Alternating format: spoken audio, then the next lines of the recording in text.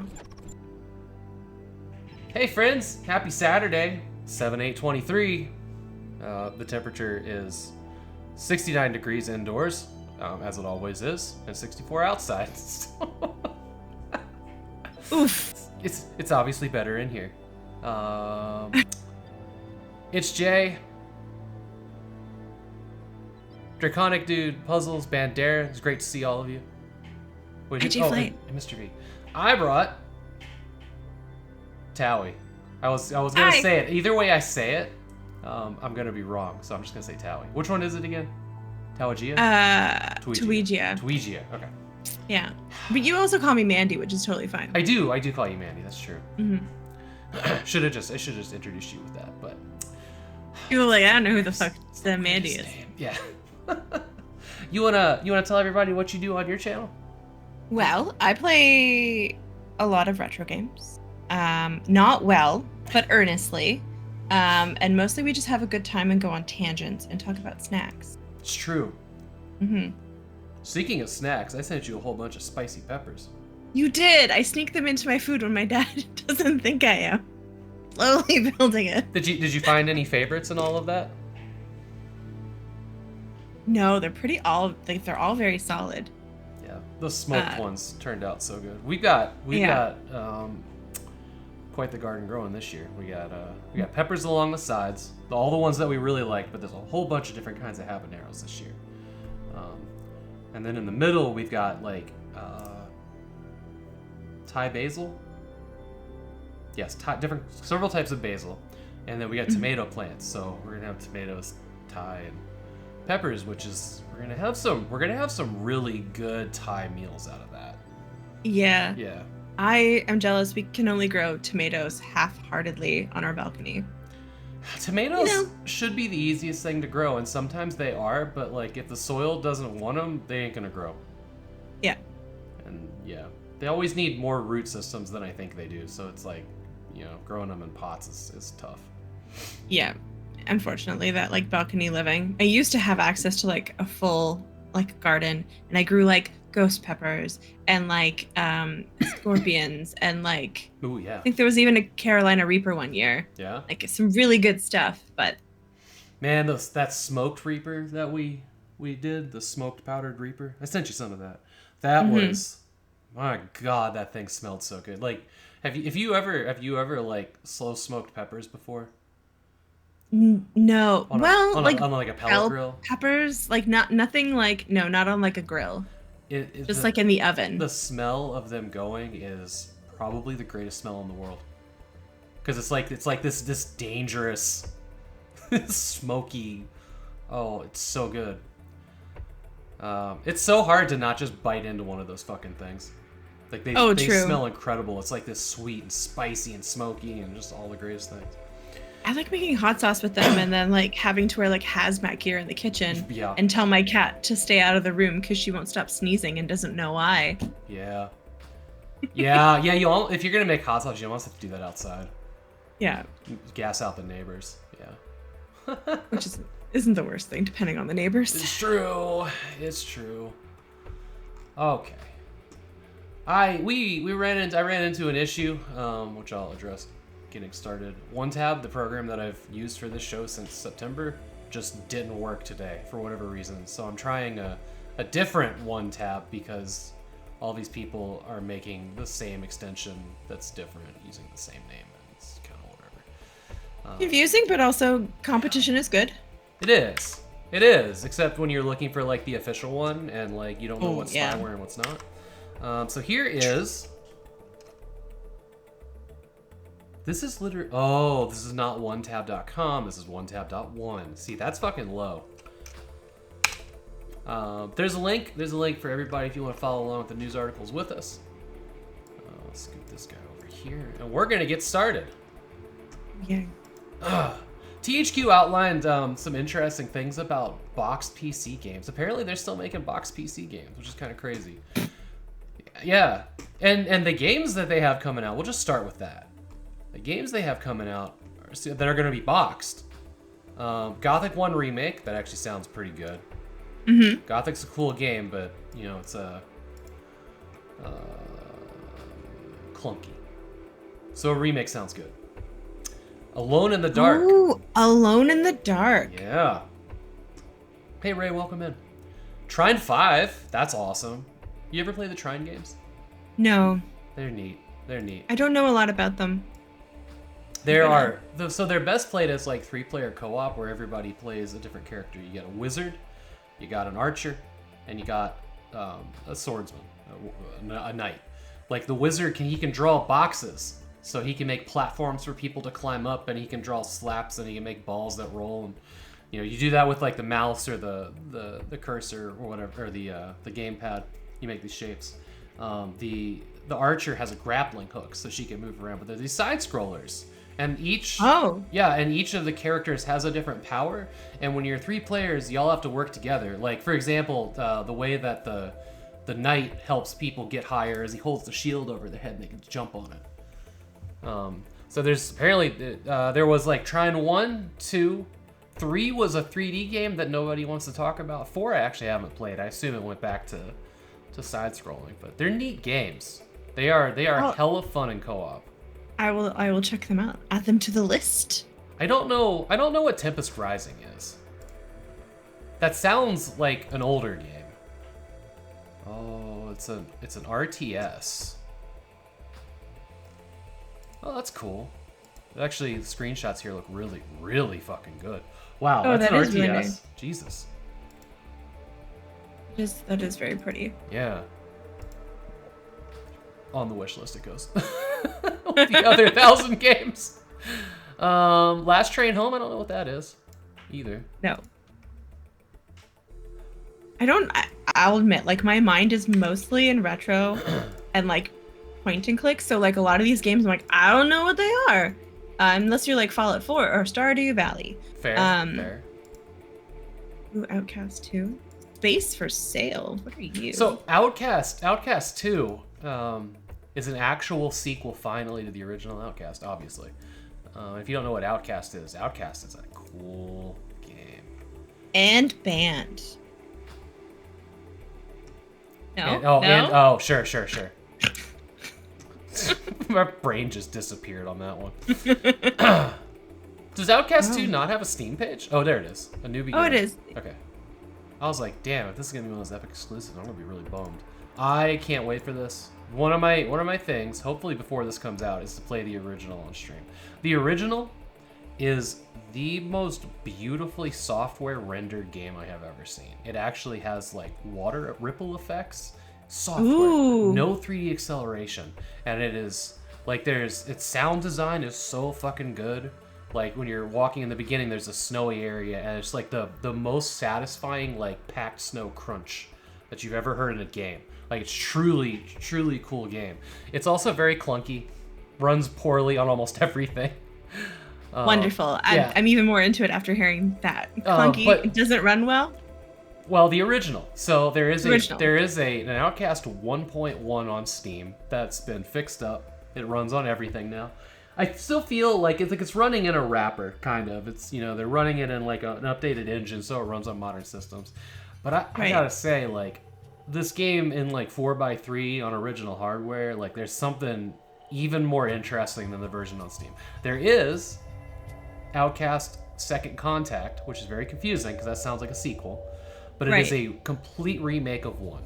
Full controller support and everything. But it is like fully 3D accelerated, like modern game from like 6 years ago.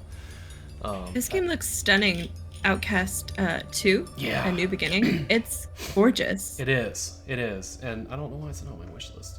So if they're making a box to this, I think I'm gonna get that. I do miss the art of the box, and with it coming with like stuff inside and inserts and like beautiful embossed like covers. I miss that. You don't really get that experience anymore. That's true. So down here they show an example of one of their boxes. This is for Jagged Alliance 3 Tactical Edition.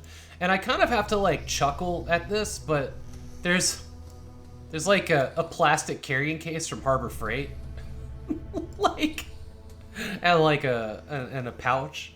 But it's water and dust proof. I know. Me Catastrophe, thank you so much for the follow, friend. Oh, it's Micah. Micah.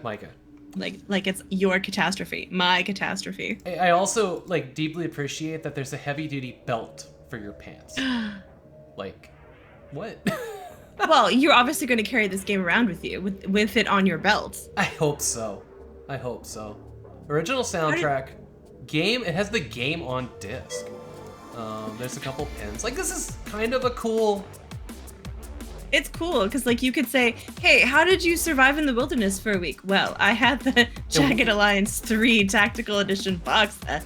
It wasn't with the Fallout 76 duffel bag, that's for sure. So they did an interesting thing here where they listed out like who got what, and they were like all these games we're doing 2,500 units. We are gonna put number 2,500 in our archive. Numbers 1 through 20 go here and there and yada yada. You can read more if you're interested. Number 1 to 10 are designated for the THQ or 25 or 50. This is weird. It's just weird. It seems like the collector's edition is sold out.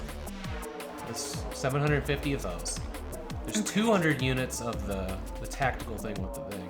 I don't know. When they announce a thing for Outcast, I'm gonna have to jump on that. I might have to. Yeah. Yeah.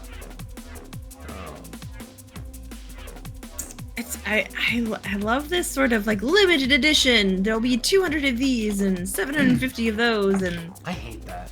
I don't know how I feel about it. It reminds me very much of board game Kickstarters. I don't know if you're familiar with that world, but yeah, I have a lot of friends who do that as a job, and I'm just like, can I just get the whole thing? Great. Yeah, I'm much happier with the way that limited run games does it, except for the fact that it takes 8 years to get anything from them.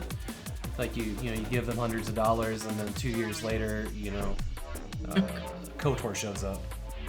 Right. And it's like their production is so slow. It's so slow. Like if you have any apps on your browser that are like Fake Spot or whatever, or like consumer ratings or whatever, and you go to the limited run game site, it just like gives you this giant like nobody's happy with these people.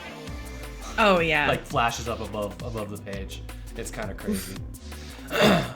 But I'm much more a fan of like,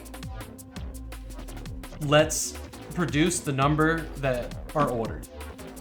Yes.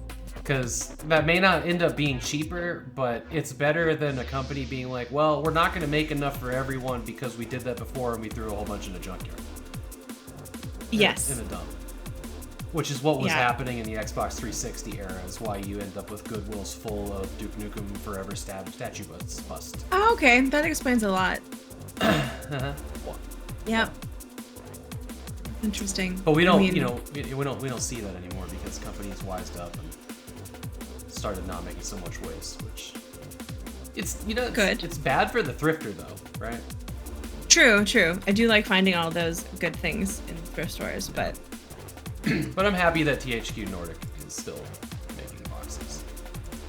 I like the boxes. I wish I owned more of the games that I play in boxes. That is something that I'll definitely like monetarily support for sure, especially Outcast. I'm excited about that. I've never finished the first game. I just love what it is. I'm like ecstatic about the sequel. Well, like the games that it's saying are similar to what I've played. I'm like, I have put hundreds of hours in those games, so that's a great endorsement.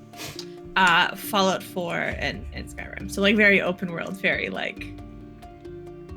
I can get lost doing tangents in beautiful little nooks and crannies of this game for hours, which is my jam. And forgetting the main quest. I started playing Fallout 4, and I've got quite a bit of time into it, and I kind of stalled out when I explored and I explored and I explored. And let me call it the thing I don't like about it. There's two things I don't like. There's the weird way that places reset.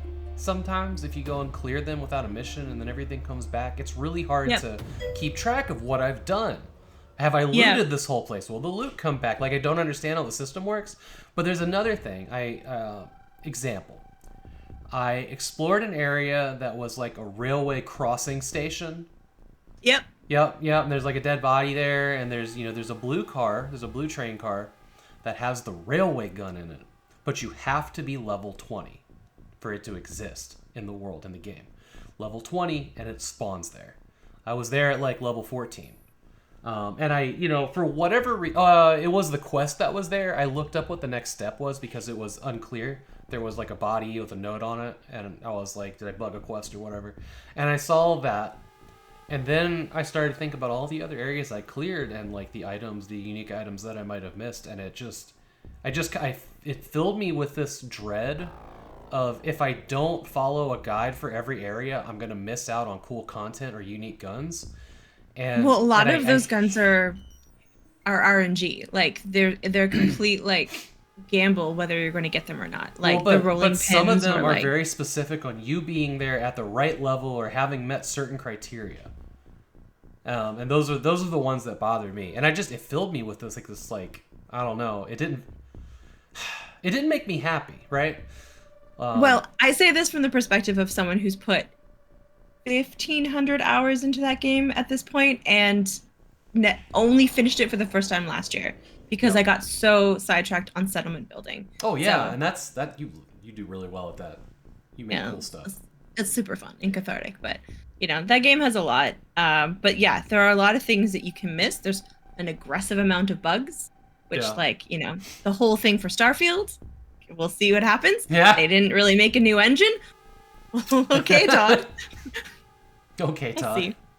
Yeah. And so that was bugging me, and I still kept playing. I played 20, 30 more hours, and then I finally made my way down south enough to like this old castle by the water where you make a new base, and they're having you like hook up the electricity, and I can't get into the building.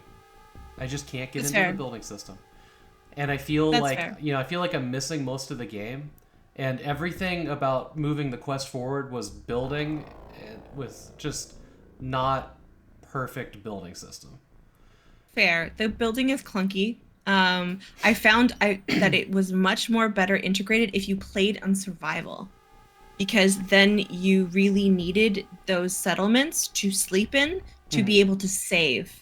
Or as safety points. So that was kind of interesting, but I could go on tangents about Fallout 4 for a really long time. Yeah. I loved what I played, and it plays like a dream on the Steam Deck. It's like 45 FPS. It's real good. Oh, nice. You put the refresh rate down to 40, and it feels like you're playing at 60. It's really, really nice. Yeah. I'd love a Stream Deck one day.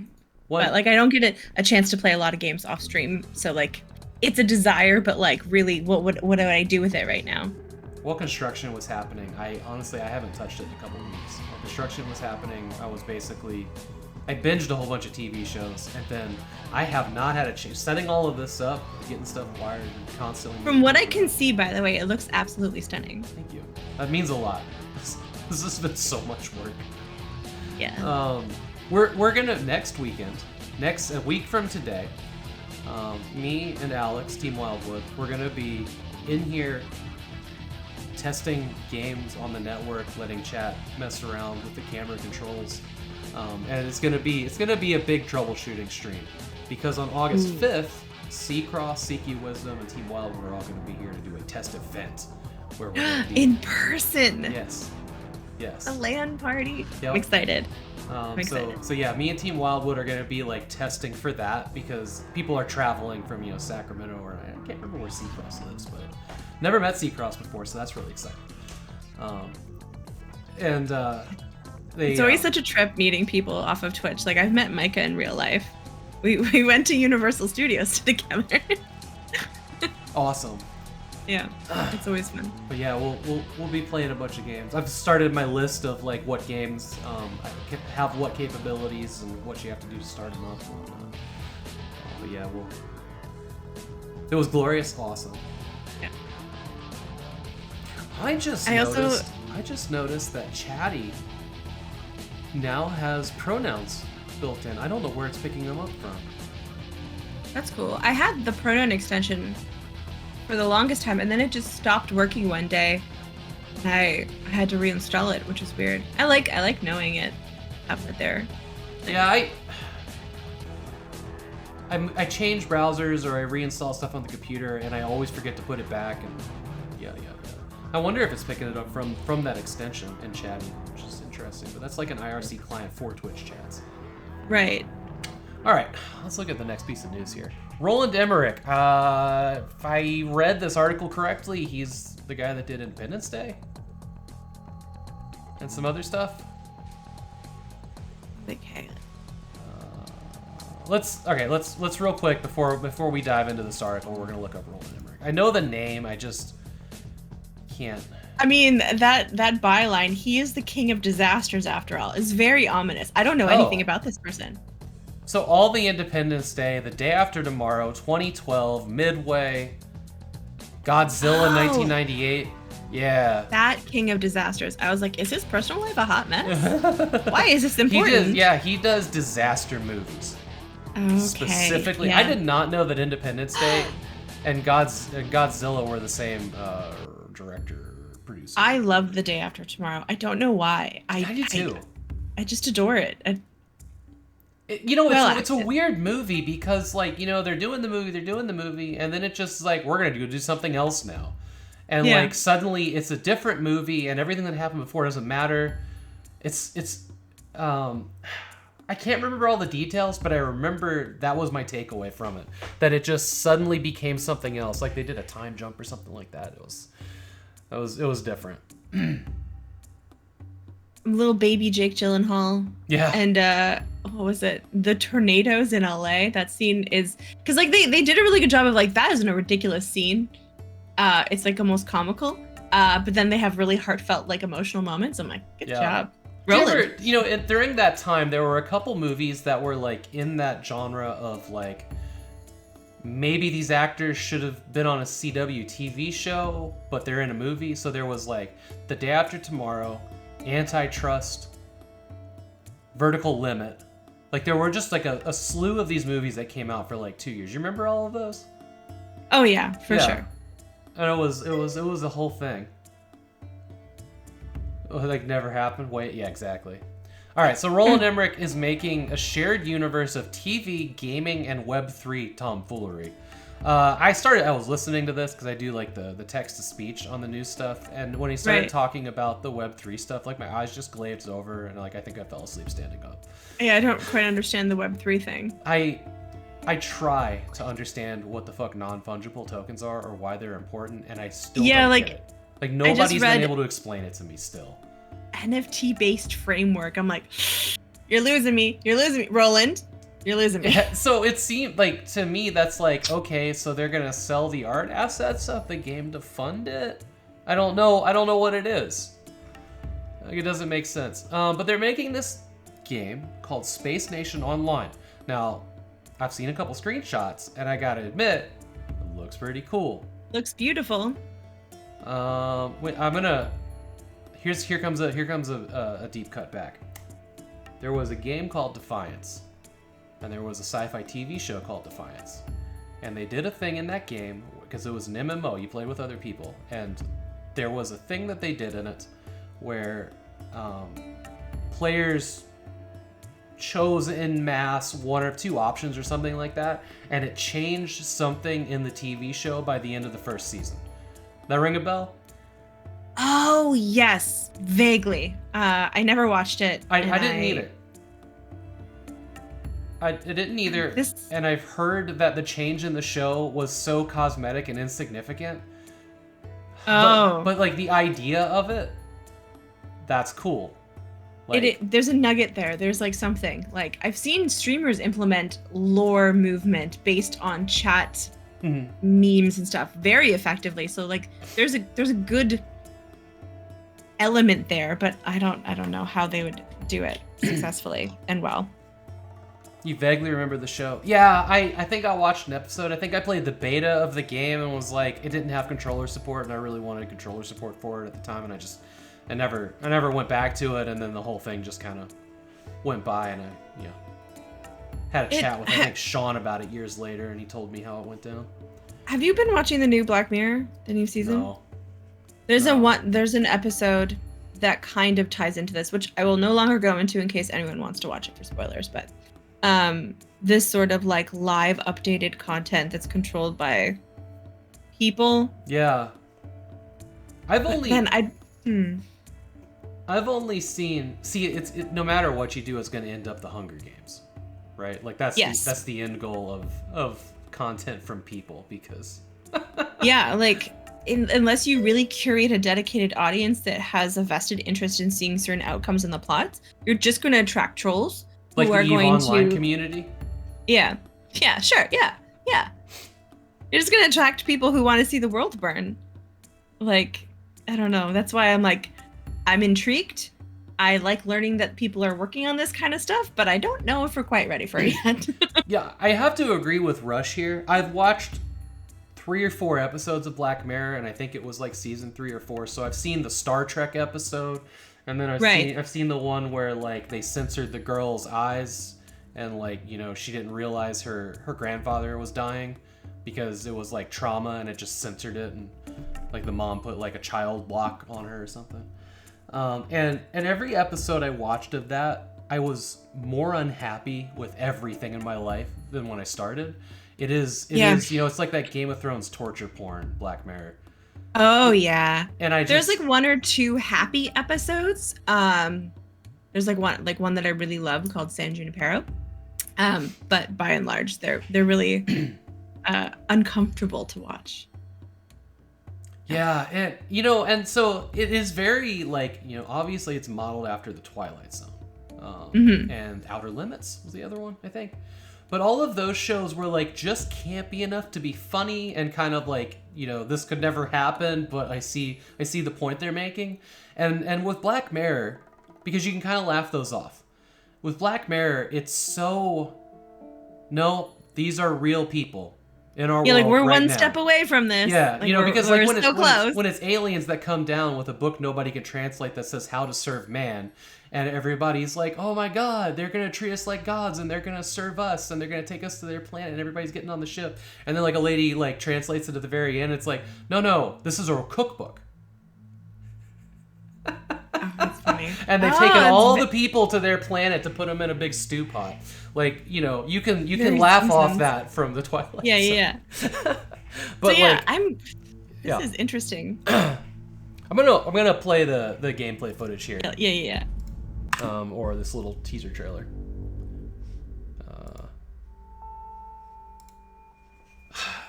I desperately want good space games. I am not a space game person, but the right space game can hook me in. I guess I'm more story driven than purely space driven. I'm enjoying the character design here. There's gonna be some weird fan fiction about that alien. Yep. This looks like a fun game. It looks like what I wanted EVE Online to be. You know, like naval battle in space and running around space stations like Mass Effect, and it looks really cool. Yeah. And it's like the characters kind of look like people as opposed to like something from Fortnite or whatever, which is the popular right thing. I don't know. So maybe I'm keeping my eye on it mostly for the technology and the possibilities. I don't think the space element is for me. This particular game isn't for me, but like I've said this before, I like that games that exist that aren't for me because it means there's probably an equally more tailored game for me that maybe other people won't like. Yeah. Especially if you watch Twitch. Hey, Mom. Especially if you watch Twitch, because there's always somebody that's going to like it and do a good stream, I'm sure. Yeah, exactly. Plus, I've never found the MMO for me. I know there's an MMO one day for me. None of them have appealed, and you know, I keep wanting a giant space exploration game that I can just be my forever game. You know, like some people have World of Warcraft, some people have the Final Fantasy Online thing, and I went through a big WoW phase, and when I still get the itch, I don't play WoW anymore because because of many reasons. Yeah. But I do play ESO sometimes. I've played a little bit of that. It didn't hook me. It's fun. It didn't hook me. But I'll go through phases. Yeah. I think you also need friends for those games, and I don't really have those. Like, I don't really like playing online with people, is more accurate statement. So I like an MMO where I can see people, but I don't have to interact with them for me to be able to play the game. Yellow Jacket guy, I've been meaning to try Star Trek Online. Me and my buddy Sean, we're going to give that a go, and we forgot, and now we're working our way through Remnant from the Ashes. But we should probably fire it. He's a huge Star Trek fan. I like Star Trek enough. I wouldn't say I'm a super fan, though. I'm very partial to Star Trek, actually way more than Star Wars. Nothing wrong with Star Wars. It just didn't ever connect with me the way that like Star Trek did. Star Wars connected with me in the biggest way, and I grew up with Star Trek. You know, we just had like 3 Star Wars movies, and then in the 90s and 2000s, I got sucked into the video games and the extended books, and I fell way in and totally forgot about Star Trek. So the last Star Trek I ever saw, that's for a long time. My interest in Star Trek like fizzled out in Deep Space Nine, and I never looked back. But obviously, I've been watching more Star Trek now. But you know that my name is like a botched reference from Star Trek Voyager. Yeah. I did not know that. Yeah, it was in a time before Google. So like I saw the episode. It was an alien race that were trying to murder Ensign Kim by Snoo Snoo. And I was like, that's hilarious. And I wrote it down on a piece of paper as best as I could from what I heard. And I totally fucked it up. Nice. You know now what it was supposed to be? Teresians. That's fun. I did not know that. That's actually really cool. Yeah, it's a unique name, so it's kind of worked out that way. Puzzles mentioned Secret World. I remember Secret World. Is this still a thing? Oh, an online game. It is? Okay.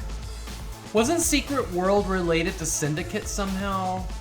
Or am I conflating two things? They rebooted it a few years back and it's now free to play. Oh, it is free to play. I don't know. I'm going to. Is that on Steam? Yep. There was a product adding this. It's its own IP. Secret World Legends? Is that what it's called? Secret World Legends? Similar to ESO. Interesting. That's something multiplayer. Hey, this looks pretty cool. Just add a library? There was a problem adding. I think I have too many free things in my library. It won't let me add more. Yeah, mine won't either. Womp womp. There is one tie-in, the park. Oh, you know what? I remember the park. Huh. Hide and shrink. Interesting. I'll toss this on the wish list. Maybe I'll check that out at some point. Okay. So yeah, big shared universe. I am eyeballing this because that trailer looks like a game that I've been waiting for. But I'm hesitant for what the NFT thing is. It's like just where does that tie in? I don't understand. Do the live action TV show, do the anime spin-offs, do the game, do the comics, do all that transmedia stuff. But I don't understand what the NFT thing is. All right, moving on. What's the next one here? We're getting another Blade Runner game. You played the original Blade Runner, I'm sure, right? I haven't actually, and I want to, but then like 2 friends played it back to back on Twitch, and I don't like being too close to other playthroughs with people that I'm close with, and so reasons. 100% get that. That's why I haven't streamed Outcast. I was going to stream Outcast, and then ALVS Show streamed it, and now it's been a year since then, and I just haven't gotten it back on the schedule yet. So I'm very stoked. I liked the new Blade Runner. I like the original Blade Runner. I know that I'm going to like the game when I finally get to it. So I'm right up into this. I really loved 2049. Yeah. That movie had some of the coolest things I've seen in a movie. And the tone, it just kind of stuck in you. I don't know how to explain it. I thought it was really well done. It was. And I like the original movie. The original movie can be kind of rough to watch sometimes, though. I fell asleep the first time I tried to watch it. Not gonna lie. When I got around to watching it, I mostly watched it for Edward James Olmos' character. Oh yeah. Because What a treat. he made his own language and dialect for it. That was crazy. Like he went all in on that character. I can't remember. Did you see? Did he cameo in 2049? I think he did. I don't believe. Maybe No? I don't remember him. No. Yeah, I think I was waiting for it, and maybe it didn't happen. There were little tiny mini movies that came out in like tease anticipation of like 2049. Did you watch any of those? No, I didn't, and I haven't seen the anime either. I have this is a side tangent, but I have these friends who were in a band through our 20s. I went to their shows. They kind of grew up and they're like, our band's not going to make it. So they got into writing scores for movies, and they wrote the scores for those mini movies cool. that came in between. Yeah. How cool is that? A nice Very little cool. pivot, That's the answer. But yeah, they're good mini movies. So I'm very excited for this. I don't know what kind of gameplay it'll be, but it does have a Steam page. Yeah, let's see what this little trailer is.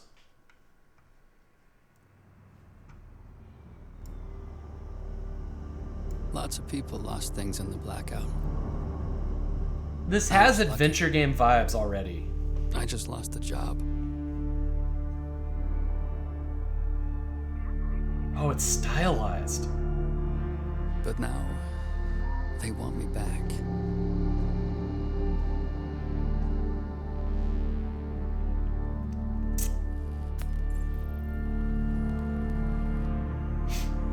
Enhance! Enhance!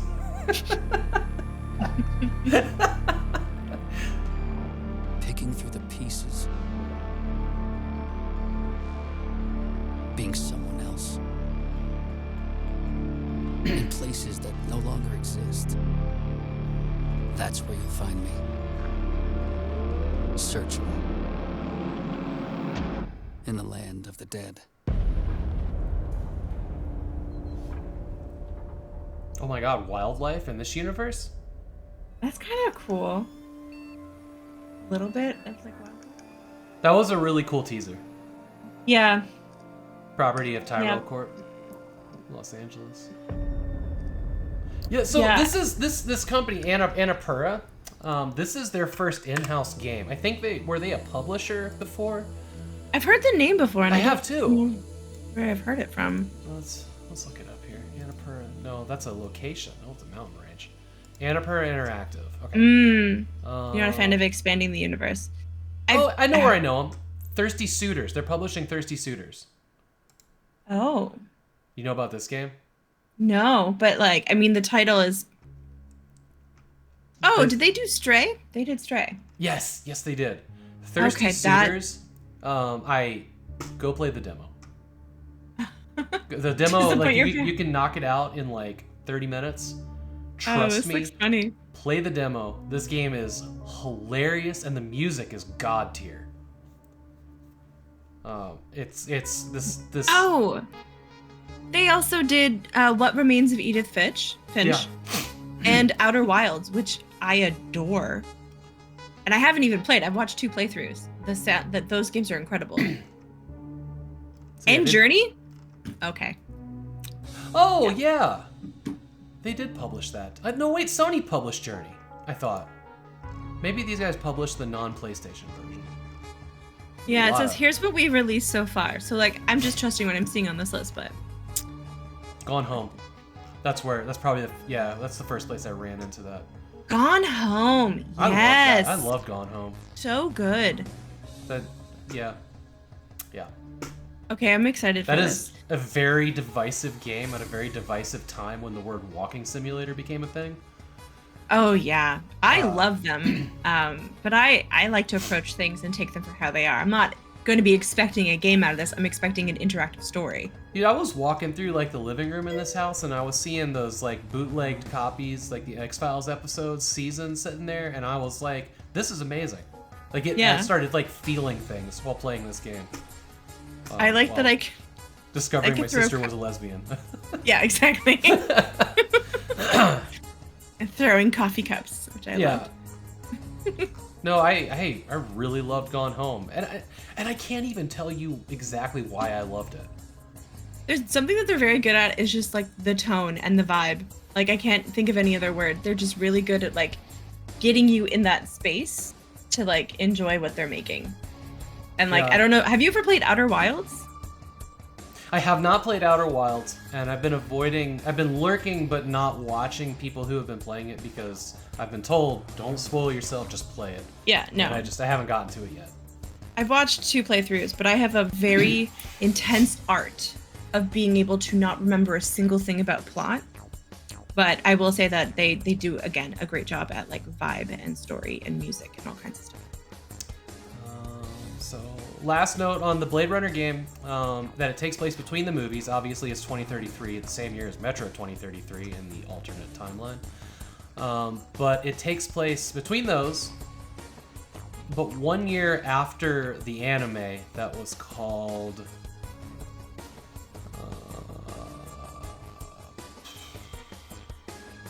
they had the name in the article, I just don't know where it was. Anyways, it takes place 1 year after that anime. Edge Runners, or no, that's Cyberpunk. Black Lotus? Black Lotus. Takes place 1 year after Black Lotus. Alright, what do we got next? Homeworld 3 is doing something cool. This makes me happy. So, there's a tradition in RTS games where you click on the unit that you're wanting to control and it talks directly to you. They are not doing that. Possibly the first RTS to never do that, to not do that. Instead, they are having situational conversations between units. So, like, you'll give the order to a commander and he'll relay the messages to them, but if you're, like, out and about and you click on something and they're exploring a nebula, they'll be talking about that nebula.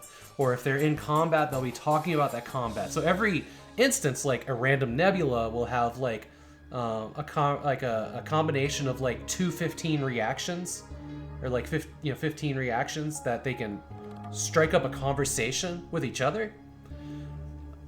And I like that a lot. so also, so if you order a ship to go back to the hangar, it'll acknowledge you, or it'll acknowledge that it's going to the hangar. It'll call the hangar, and the hangar will talk back to it and be like, requesting landing, and they're like, yeah, landing granted, go to pad, whatever.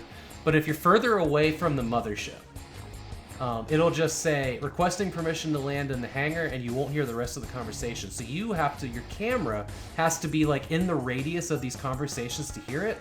That way you're not getting bombarded with like hangar orders while you're in battle over here. And I'm so excited about this. It's the little things. Yeah, like I've never played these types of games, but I kind of like the realism aspect of that. It's like more immersive.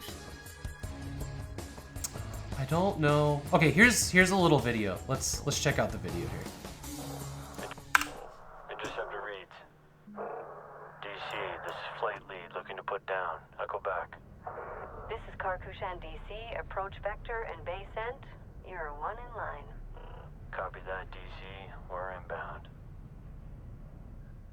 So that was just an example of like the whole conversation of like landing, like one possibility in there. But they are not acknowledging the player at all anymore. I like that. Because I feel like I like taking that ultimate control out of the player's hands. Mm-hmm. It adds a little bit more to it. I haven't played any of these style of games, but I like watching different play them. Homeworld is special in the RTS genre. There's nothing really quite like Homeworld. It's because it's a full 3D game that you can spin around on all axes for the camera, and you're moving things with like, you're not just moving things across the surface anymore. Like sim games where you give orders, but then the units decide who carry them out. Oh. Yes, they're doing it a little bit like that too. Yeah. Kind of cool. So I'm excited about that. It's a game I'll probably play regardless, but that little thing in there, like that's gonna make that special. All when did the first one of these come out? 2000? Okay. Let me double check that. there's a huge gap in my gaming like time from when like I was in high school and I went through like I'm really cool phase and I put video games aside stupidly for many years. Yeah. And then I picked up World of Warcraft. 99. It came out in 99. I was so Okay. fucking close. I also had a gap in video games where I didn't have a PC, and that was like during my first marriage. There was so I stopped buying games around like 2004 because of like money and then all of that. I had a Nintendo Wii, and I really only played like 3 games. It's like Same. Metroid Prime, Twilight Princess, and the Resident Evil Wii edition. But like other than that, like it was, you know, we weren't spending money on my computer getting fixed. I wasn't building a new computer. Like these things were just not in the cards for me. So like I suffered a little bit, you know, and then probably about 2009, I got a gaming laptop and started buying games again. And then like 2010, I had my back injury, and I really dove into games because that's all there was for me. Well, I was Fair. Well, I couldn't walk. I mean, similar but more emotional damage. Yeah. And I was like, yeah, But wow. there is like a 5-year period in there where I just have this gap of games. Or even before that, because money was a serious issue, you know? Yeah. It was, you know, you got a burnt copy of a game or a demo disc, you know, as a kid, or, you know, my first job, and then I started buying games. But that was only like the window where I could afford like pretty much all the small boxes I own on this top row here was like 2001 to 2004, right? Like all of the games that I purchased, and that was like it. Everything before that was demos or pirates, and then there was that dead spot, and then there was Steam. Yeah. So yeah, and then I missed out on all the consoles. I didn't have any consoles. I had a Wii, and then that's kind of it until like I got my Switch. Fair enough. The Wii is an awesome console. It's pretty solid. I need to get another one of those sensor bars. That thing died, which is it's hard when that thing dies, but How did it die?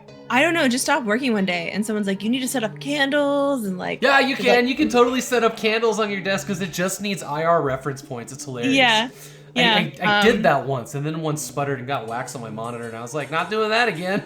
No, and it didn't work. So I was like, okay, I need to get a new one of those things. But I still have my hilarious. 64, but that's about it for consoles. You have your N64. Nice. Yeah. Oh, man, I've been trying to get a hold of one of those for so long now. Just a good deal on one. Are they quite hard to find? It's like $150, and Okay. like it's not the worst thing. It's just I almost snagged one at an estate sale for $40, but the person, like 4 people in front of me, grabbed it to resell it, which is like I have back. I hate that. I hate when people Well, they were talking about how much they could get for it. With like I there was a hate that. Dreamcast there too, and I was like, I need both of those for my collection. And the guy that got the N64 was talking to the guy that got the Dreamcast about how much they could resell it for, and they were like looking inside of it, be like, oh, does it have the memory chip? Because you can get $50 for that if you separate it. And it's just like, man, I hate that late stage capitalism vibe. Like I could go on a whole rant about that, but I really just hate when people take things that could be affordable where people could directly enjoy them, and then just like it happens with fashion, it happens with board games, it happens with everything, and I hate it. It does, and I particularly get bent out of shape when it comes to like the PC games, video games, because I don't think anything quite gets gouged like they do. Yeah, I would say that. Like there's a couple of board games, like I actually own one, I don't know if you can see it, this Discworld board here games too, is yeah.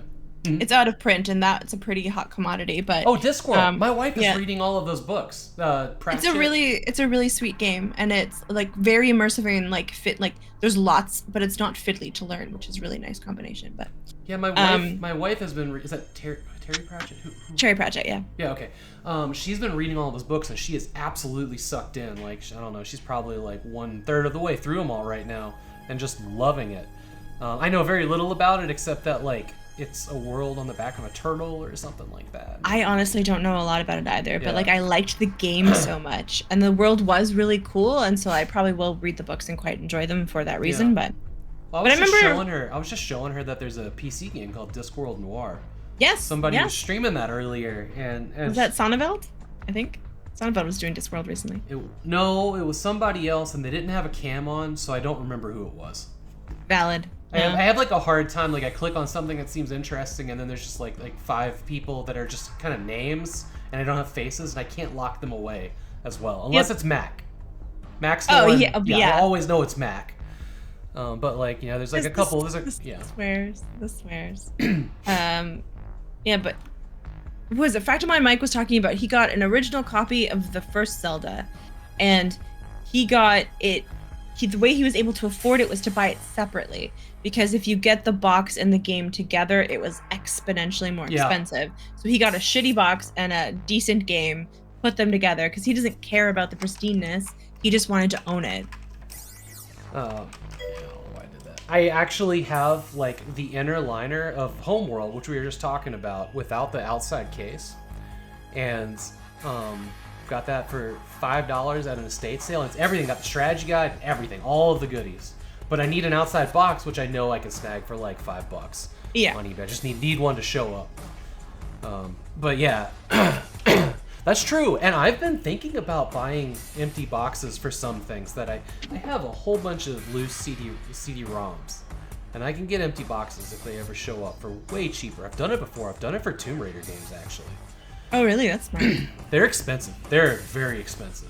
I bet. I don't even doubt that. when before all the price gouging started, the typical Tomb Raider game, it beat to shit, was like starting at $60, and this was 2018, 2017. So before like the one I paid the most for, which is a deal now, is the Millennium Edition of The Last Revelation, which is like a super foil box that has a little pewter statue in it and like a preview of the comics, and there's all kinds of cool stuff in there. And that was like $120, and like at that point, that's the most I had ever paid for a fucking video game, and I felt like shame because of it. I was just like, I cannot believe I'm paying this much for this. But now it's like $300-$400. Oh geez. And There's a board game called, it was actually made by a friend of mine, that's my little subtle name drop, but it's called Chaos in the Old World, and it's like a Warhammer board game, and it's out of print, and if you find it, it's like easily $400 on eBay. But I don't really price out my stuff. I don't. No, I don't mine. care I don't really about sell that. it. Yeah, I'm not doing it for like the value, or I haven't started the road of video game collecting because I already have enough problems with like other things. But I'm tempted with some of those like old Sierra games. So like with that said, I do know the current price of one thing I own right now. Let's just do this. I'll show it. It's actually probably higher than I think it is.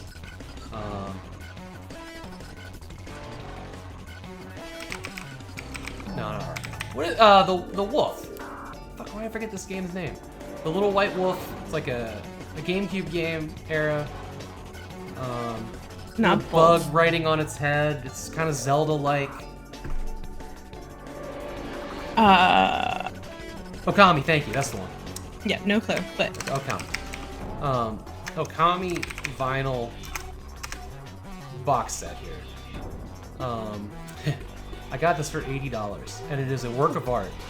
that is gorgeous. It is truly gorgeous. It's got a full fucking vinyl-sized art book in it.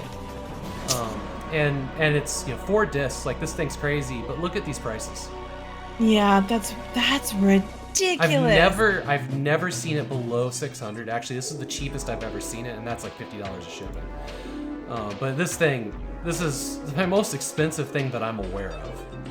That's wild. My God. And it really is. Like, this thing, let's see if I can find one with all the stuff in it. I know I talk about this one every once in a while, because it still just kind of blows my mind. Yeah, Data Discs made it, and look at what's in this thing.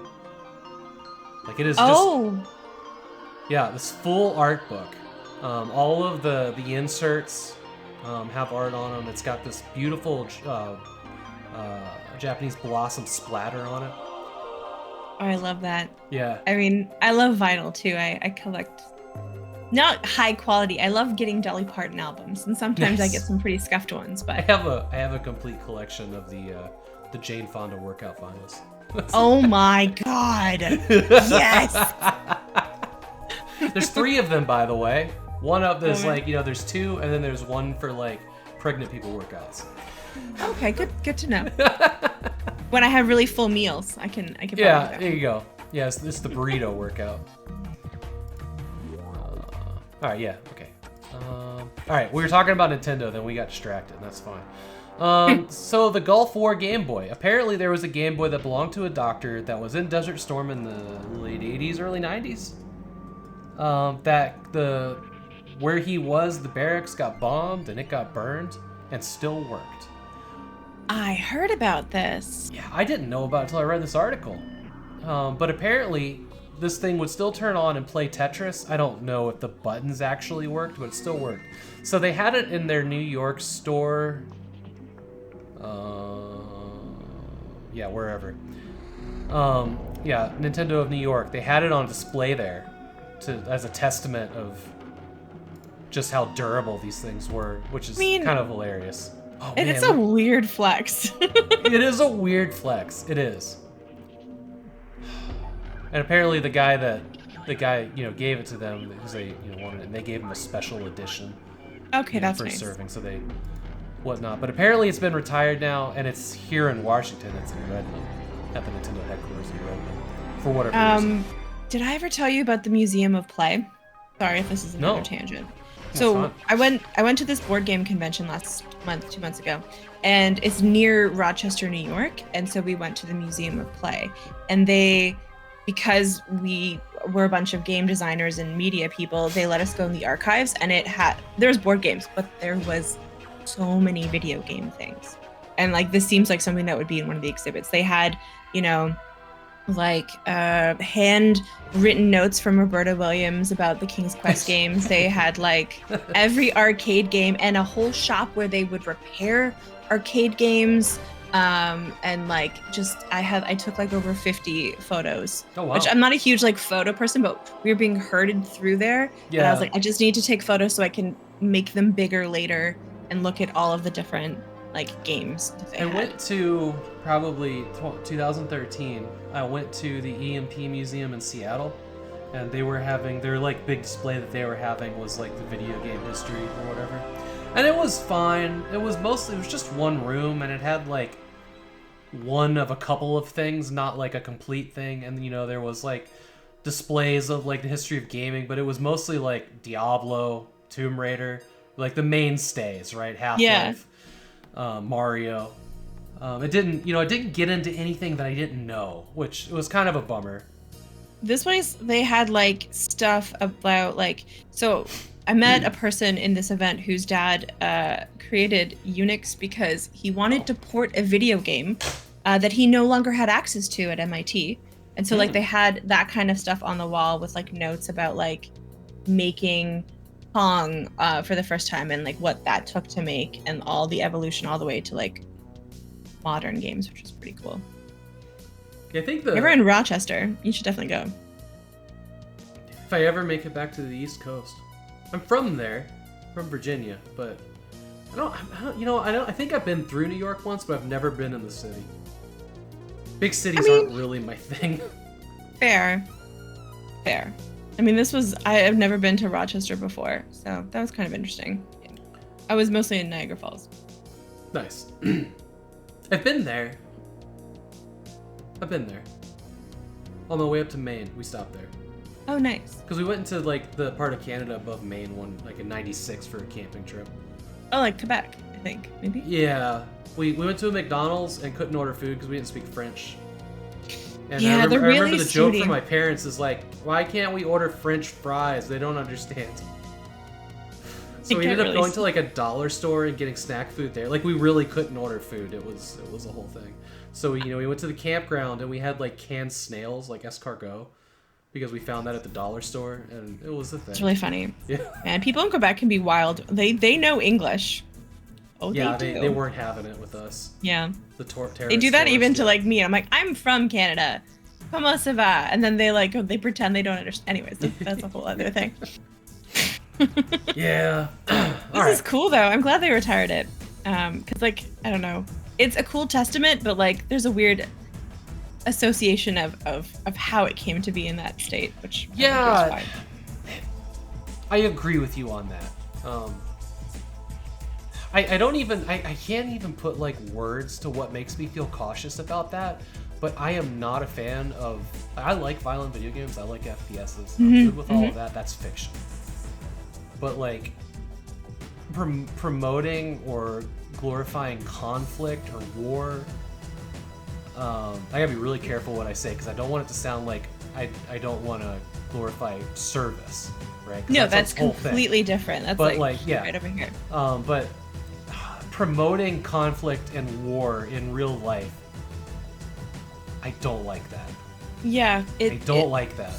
There's something weird that I can't put my finger on there, and like, well, it's hard to really be able to elaborate or say it without somebody being offended that they interpret that as you disliking service that people have done or what founded the countries we live in or. Yeah, like I have a pretty not fond of war stance, but like I'm not begrudging those or trying to like insult those who like participated in them or demean or belittle or yeah. Whatever.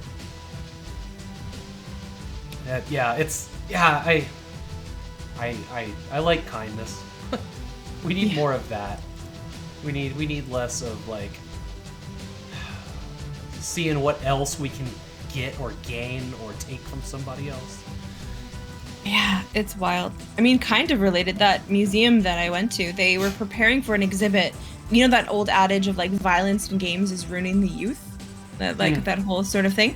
They were preparing a bunch of arcade games from the 1920s, 30s, and 40s that were war-based.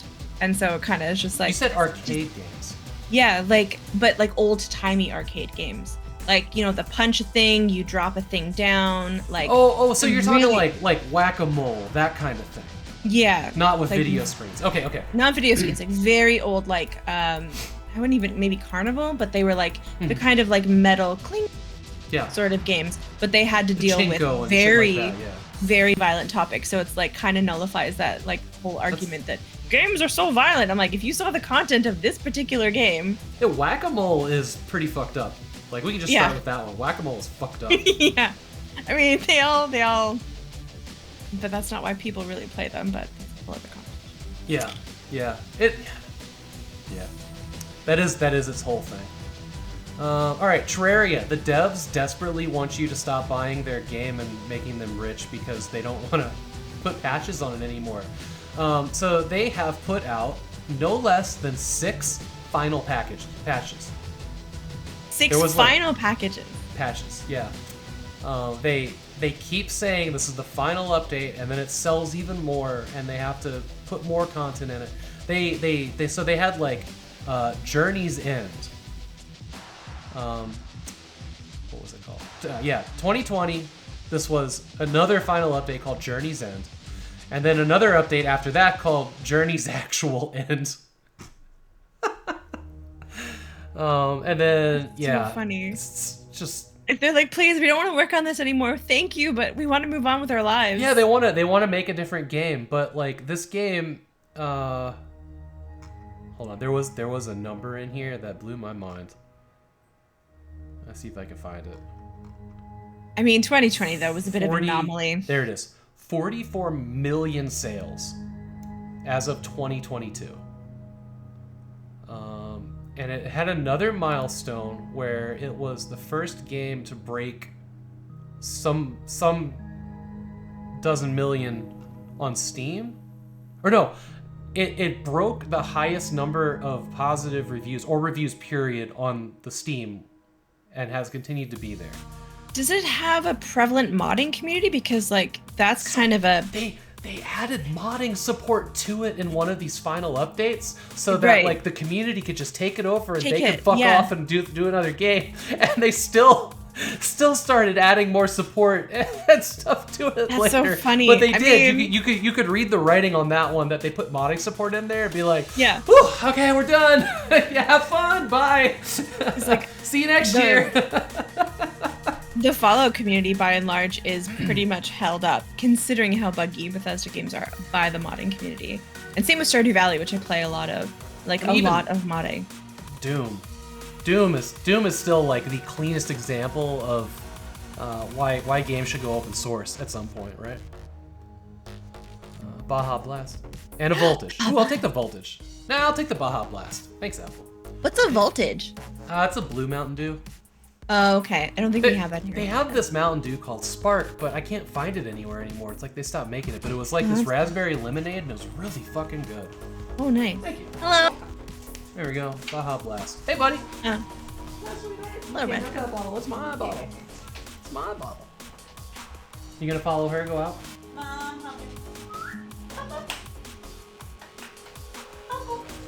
Bye. Oh, what a cutie. Um, But yeah, I just love this sad plea. Like, I mean, what Stardew has done to get people off of the scent of more rabid, content, official content, is he started just because it's one guy, right? It's Concerned Ape. He makes Stardew. I don't know if he has a team now, but it was all made by him. And so he just started working on a new one called something chocolatier, like the ghosty chocolatier or something. I can't remember the name. And so like that's kind of just like been like the fans are like, oh, okay, probably not any more of this because now we're waiting for the new thing. And maybe that's what you need to do, just dangle a carrot in front of them. well, they've gone into the point where it wouldn't even make sense to make Terraria 2 because any feature that they would have put in it is already in Terraria 1. Right. Yeah. And Terraria for some people is a forever game. I mean, it's like Minecraft. Yes, even if they didn't put more stuff into Minecraft, I would still come back to it occasionally. I've never really gotten into Minecraft. Terraria, however, I've put a couple hours in that. The most fun I had in Terraria was like sitting around in a living room with our laptops on a network and, you know, just building things together with like 4 friends. You know, the LAN experience. Yeah. You know, we put some CDs on the CD player and, you know, we just all listen to music and just build stuff and talk shit like we were playing with Legos. Oh, I love that. That's wonderful. But having that experience in Terraria, playing it by myself, no interest. None. Well, I mean, similarly, I used to play Minecraft alone, and then during the pandemic, my friend started up his Minecraft server again. We had this whole community thing going. Yeah. We were doing co-builds and stuff, and I just can't get into it by myself anymore. There's like, what's the point if I'm not working in complement to what someone else is working on? Yeah, just somebody to hang out with while you do something you like. But it really does, like, it can hurt the single player aspect of games for sure. No, that's nothing wrong with that. It's just the thing that sucks is when all of your friends move on and go do something else and they don't want to do that thing anymore and you're still into it. Yep. Yeah. Or you buy into it late, which I've done a lot with a lot of these like 4-player co-op games. Like, you know, get this game, let's play it, and I play it with them once, and then they're like, we're gonna go play something else. Yeah, because this game's going phases. But like $20, I got 3 hours out of it. That's still salty. not bad. I mean, $20, like, if you think like a movie ticket. Well, but it's not like I bought this game at full price. Right. As opposed to just having Left 4 Dead in my library and we fire it up occasionally. You know, like I go out of my way for this game to play it one night, and it's like, I got really into Rust after most of my friends had moved on from it. And that's a hard game to play by yourself. Rust is the one with the Steam account locked dingling size, right? Yeah. Yeah. It's the only thing I know about that game. It's there's a quote on my stream, and it's like, there's a helicopter coming, get naked, and like, there's no context in the quote, and it's because in that game, if you're naked and you don't have any ranged weapons in your hotbar, the game thinks you're new. They won't attack you, so you gotta take off your pants. That's fucking hilarious. It's so fun. Yeah, man, I haven't heard anybody talk about Rust for years. That game was like, there was like that and DayZ for years. Yes. Those were the games that people were just playing. They're fun, yeah. It's too bad, but I'll just take the fond memories of, I was on a relatively peaceful server where it had like opt-in murder. So if you were in certain zones, it was open season. But like if you just wanted to be a peaceful berry farmer starting a cult like me, you could do that in your little corner of the map. Nice. All right. I know you're excited about this one. Dead by Daylight is adding the Nicolas Cage. Let's just watch the trailer. Am I over 17? Yes. Some days. Are you gonna play the damn trailer? Let's go. There's nothing more powerful than imagination. It can shape the fabric of reality, transforming everything you may think you know. But as with any power of such magnitude, it's unpredictable. At first, I thought it was all a cruel joke.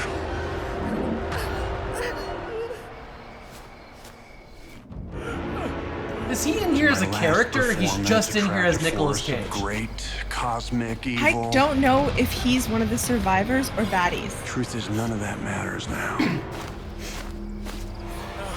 Because even after all the death, decay, and darkness, I still remember exactly who I am.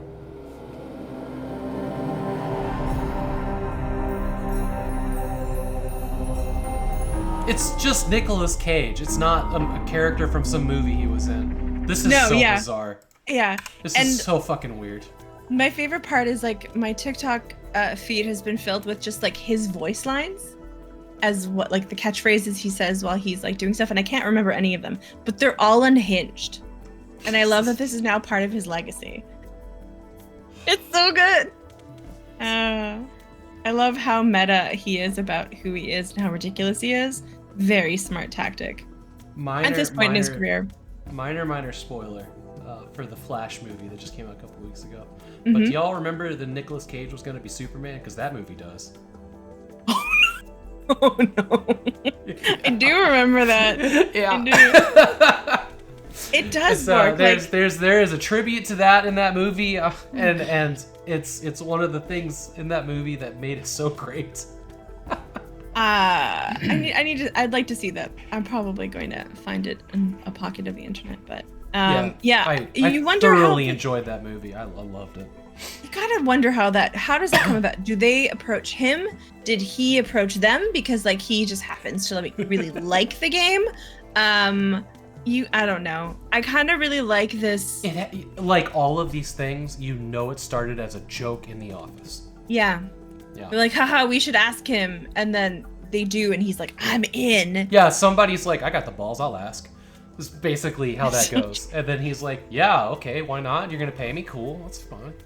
Yeah, that's right, Namco's. Despite all my rage, I'm still just a Nicolas Cage. That should have been his tagline here in this. He comes out of the cloud, he's like, despite all my rage, I'm still just a Nicolas Cage. I mean, it's they would have to what probably... They would have to get Billy Corgan's permission. But he runs a wrestling ring. He's game for a lot of weird stuff. Yeah. I'm not a fan of Billy Corgan. Yeah. I've never been a fan of the Smashing Pumpkins. I like their music, but I've read some things about Billy Corgan. Well, I know more about that band than I ever wanted to circa like 2003, 4. I dated a girl and she only wanted to listen to Smashing Pumpkins and Rammstein. And it's been a wild week to be a fan of that band, which we won't go into. What, Rammstein? Oh yeah. If you don't know, I will tell you offline. Okay. Yeah, I don't know anything about that. But I learned more about like how much the members of Smashing Pumpkins despised each other. Really? They that kind of ruins it. I don't know if that's still the case now, but it sure was back then. He runs a wrestling company. Like, do you know Fire Broadside? He's like Australian retro streamer. Oh yeah. He was supposed to be working an event, but he worked another one, and he missed the Billy Corgan wrestling match. And Daniel Johns from Silverchair was there, and Perry Farrell from Jane's Addiction was there. It was like the weirdest 90s grunge wrestling combo. Which, like, I may not be a huge Billy Corgan fan, but that's kind of a cool thing to, like, come about. That's wild. Yeah. God, there's there's a concert coming up in September, Furnace Fest down in Birmingham. That's got bands that haven't played together for over 20 years that I listened to in high school are back together, like Scandinavian death metal bands and like post-grunge hardcore bands, and I want to go so bad, but it's also the same week as my 20th high school reunion. Ooh. And we're really broke right now. Valid. Feel that. But like I don't know what to do, because if I can get to the East Coast, they're the same fucking day. And I have stressed this so much for the last couple months, and I think that the answer is not going to either. And saving and it's breaking my heart, both of them. Being an adult sucks. It does. Yep. Because I don't want to have to choose between them, because either one is going to end up being like, what if? You know? Yeah, exactly. So it's better to just do neither and be like, well, I know I will be disappointed. Yeah. Done. As opposed to, this was fun, but what about the other one? Yeah. Yeah, no, that makes total sense. But it's also like I could go to the concert and then I could go hang out with like my good friends from high school if they're still in town, you know, because it's not that far away, the two places. But it's just being over there and not going to the 20th after like the thing that sucks about it is I helped decide the date. And then they announced the concert. So I kind of fucked myself. I'm kind of hoping that maybe they change the date, like something comes up. Something but the Facebook miraculous. group has had no conversation for a while. And it really does, like, there were a couple people that were like, well, you know, if Maddie's gonna go, I'll go. But otherwise I wouldn't go to this shit. So there are people that were like talking about going, you know, they might not, but if I go. Because we had a very small class, 60 people. And then in our senior year, we got one of the high schools closed and we got a much bigger class, like at the last second. And there were some really cool people that we got introduced to, but the 60 of us, we fucking hate each other. We really do. And like all these cool people showed up, and then like it was much, more a wider spectrum of people, and we all started getting along at the last minute. Everybody in my senior class became best friends. That's kind of nice. But there's still a lot of like hurt, because there's so many people that I went to school with are just fucking bullies. And I doubt they aren't that now. No, those people peak in high school. Because I moved back into the neighborhood I grew up in, because I'm broke and I live with my dad and he needs help with stuff, and great arrangement. I love living here again. But I run into people from high school and I'm like, you haven't changed. And you don't recognize me. That's kind of cool. That is that way. Yeah. But, yeah. I don't know what happened our senior year. Somewhere around like prom or so, everybody started getting along. It was weird. It was really weird. That's kind of cool. Yeah. In Canada, my year that I graduated was called the double cohort, because prior to that, we had grade 13 for some stupid reason. And they were like, why do we fucking have grade 13? So they combined it. So my graduating class was twice the size. And we had to learn a whole new curriculum, which was a challenge.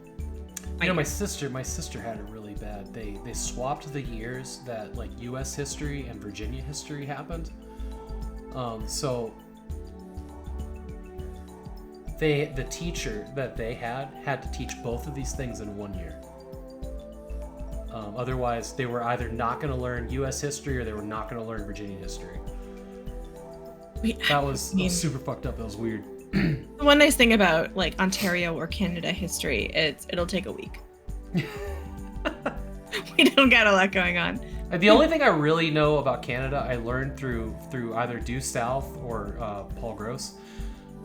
Between like Due South, Passchendaele, and Murdoch Mysteries. Do you guys get that down there?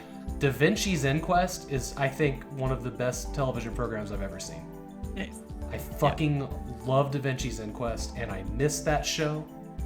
I've watched it. I've watched through it like 3 times. But yeah. Dominic Da Vinci's my fucking hero. That guy was like, he was one of the good ones. I can't believe I hadn't seen that. I don't know. My dad watches a lot of Murdoch Mysteries, so that's on the back. I've never heard of it. It's a detective from the 19th century, Toronto specifically, so where I'm from, and like solving crimes and stuff. What year was this airing? It just ended, but I think it's been on for like almost 15 years, 10 years at least. Yeah. I tried to get into Cold Case. Was a show up there too.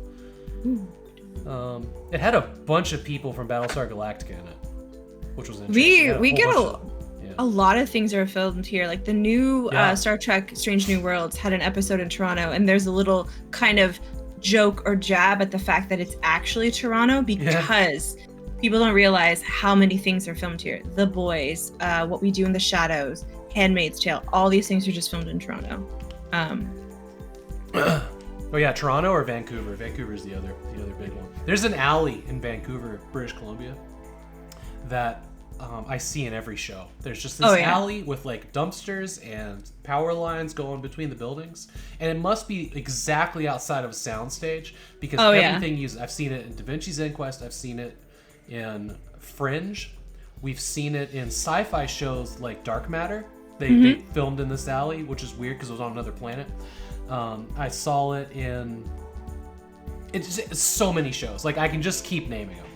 I bet you Jay would know where that alley is. He does. He does know where the alley is, and we have a standing date because my wife and I. It's just that's our thing, right? Like everybody's got their thing when they're watching a show. Oh, it shows up in Arrowverse shows like Arrow and Flash has been in the alley once or twice too. Probably Riverdale too, because that's filmed there as well. I haven't seen that, but yeah, probably. It's trash. I mean, I love it, but it's trash. It's DC Comics, weirdly. I didn't realize Archie was DC Comics. But anyway, so I have a standing date because my wife and I want to see that alley. We go up and visit Jay. We're going to go to the alley. Nice. Love that. This is absolutely a bucket list item to go stand in that alley because I know exactly which dumpster the dead prostitute's behind, and I want to go stand at that dumpster. Don't look inside. It's probably a dead raccoon, but still. Yeah, there was Bringing it back to this just because I thought about it, I'm glad celebrities are doing really random unhinged things in video games again, because now we're getting back to like the Ripper and Black Dahlia days where like Dennis Hopper and Christopher Walken are just randomly in games for no reason. Michael Bain in Far Cry Blood Dragon. Yeah. Yeah. I need more of that in my life. Thank you. Oh boy. Okay. All right. This is really exciting. Do you ever play racing games? Not really your thing, or? Depends. Which one oh no, I don't know anything about this. So Test Drive Unlimited 2, I think, was one of the coolest racing games that I've ever played. It is hard to get running now. I don't think you can even buy it on Steam anymore. It had really good steering wheel support, but it was an MMO.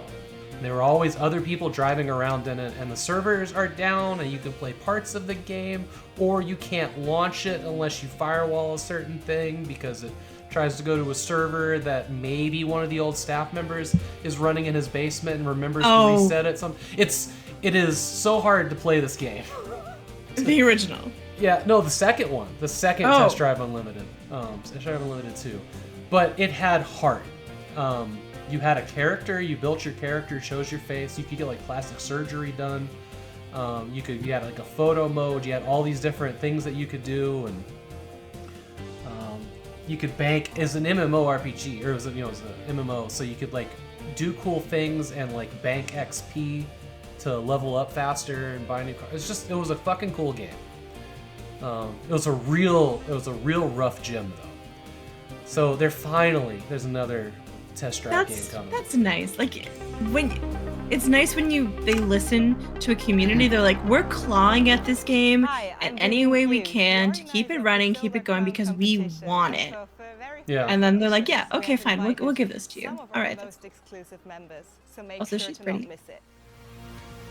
I think this was just them showing the title. There's not much going on here. Oh, also the thing about this game. This is the important part. The one that I played, Test Drive Unlimited 2, was the entire island of Ibiza. In like, somewhat of a big recreation. It was completely open world, so you got to drive from place to place to go to the races. You got to just chill in your car, drive through fields, whatever, off-road, mountains. And they added a whole DLC that was the entire island of Honolulu. I think it was somewhere in Hawaii. That's cool. I like that. Just like you could go to the airport, get in a plane, and go to this other island. Which I never did. I never went there. I never went to the other island because I never felt like I was done with Ibiza. And then like you're like, oh, there'll be time, but then there wasn't. Yeah, I need to. And now I've got my steering wheel. My steering wheel's set up again in here in front of the big screen. But I need to install that game, see if I can get it running, and I need to just fucking beat it. I still have my character. This is my favorite. So you can get plastic surgery done, right? Change your looks. You get a little bit more money, and some other stuff becomes available. So I play this as this girl, like freckly redhead, and you have to wear the face wraps after plastic surgery. And I did a race wearing the face wraps, and I had to like get my license taken for like to qualify in a new thing. So my driver's license in the game is me with like semi-bloody like face wraps.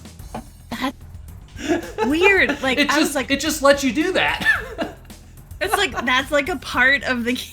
Yeah, I think if you look on my Steam screenshots, I think that one's still there. But that's hilarious. Oh, it's fucking hilarious to me. Why do you need that unnecessary detail? But when those things are in games, I love it. Like we need more of that stuff in games. We need more weird shit in the game. Now I gotta know. We have so much time today, me and Mandy, because there's so few games that came out this week because of the Steam sale. That we're padding it out and having a good time today. I mean, 600. So like one of the things I like about when they do like real maps that take place in real locations is like you get a sense of the actual location like you never really would unless you traveled there, which kind of reminded me because I saw Assassin's Creed. They're doing like an ancient Baghdad one, and they like are going ham on the historical accuracy so that they can teach people about that, which I kind of detail the stuff is cool that we're getting in games now. Compared to like watching Serious Sam and me asking like the streamer, what ancient civilization are we in that we're shooting up? Which like whatever. And they're like, I don't know. I think it's. You know there's Serious Sam screenshots on the computer right now, right? Is that what you just pulled up? Yeah. I just like a game that doesn't really care about the historical accuracy. Serious Sam. Oh my god, that could not have gone better. That's really funny. Is there a way? There's got to be a way. Manage. There's got to be a way. Oh, select game. Here we go. Oh, because you can take screenshots. I didn't know that it saves them like that. Here you go. I wasn't joking. This is my driver's license to Test Drive Unlimited too. Open image in new tab. Oh, that's frightening. That is cursed. That is especially cursed. So bad, right? That hurts. That really hurts. I really hope they bring that back into whatever iteration. Yeah, I do too. But no, there was like a first-person mode where you could like buy a house and walk around in it and like do Sims stuff. It was a neat game. That is cool. That's way more depth than I was expecting from a racing game. Yeah, like. This actually, I made a car club for like some other people online, like a couple friends, the bus truckers, and like this is our car club. So we had a building with a bar that we could go into and do MMO stuff. Right. But it was a really neat game. Well, it's like some of the FIFA games. You're like you don't expect it to really have like a lot of depth beyond just playing the game, but there's a whole career building thing as a player. And like where you live, and my ex used to play that, and I was like, "What have you done in your weird FIFA life now?" I can't get into sports games. It's not for me either. Rocket League is not a sports game, but it is. Rocket League's, but like I had a baseball game on my Sega Game Gear that I loved to play, but I really loved baseball as a kid. Right? I liked sports as a kid, like most kids. Yeah. You get into a sport, you have a sports phase, and it either sticks or it doesn't. It didn't stick for me because I suddenly realized that I didn't want to be competitive. Yeah, I'll play like NBA like retro games or what's that RPG that involves Shaq? Is it like Shaq Fu? I'd play that. That's not really a sports game. That's like that's a side-scrolling beat 'em up, isn't it? Something like that. Yeah, Shaq Fu. That's funny. Never been into sports games. I did stream like NBA 2K 69 or whatever it was, and it was interesting. I honestly, like, I was bored to tears. It did nothing for me at all. And it looked like super realistic and nice, and there's so much money in it, and I cannot visualize the person that enjoys that. I know they're there though. I feel like it's the kind of person who genuinely loves sports, which I don't. I appreciate them. I went to a baseball game recently, and I treated it like an anthropological exercise and like got into it, and it was a good time. Hot dog. Yeah, there was hot dogs, there was beer. We crushed the team we were playing, so that didn't hurt. But I could see like that person who loves that, like my dad, maybe getting into it because then he could be in charge of all the different things that he gets obsessed with. But like I like D&D offline, so it makes sense that I want to play games that have that in it and control those things. Sure. I mean, that makes total sense. It makes total sense. My little non-sporty brain just doesn't comprehend who would find that fun. But and also, like, I don't really run into Twitch streamers that are playing those games either. With one exception, there's a streamer that I've watched a couple times who does like a big production of AI versus AI in one of the wrestling games. Oh yeah, I've seen a couple people do that. Yeah, it's super fun. Yeah, and it was like, you know, they really get into like the announcer voice, and that makes it fun. But I also have no interest in it. I'm mostly there for that streamer. At the end of the charity event that I help run, the Katanathon, we did because like we were like, which core player is going to win? So we did AI wrestling, and it was fun because people had an invested interest in which one of the four of us were going to win. I also genuinely love wrestling because it's like theater. I don't think it was Minsky, Namcos. I can't think of the name. It's a person of color, and I've been in there like 3 or 4 times, and my memory is shit. Was it Casual Slam Jam? I don't think so. That's my friend. The name that's popping into my head is Sleepyhead Dre, but I don't think it was them. Yeah, I mean, I like the AI I think it was a wrestling. friend of Mac, if I'm being honest. Which that is Sleepy, right? Because I followed him. Yeah, I know him through him. It's been a while. Like, it's been probably 6 months, and I probably only watched like 3 times, and maybe they don't stream anymore, or you know, who knows? But I feel like that's closer for me. That's less sports and more like Sims-like in a way. Like that I could find that entertaining because I like going to wrestling events in real life. I like watching people play The Sims. That's my like guilty Twitch thing. Like if there's somebody playing The Sims, even if it's not a stream I normally watch, like I'll close some tabs for that because I know that I can look over there, see what they're doing, I can get work done. And the people that play The Sims are pretty chill. Oh yeah, it's always a nice time. Always chill, and it vibes with like the things I need to get done with the day while still watching streams. Yeah. I would stream Sims, but I have it heavily modded, and it wouldn't be TOS appropriate. So, but I like to build in that game as well. Maybe one day I'll build in Sims on stream. You know what, Bork? Bardic Broadcast actually sounds familiar. That might be who it was. I think. Let's see. Do I follow them? We're getting all the distractions today. Oh no. He's Australian. No, not this one. That one does sound really familiar there. Okay, speaking of Twitch. TwitchCon Paris is happening this week. Which is cool. That's why Hassan is in Europe. A couple people are there. I was watching some streamers show off a toilet. That was different. A toilet in the hotel room. Man. Oh, you napped there almost 2 hours? That's okay. Oh my god, we've been here 2 hours. We're still on the news. We got nowhere to be today. Look, there's lots of good news. Yeah, so TwitchCon made some announcements, some changes coming to Twitch that might be kind of cool.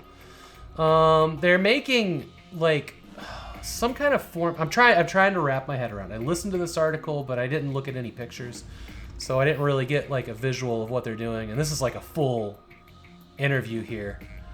But they're changing the way they're adding something to Discovery to make streamers pop up more.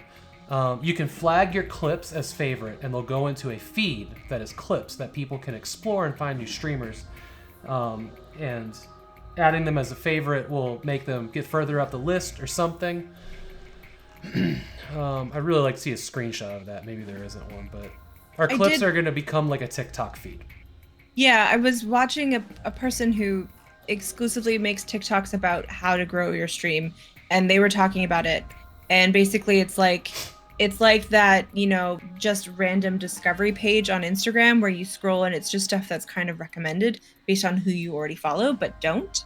So I'm interested, especially if you get to tag your clips, because we all have those horrible cringe clips that show up when you raid someone and they just randomly play a clip and you're like, There's why was...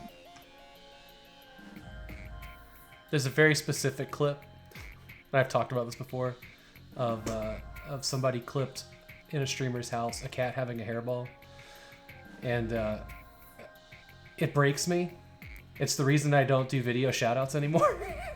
Yeah, like I'm not a fan of it. Like also, and when I learned this, I doubled down on never wanting to do this. Twitch publishes a clip the moment you press make clip. It doesn't need you to edit it or do any of those things and press publish. As soon as you press the make a clip, that is there forever. And so people who have like the amount of pixels between that button that instantly makes a clip and the go full screen button that everybody hits by accident. Yeah. So I have a friend who does like challenge runs and they die a lot, and people instead of like waiting for something, because like they auto clip it themselves, they'll press that to get the instant replay. So their clips are just thousands of deaths. Oh, So like, yeah. it's because of that. But Do you ever get like malicious clips? I say a lot of stupid stuff. So I get a lot of like clips of things that Tawi said out of context. A lot. But it's like it's usually pretty funny, right? Do you ever get anything that's like really should not have been clipped, and you're like looking at the person that did it and being like, "What the fuck, bro?" No, I've been pretty lucky. A lot of them are cringe and I'm embarrassed by them, but I would just delete them instantly. Probably. Yeah, I've had like 2 or 3 where context was obviously important, but yeah, I don't know. It's a weird thing, and it does happen. I also here's what I want to know. This image of TwitchCon, why the hell does that person have 3 thumbs?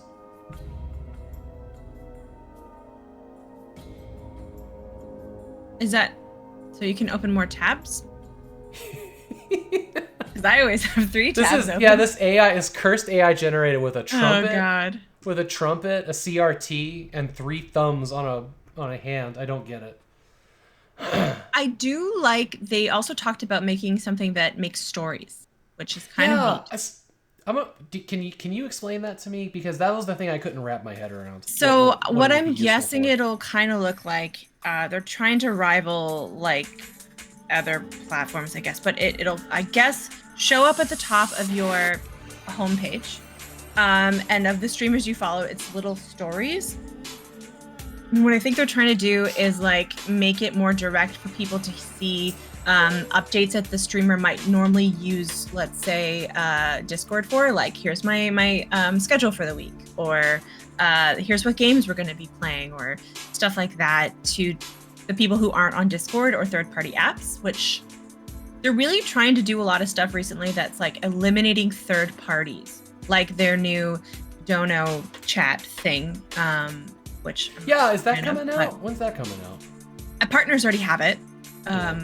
So I hate that they feature gate things. I really do. Yeah, I'd rather they just do weird like beta for just a select sampling of people. Well, that also really sucks because I never get the things I'm excited about. I know, like I'm like the last person. I've always like Big T always does memories, and I'm like, oh, I'm just too lazy to do memories. And then the moment I found out that I couldn't, even if I wanted to, now I want to do memories.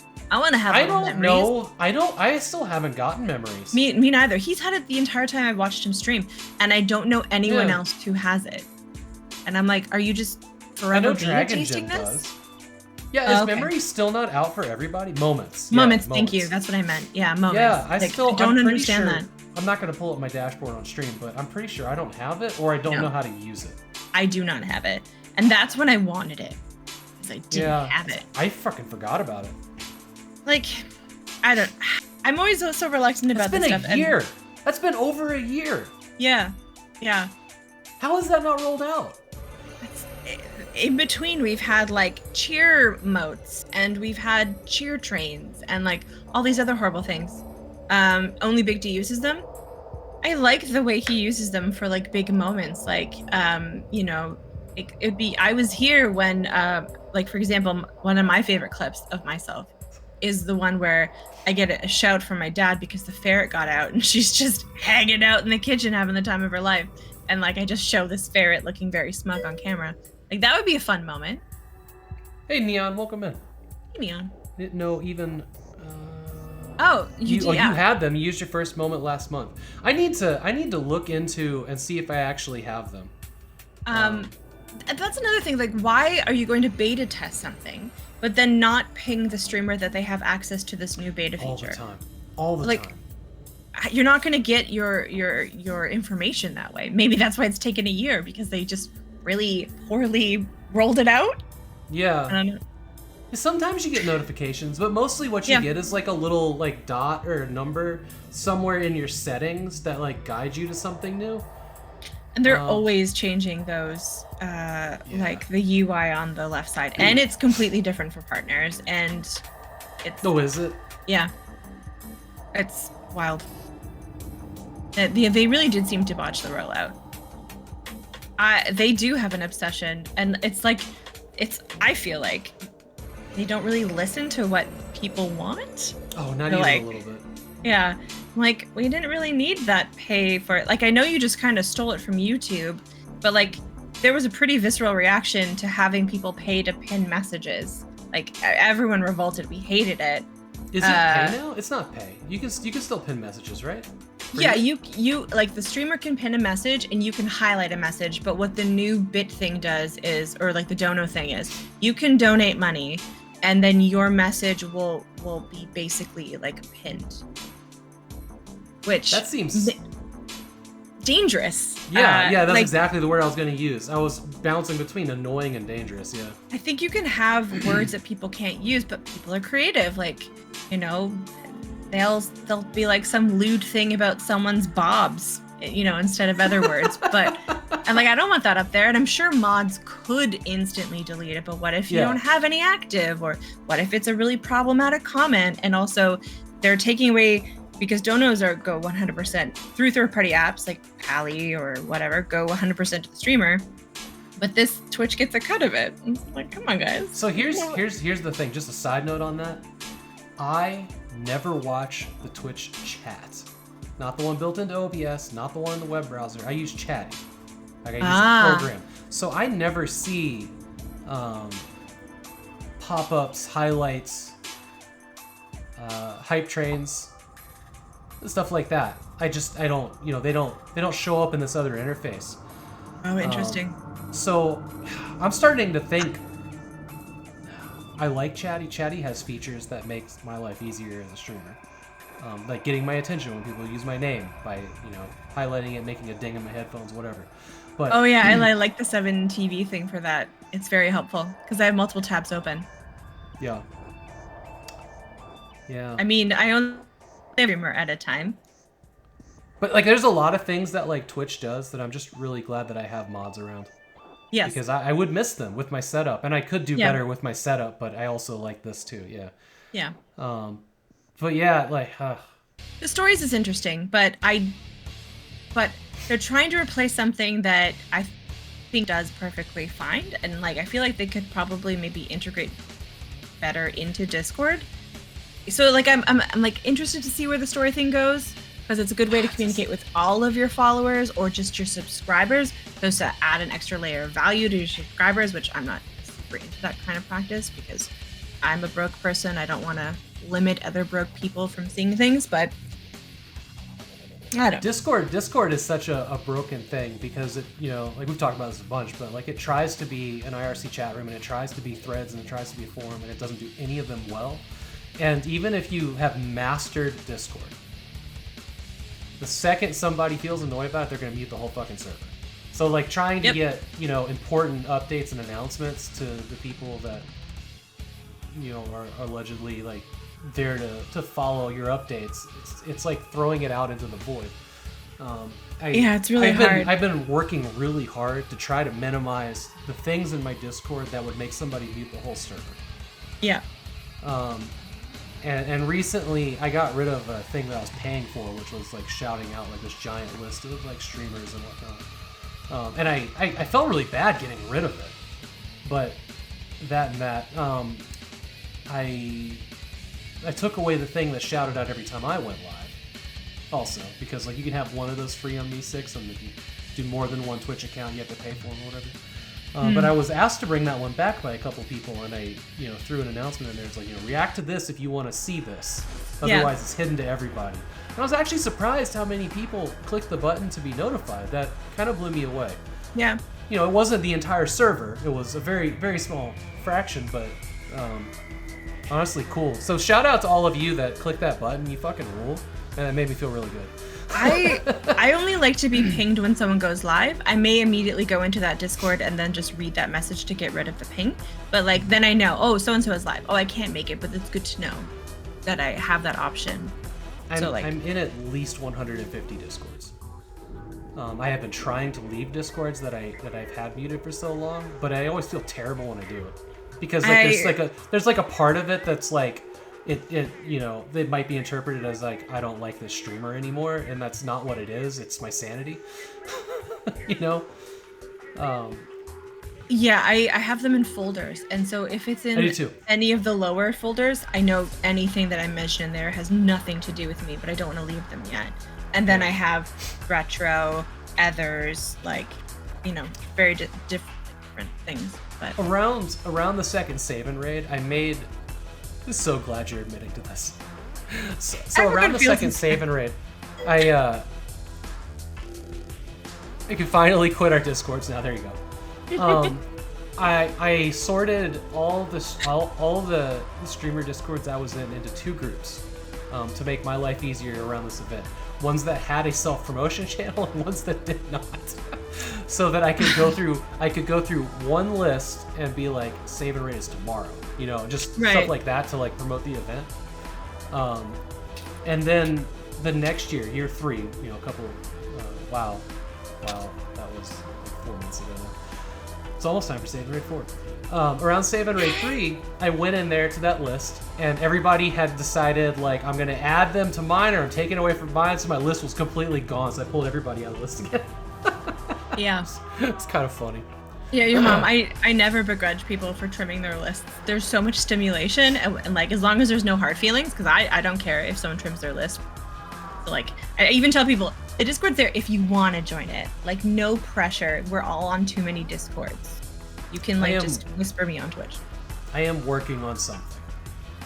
A big thing for the community that it's not like a Discord replacement, but it'll be a resource for us all to share events. I like that. Big things that we have coming up, our schedules, like a resource that we can log in through Twitch to get to. It's coming, but probably won't be. It's not going to be this year. This year, the big project I'm working with TechLink on is building the Dosember website. Oh, I'm very excited for Dosember. Yeah, me too.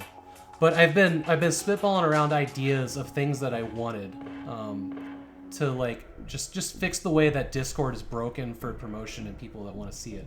And one of the ideas was having like a big community resource, basically a website that could have all kinds of cool stuff on it. Like between like a giant event calendar of cool things that everybody's doing to like, I should not be giving away all these ideas. I've been keeping this one really close to the chest for a while, probably 2 years. I'm too lazy to do it myself, so you're good. But I like the idea of like the community bulletin board, like the digital representation of like a physical thing that you could like pin things to about stuff that's going on with people we give a shit about. Yeah. And one of the other cool things that I want, there's a bunch of things that I want to put in there. There's going to be like, one of the sites is going to be like the giant like Twitch clips, like commercial channel basically, that you could go to just for fun or have as a source, on the stream, like kind of like we have now, through TechLink. But I really wanted to like get together some people that were really passionate about games that they liked and do like a positive review thing where people could like put up some screenshots and do like reviews that log in through Steam, or not through Steam, through Twitch, and just put up these reviews of games that they were happy about, stuff that they liked, and just like a straight positive feed of cool stuff. There's a lot of neat ideas I'm kicking around for this. Because I was talking with someone recently about like the curmudgeon and how it's so popular, especially with remakes and like different things. Yeah. To shit on things. I hate it. So do I. Like, I saw the new Indiana Jones, and my honest review was like, I really enjoyed it. If not just because I got to hear John Williams live, hang out with my dad, who probably won't be able to go to the movies much longer, and like, see Harrison Ford be Indiana Jones one more time. Will it win Oscars? Probably not. But I had a nice time. It's out now? I didn't realize it came out. Yeah, I saw it on Monday. I'm probably gonna wait that one out for a Blu-ray. See, Yeah. I liked Crystal Skull. There isn't, except Temple of Doom. I didn't love that one. That was my least favorite. I feel like people, some of these like curmudgeons, I just call them, wouldn't be happy unless you teleported back to the 80s and filmed it then. But even then, like if you made some of those old like cringe 80s movies that we love now, you'd be like, it's horrible. Speaking of wild 80s movies that are way better than they have any right to be, have you ever seen The Legend of Billie Jean? No. I can't think of her name at the moment, but she's the girl that was the original Supergirl in the Supergirl movie. Also a weirdly good movie. Cool. But it's her, and it's just like, it's an incredible film. It's got her last name is Slater. Helen Slater, and it also has Christian Slater in it as brother and sister.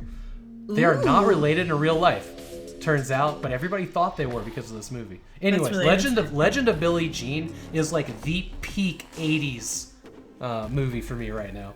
Nice. Like I was blown away by how much I loved it. I'd never heard of it. I only stumbled across it based solely on its cover after watching the original Supergirl. Nice. Yeah, I love that kind of stuff, but I like the idea of positive things. Because like again, I say this all the time. You don't have to love everything. No. Okay, not everything is for you. I saw there's a book for sale on Limited Run Games right now, and the title of it is "All Video Games Are Good." Yeah. And that's been in my head for like 2 days now. But I've felt that like I can enjoy shitty games. It's okay to enjoy shitty games. It's the rise of the YouTuber. Like the YouTubers are so good at just raging on video games, and people eat it up. And I don't. That's why I don't really watch YouTube, and I'm very selective of what channels that I watch on Twitch. Yeah. Because I like to watch people enjoy things, and I'll, if like it's just a streamer hating on a game, I'm gonna leave. Because I just love to enjoy things. Like Elder Scrolls, it's never a game that I'm going to want to play personally. I get sweaty palms just thinking about it. The one nice thing about Twitch is I get to watch people play it. People who are really good at it, who know the lore, who can explain all the little Easter eggs. Yeah. And then I get to experience it, enjoy it through them playing it. 100%. Great. 100%. Yeah, that's a thing that I want to do, is have like, only, and even like the people that I would approach for writing on it. And I've got like a list in my head. I won't say any names right now because I haven't asked anybody, because it's still kind of a secret. But I guess it's not so much a secret now that I've talked about it. But the approach would be is like, you don't have to review every game. Only review the games that you really want to share the good stuff about, and leave everything else out. And that's how we get there. Because then it's not, you don't have to wade through the shit like we're gonna do eventually when we get to the Steam games. Yeah. But like, and I, in my head, I envision it being a lot of retro streamers excited about stuff from their childhood, or revisiting a game that they haven't played in 10, 15, 20 years.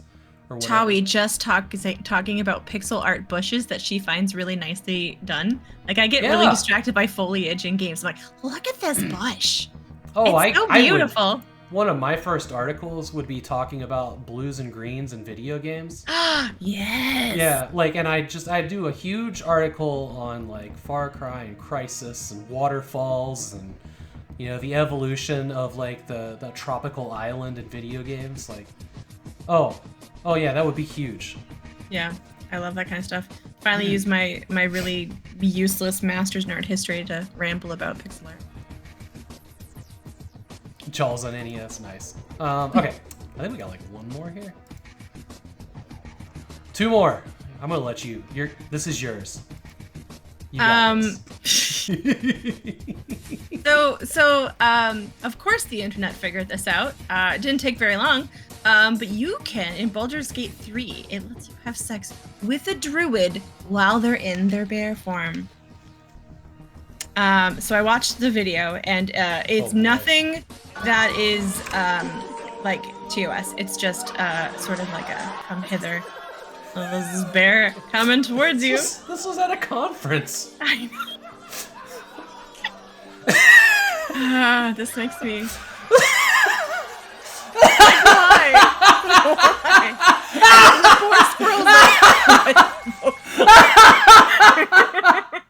The fucking squirrel. Oh no. Yeah, so you can. That was actually. Wild Oh shape. my god. Yeah. Yes. You have to make certain. You have to go there intentionally. Yeah, that poor squirrel saw things. Yeah. Oh no. And I just love that he dropped his nut. Yeah. Which kind of ties into the fact that Sims 4 launched a horse pack this week, and oh dear God, the mods that will result of this. But someone got banned on TikTok for like streaming the panel. No. They got banned. Oh. Larian got banned. Right. That was the big proved too saucy for TikTok, which pulled the live stream offline an hour before it ended. TikTok canceled our stream because we are too artistic and they don't understand, tweeted Larian director of publishing Michael Dowse. I love this. I love the world we live in. That's so weird. Yes. This sentence particularly tickles me. Have you ever considered the joys and pleasures of sexual congress with a wild-shaped druid? Can't say I have. This stream does not endorse bestiality. That's fucked up. Yep. That's fucked up. I've never really thought about that. And leaving that entire thing over there and completely out of my lives, or out of my mind, this is funny. This is funny. Yeah. With no context at all, this was hilarious to me. Yeah, But I think it's it because is- there's layers to this. Yeah. Because the animal in question is a sentient being who's Also a human. Yeah, Also not a an human. actual Yeah. animal. Yeah. And we definitely no. Consent is so important. So good. Yeah. We talk about that always on my stream. I'm like, I like to say inappropriate things, but we're always like with permission. With permission. Thank you. All right. Anyways, one lonely outpost. There's a little trailer here. I don't know anything about this game. You added this one. Yeah, it looked cute. Like, this is a game that's kind of space related that I would get behind because it's got I like the way that. it looks. You know, you land and there's resources and gathering and So and it's crops. okay. So it's Stardew Valley in space. Yeah. I'm in. This is this sort of terraforming and like turning like a desolate planet into somewhere that people could live. This appeals to me. And it looks like it's a robot cat. Oh, speaking of a cat. Hey. You got food before I started this. I see that they added the shock puzzle in there of the little turning things around so that electricity or water can flow through them. Yeah. The video game staple at this point. You're down for these puzzles? This looks cool. My wife would love this. Yeah, I could sink a couple of 100 hours into this. Like, I don't know, Puzzle, if you ever played Graveyard Keeper, which is my like wife Stardew played that. Valley. Yeah, that's a fun one too. Oh man, the water hold on, I'm going back. That water animation was incredible. This water sprite here, Yeah. that was like all the sprinklers going at the same time was gorgeous. This is called There it is. One Lonely Outpost.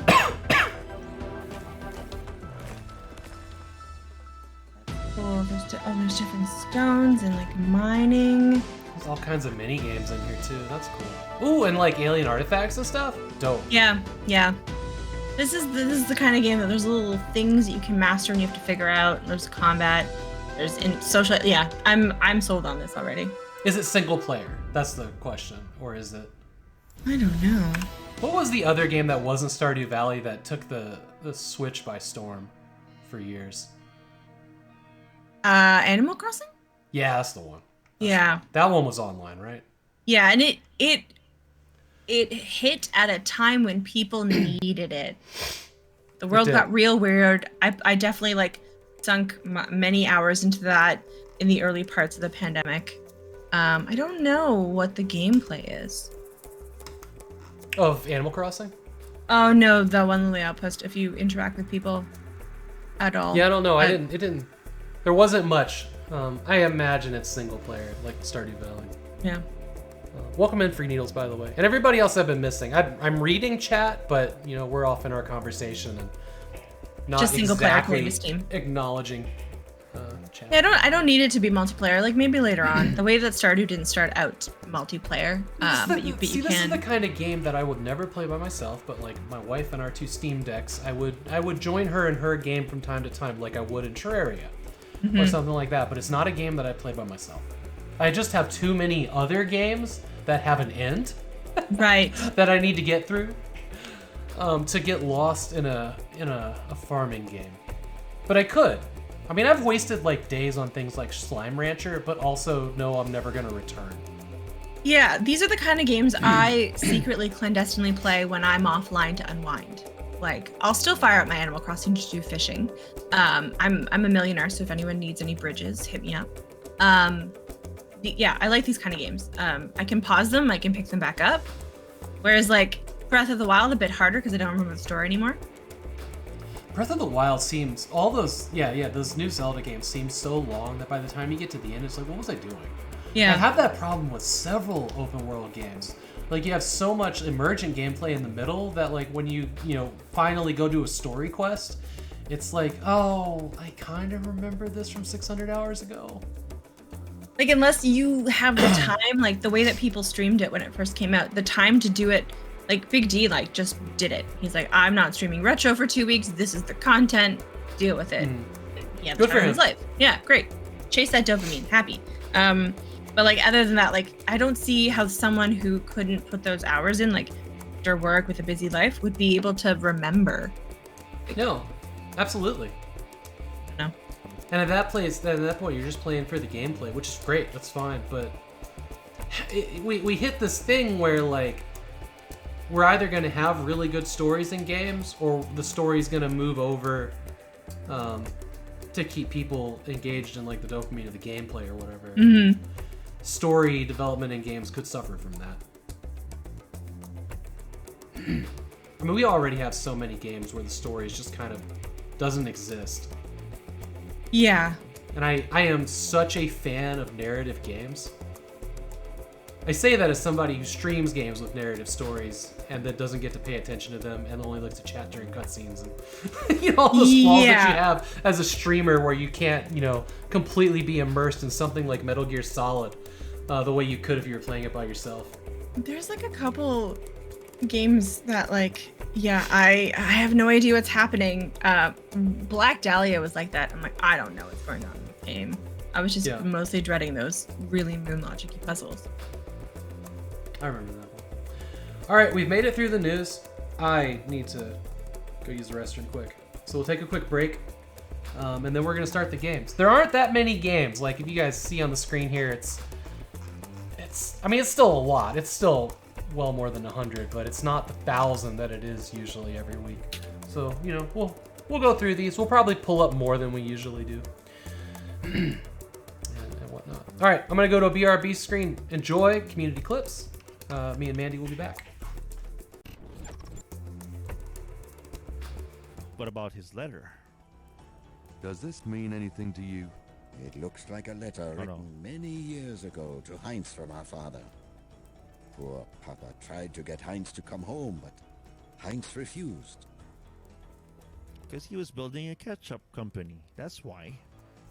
He didn't want to get it messed. So Rage. Rage gained about 40%.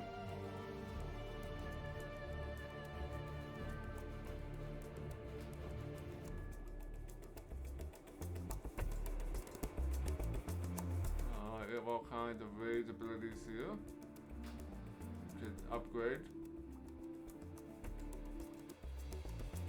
Thanks for hanging out. you sleep well.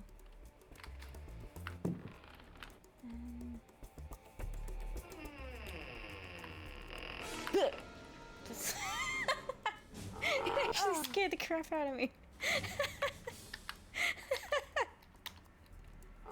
I was expecting me to actually get scared in this game.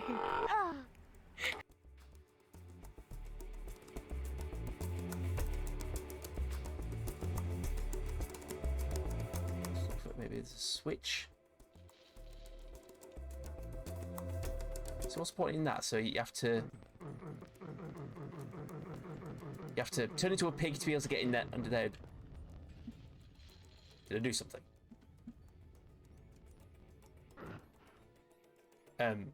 What?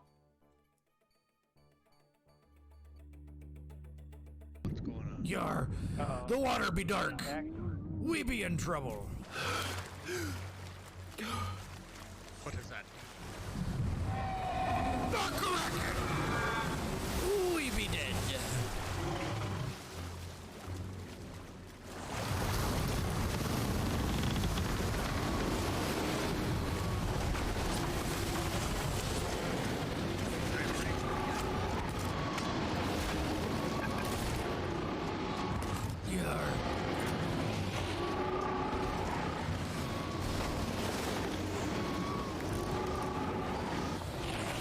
Kraken be attacking our ship.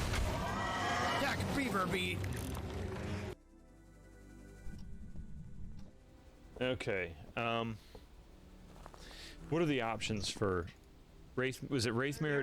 You're a Mare Phantom. You're a Mare Phantom. So, book. Spirit box. EMF 5. I'm gonna tell you, I threw the EMF down when it started. I swear it looked like a 5. Alright.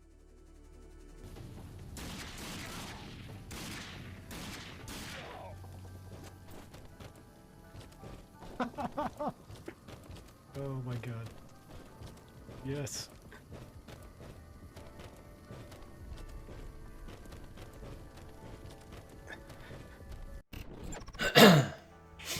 That was a great tech link clip, the Rage clip there. Rage was a neat game. My only gripe with Rage was that the sound design was so sharp and trebly, it was painful to wear headphones. Really weird that it was like that. I think I played that. Alright.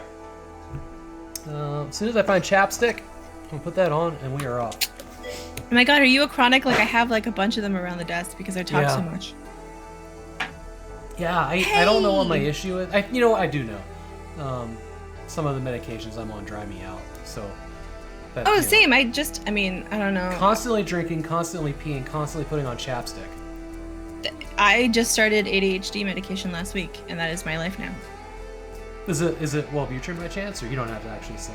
Oh no, I don't mind talking about this stuff. It's Vyvanse. I haven't tried that one. But it's good. Yeah, I'm actually remember to drink water, so that's exciting. Yeah, I'm on Wellbutrin for depression, and it also helps with ADD quite a bit. Oh, nice. And it's also one of the ones that doesn't really make you gain a ton of weight, but still did. Sucks. Yeah, Quitting SSRIs smoking also has been a slow increase, but it's hard. I mean, I used to be. What was I on? Zoloft. Yeah, that was a rough one. Yeah. I don't know if I ever took that one. You know, I spent last year. We'll talk about this real quick, since we're on the topic. But I spent last year. I went off of antidepressants to try to get. My thought process was, if I can get my ADD tackled, anxiety will go down, depression will go down. So I've tried so many things. I was working with like a med expert who just did med management for specific things like depression and ADD. And hey, Steve Tech, welcome in.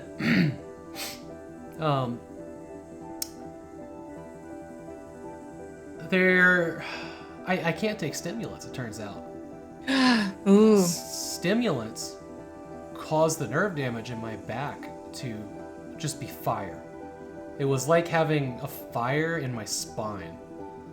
and it was just, I don't know. So what sucked last year was my mood was like this, going on and off, on and off, on and off, like 15 different medications and combinations. Oh, that's hard because they take a while to ramp up. Oh, it's so hard to be a streamer. It was so hard to be a streamer and be that uneven and frustrated and sad and happy and fucking pretty much on crystal meth and, you know, like, and it just, that took a toll, was just trying to be as even as possible, knowing, or not knowing, because half the time you're on a medication, you don't know why you feel the way you do because it's chemical and it's not, it's an internal thing instead of like external stimuli. It could be like, you know, oh, my dog died. Obviously I'm gonna feel shitty. I feel shitty and I don't know why. I just know it's wrong. Oh yeah, sometimes I'll say, like, as the reason I'm canceling stream, I'm like, brain broken, like, which is like a super mutant quote from Fallout, but brain broken, brother. And it's just because, like, there's nothing wrong. The chemicals just be wildin'. I'm gonna do some self-care and we'll be back tomorrow. Like, I can't fix this myself. But I did the same thing. I stopped my SSRIs to start ADHD meds, but it's going well. So, but we're gonna revisit it in the fall when the SADs could start.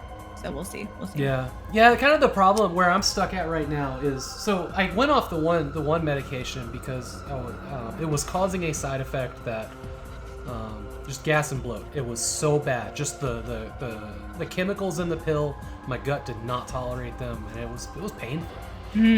So I'm finally, like, we did all of that, we tried different things, and now I'm back on a different version of the Wellbutrin that's formulated differently. And I'm not quite, like, at the dose that I need to be. I need to be a little bit higher, but we hit that point where construction ended. And people were going to be coming here, and I'm building this room, and we're, you know, all of that, and I'm like, now is not the time to go to the next level and see what those side effects are or what the mood swing is until it evens out. So I'm kind of like, I'm almost where I need to be, but I need to be a little bit higher. Yeah, And I'm waiting for, like, the opportunity for, like, things to just be calm so that I can actually make that transition without, like, the emotional roller coaster of, we're having a LAN party tomorrow and I'm starting a new med. No, totally understand that. Definitely understand that. Yeah, everybody gets the TMI of what I'm going through right now since we got on the topic. I think it's good to, like, normalize it, like, because, like, I don't know, when I was, like, a teenager and I first went on SSRIs, like, the stigma was wild, and I was, like, shamed into stopping taking them because I was different. I'm like, I'm not sad all the time, but apparently I was too level for them. And I was like, isn't that what? Anyways, it was. I'm glad we talk about this now. Yeah, undeveloped human beings are fucking mean. The worst. Undercooked children are fucking mean. Also, like, undiagnosed, like, women and like I'm just speaking from my experience with ADHD. Oh my god, the things I wish I had known. So you brought this up. This is something I'm very aware of, but criminally undiagnosed women were, because women were just ditzy. They were not smart. Yeah. And that's just the way they are. So doctors would not diagnose them with ADD like they did all the males. And this went on through the 80s, 90s. Yeah. And into the 2000s. And it's only been recently that people are like, oh, women aren't ditzy, dumb, and not smart. They actually have ADD. And we just never, you know. And I was like the daydreamer and yet panic studier, so I did really well in school. So I didn't have any idea, but, like, during class, I didn't register anything that was being said to me. I was looking out the window and drawing in a notebook. Yeah. I wonder how different my life would have been if my parents didn't have me on and off medications. I spent most of my adult life off of them. It was myself that put myself back on. Yeah, same. I said that a lot of myself there. But yeah, after high school, I was like, fuck this. You know, this thing that my parents made me take, and I did okay, I guess. Yeah. But, like, you know, I couldn't read. I can't read. Reading is, I hate it, number one, but, like, when I was on a certain medication that I can't be on now, I tried it and it causes pain. I read hundreds of books. I read through, like, 90% of the Star Wars expanded thing in, like, 2 years. Oh, wow. Like, and this is, like, I probably had 90 books on my shelf, and, like, I just kept reading them. I would literally, like, in high school, I would read them, like, walking to the next class until the teacher started talking. I was reading my books, and the second I stopped taking that medication, I just can't. No interest. I just don't have time to read. I love to read, but I don't know the last time I read a book. Maybe when I was like camping or something. Yeah. And my brain gets all of the dopamine that I like out of video games and movies now. Yeah, same. And like that can engage me without medication. Yeah. Which is and streaming. I do enjoy the feelings that come with like creating a nice vibe for people. I do too. I love streaming. Y'all hear that? I like hanging out with you. I mean, you guys are okay. Better people on your channel, you think? Oh no, because there's a lot of the same people, honestly. It's the same people. That's part of being in a community. Yeah, exactly.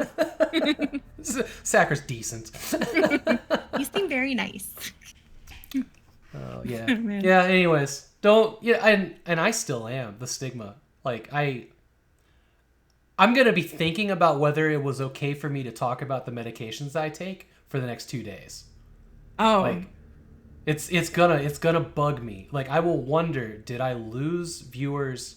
Are there people that are now uncomfortable around me? And I know the answer is no. And if I did, fuck them.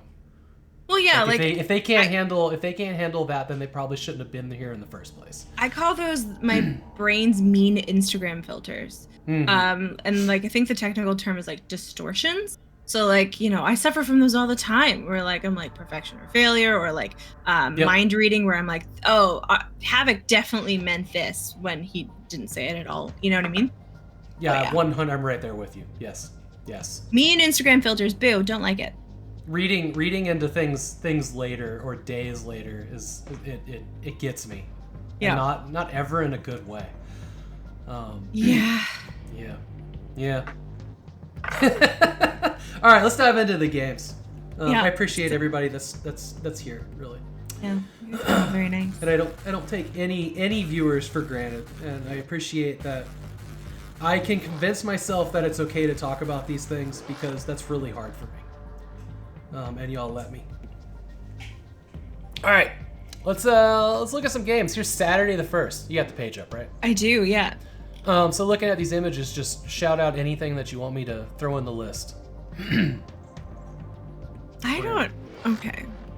These, they all seem fairly simple. But I'm very curious about the derpiness of it's in I think it's in Mandarin. It's the one that's like got a 40% rating, which is like stellar. I'm into that. I don't know how to pronounce that. Let's see. What is Forgotten War? Is all of the Al from Sun Official? Yeah. Yeah, Forgotten War looks kind of cool. I pulled that one up for sure. It looks weird. Oh, and then I don't know how many of these I should be like picking out, but like Infinitum Vitus like kind of looks intriguing. And then there's a game here called Bro Chicken. There's a game called Bro Chicken? Actually, that looks, I mean, I want to see more on that one attack. There's this giant sweep attack in that little video. That seems interesting. Beneath the Deep also doesn't look that bad, and it's got a 70. I don't know how to judge these ratings because I don't tend to look at them. So these ratings, I mostly ignore them. What they are is, hold on, are they? It doesn't tell you anywhere. I don't think that these are Steam review ratings. I don't know. Yeah. I also like generally don't trust these sort of things, having worked in the board game industry, and people will tank Kickstarters that haven't even been released because they just feel like it. So, you know, BGG is just like a wild universe to never be trusted, but yeah, I can't with Steam reviews. They're kind of cancerous, like 90% of the time. You know, and absolutely when something is overwhelmingly positive, I will pay attention. But if it's like mixed, I'll just ignore it and have to judge it on my own merit. I like The funny ones, I had a friend write a Fallout 4 review, and they have like 13,000 hours in the game, and their review was just, it's alright, some bugs. Yeah, some bugs. That's funny. oh, right, I forgot to mention this, but we do have a tradition on the show. If we come across a review on a Steam page, I'm following this person, so I'll always know if there is one. From Annoying Crow, who is he's a meme reviewer, and his shit is just outlandish and weird. It's a tradition to have the guest read his reviews. Okay, I'm down. If for whatever reason he says something you're not comfortable saying, that's fine. He has opinions and hot takes, and 90% of the time it's just like cringe funny. I love it. I want to look at Fernie Jump because the style of those graphics is interesting. It looks terrible. Are we just doing the first, or are we going up as well? We're going up as well because there was. Oh, okay. Yeah. Okay. Normally these are like there's like 100 games a day, so we'll just do one geez. day at a time. But like I said, it's a real. Fernie Jump does look cool. It has like a lot of like retro CGA sort of vibes, which I like that. Lidar Survival. That looks neat. This looks exactly like a game that was made to show you what it was like being blind, but using like a sonar LiDAR gun to walk through a cave system. And I can't think of its name. And I've played it in VR, and I also played it on stream. Settlers Odyssey, I don't know. It's giving me, it's trying to be Rust. It's trying to be Minecraft. I can't lie. I'm over the resource collecting crafting games. Fair. There's one that I liked the look of because it looks very intense, which was Fire was playing it not too long ago. Medieval Dynasty. It's not new, I don't think. Yeah, I know that one. Yeah, that one looks kind of cool. I'll eventually get to that one. What? Oh, that's. I didn't. See, I put a lot of hours into Ark. Ooh, Unstoppable looks neat. I put a lot of hours into Ark, and I feel like I've done enough survival crafting for the rest of my life. Yeah. And it's just every game, it's like literally the same. You punch a tree, you punch a rock with a tree, and then you get an axe. Like they're all the same. Yeah. Yeah, The it has to Veil. have something different to get me these days. The Romance of Three Kingdoms. Sacra, it's not the Veil, but I have played that, and I completed that on stream, and that's the one where you tap the cane. That is a very cool game. No, this other one was like speckled dots that you blasted onto surfaces and it painted them. Just like the trailer we saw, and it was called something else. And it had... I know The Veil. The Veil is very good. I don't think I know that one. Very good. Yeah, The Veil was meant to be like 100% built from the ground up to put you in the shoes of a blind person trying to solve the mysteries of this house, and it is fantastic. That's kind of cool. There was like a little push there for a little bit to have games that would show you or give you an idea of what it would be like to be blind. That kind of reminds me of something I was reading about Starfield earlier today, about how there's concern amongst like the disability community about how they haven't released any information of what accessibility features they will be adding to the game. Whereas like Xbox has been very transparent, and they've had whole summits and like just been very like inclusive, and like other companies are very much, and this is what we're gonna have for you. And like Starfield's been mum, with the exception of we'll have large font. So like, who knows? They might not be in the place yet where they're ready to like develop those features. Like you gotta have the game done to a certain point to be like, okay, we can add colorblind modes, we can add large font, we can disable this feature if it makes it easier for people like that. I feel like those are always like the last step. Yeah. Maybe. I'm just surprised they haven't said like, oh, it's coming, or we hear you, and that is something that we've considered and will be sharing when we have more information. You know what? Hang on. I gotta back up. The Veil. I'm sorry, Sacra. That's not the game I was just describing. The Veil is the completely blind. You don't have any video. You have to do everything with your ears. That's the one. That's the medieval RPG. That game is fucking cool. No, there's another game where it's almost like watercolors and rainbows, where you go into this house and you tap a cane and you get like an echolocation back. But you have to keep doing it because like once you tap the cane and you see everything, it kind of goes away. But there was also another game where you're a person in a pitch black cave and you can't see anything. Perception. Perception is the one with the cane. Thank you, Puzzles. Perception is the one with the cane. I still can't think of what this other one was called. Yeah. No, The Veil. The Veil is a fucking cool game. I actually played more of that after that stream with the Steam Deck with the lights out. It's amazing to me how like someone puts out a game like I just skimmed up to. Oh, hi. That's my cat, by the way. She's very vocal about food times. What game did you skim up to? Gascraft. And I was like, that just looks like Super Bomberman and Pac-Man. Yeah, but with tonks. Yeah. Yeah. Also might not be in English. There's a game called Power Vacuum.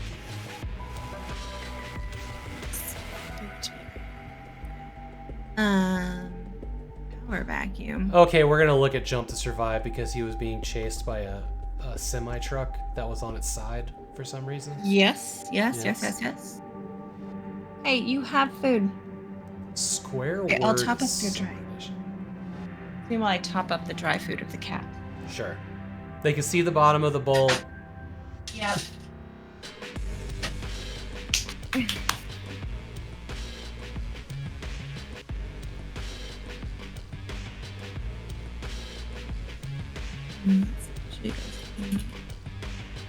It's my anchor cat. Rise of the Funkies? Look, what? I don't know. Luminous Skies, a short adventure game. Yeah, there's, you know, so we could go this whole week and not find anything particularly interesting. It's possible. Putin must die, defend the White House. We will not be looking at. Meme games, man. Meme games everywhere. Yeah. Sand Table War. Like no, it's not. That isn't my cup of tea. Sliming looks pretty cute. Yeah. Well, I mean, like, it's been done, but like, I have a soft spot for pretty. Melody Mania. Hey, we'll take a peek. Something different. What is Flow State Max Chill in the third? Is that a game or is that like a rhythm something? I don't know. It says rhythm. Flow State. I'm kind of wondering if it's like a productivity management game. I don't know. We'll take a peek. Double cheeseburger, medium fries looks like the mini game from Space Quest like 3 or 4 where you're making burgers. Oh, defend the White House. That's a concept. Yeah. I didn't know. Okay. Ooh. Etrian the Elf Prince might be cool? Question mark? Some of the screenshots in that little video looked really good, and some looked terrible. Oh yeah, some of these future offline. No. Cease to breathe. I know the name for the MILFs of Sunvale extra content. That game that you were just talking about, the name sounded really cool, but the second I saw a screenshot, I was like, nah. Yeah, I was like, oh, there's a chicken. Okay. Yeah. Station Zombies. Elf Prince. Oh yeah, like it's hit or miss with that. Beautiful rendering, but then really not great.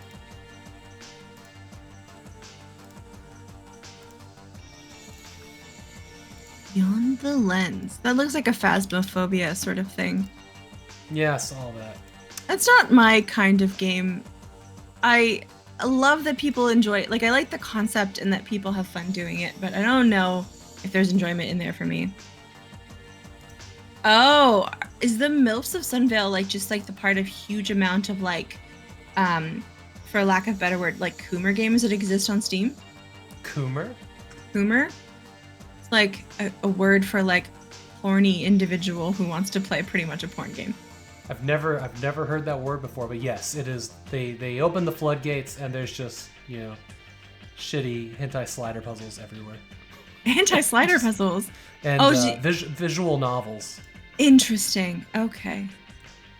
Which part of me wishes I could pull up on stream so we could all just be like, yep, we're uncomfortable, next. If you could preview parts of it with like censoring just to see what the mechanics of the gameplay would be, because I'd be curious what like the actual mechanics are involved in the game. 90% of them is just going to be like pictures with story words under them. Yeah. Yeah. I don't know. I've never noticed one that had like gameplay. And they're out there and they're really rare though. Ooh, yeah. Jungle Ring 2D looks pretty neat. Sort of? I don't know. I'm just like swayed in by these graphics. I'm totally out of sync. I'm behind. Yeah, that's fine. That's fine. I pulled up a list. I'm throwing it in chat. I will go back and also grab Jungle Ring.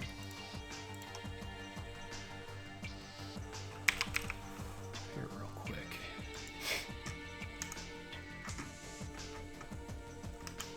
God, there's really aren't that many games. Jungle Ring. I stopped at Monday the 3rd.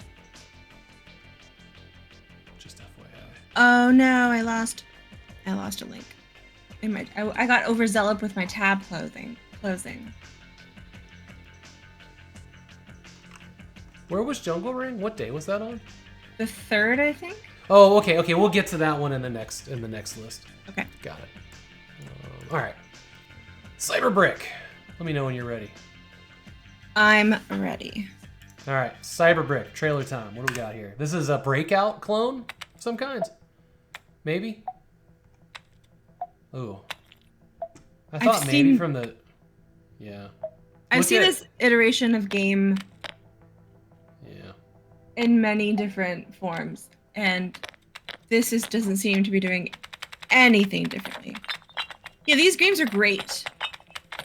They're very soothing, but yeah. I don't know why there's... desperate for content right now. I'm trying to be nice. I'm like... Yeah. But I just feel like other games have done it better already, so... Well, hold on. You're collecting things at the bottom. I don't know if I've ever seen that. Did Breakout have that? Oh, so you're not only... Yeah, it's like money or something. Okay, that is kind of I mean, interesting. it's not really good ass. Oh, you can shoot!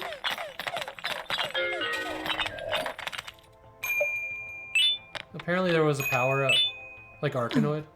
Okay. I think I have a copy of... Ooh, and you can widen it. There's like power-ups and shit. Okay. This game is the kind of game that makes me stressed out. But I would really enjoy watching or listening to a Am I the Asshole TikTok with this on the bottom half of the frame, which is a very common trope on TikTok. Congratulations, there's a butt background. With a dog. With a dog. But mostly a butt. But mostly there's a butt. Another dog. These backgrounds are terrible. Yeah, These backgrounds, I mean, they hurt. That's a good boy. That's a good boy, but like... Yeah. What does it have to do with this sad forlorn girl in front of a brick wall? And why are And the how cats often involved? do they change? You'd play this for free? Yeah, I would play this for free. This background, what the fuck, these backgrounds? Now there's like... Why are we still watching? Let's go to the next one. I don't know why we got sucked into that. Maybe it did do something right. It's exactly why they use them as the bottom half of TikToks when they're narrating Reddit threads. Because you're captivated watching it, and then you listen to the rest of the TikTok. Fascinating thing.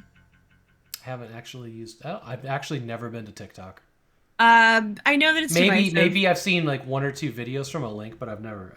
that was a while. I like to watch a couple of them before I go to bed. I have very wholesome corners that I'm in, so I enjoy it. I recognize a lot of people in our age range don't, and that's okay.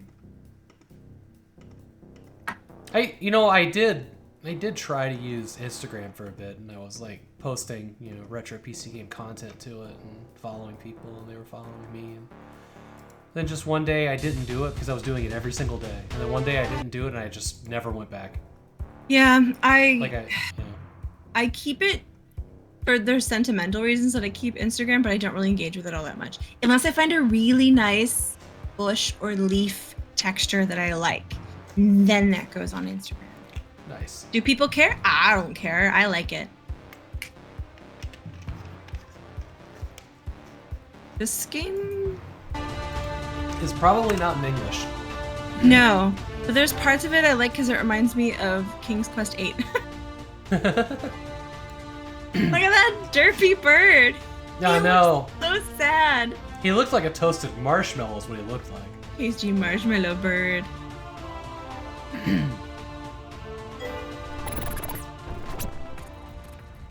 Yo, he who has no life, welcome in. Thank you for the bits. I was just talking about you.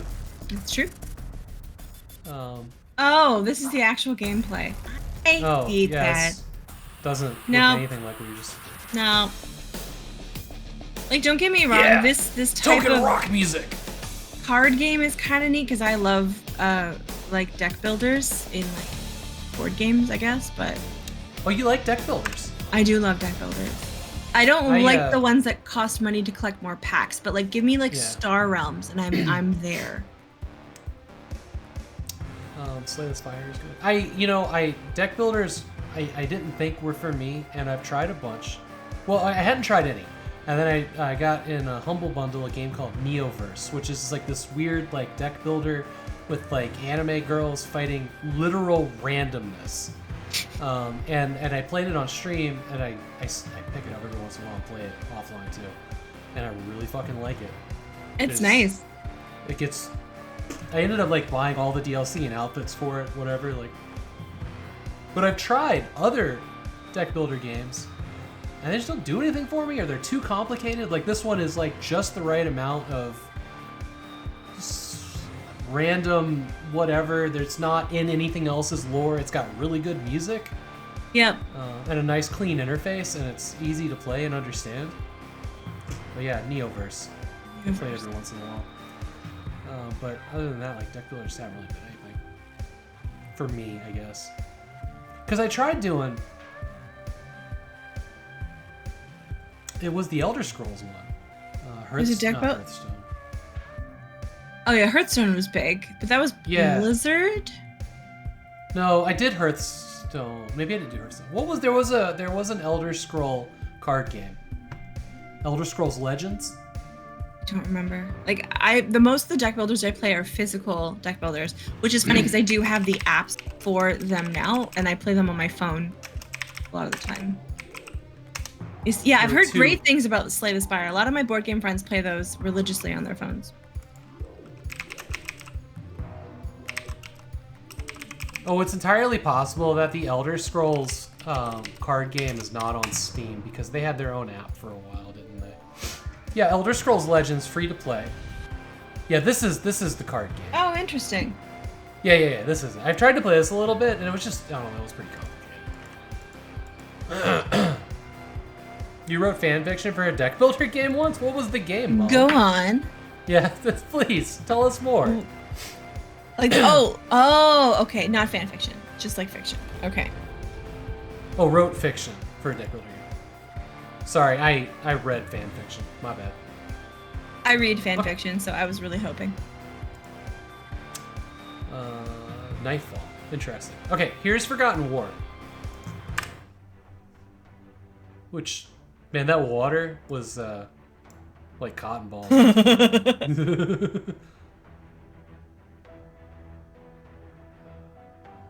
Okay. Yeah. What's going on here? I have a feeling it's another like weird trailer to suck you into a game that isn't anything like it. To be fair, a little bit of effort got put into filming this trailer, I guess. Yeah, totally accurate battle simulator is what, yeah. Did you see the eyes turn into X's in the sockets? Okay. I'm going back. I really hope that the game shows this when you finally like press fight battle begin, because that Watch this guy's eyes. Oh my god. And the way that his eyes accidentally like fell out and then went back in.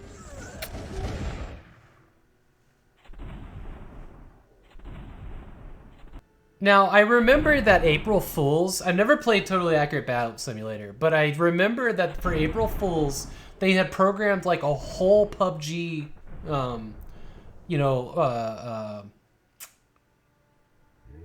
what are those games called? Apex and PUBG. There's like a name. Battle Royale. A whole Battle Royale that was like multiplayer in Tab. And I played that a little bit, and that was pretty funny, but I think it just went away after that. This is so... But I'm not confident still, like, given, like, the second picture that's in there. I'm like, is that what I'm going to see when I press Battle Begin? Like, I want it to be? I don't know. Oh, I see what you mean. That might be, like, the setup overview of, like, where you place things before you go into third person. Yeah, I would really hope that, like, you can set things up this way, and it's, like, but then when you press go, it's, like, a bunch of, like, ridiculous things. I own tabs. I don't own tabs. Flower shop. Armored Fairbook. Ooh.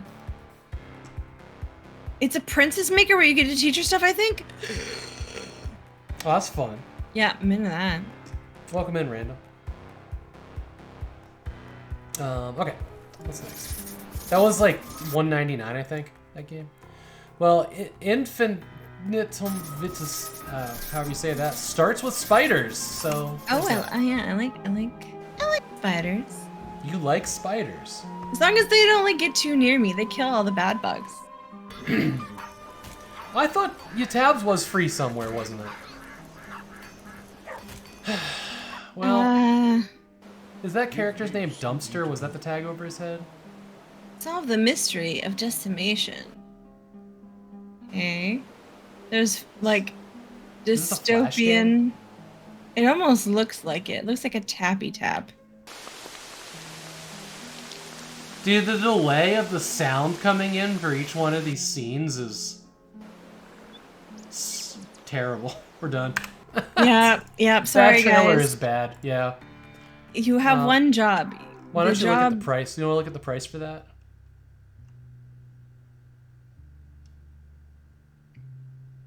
Oh, that's expensive. That would be... Let me just check what that would be. Hey, hold on. It has in-app purchases as well?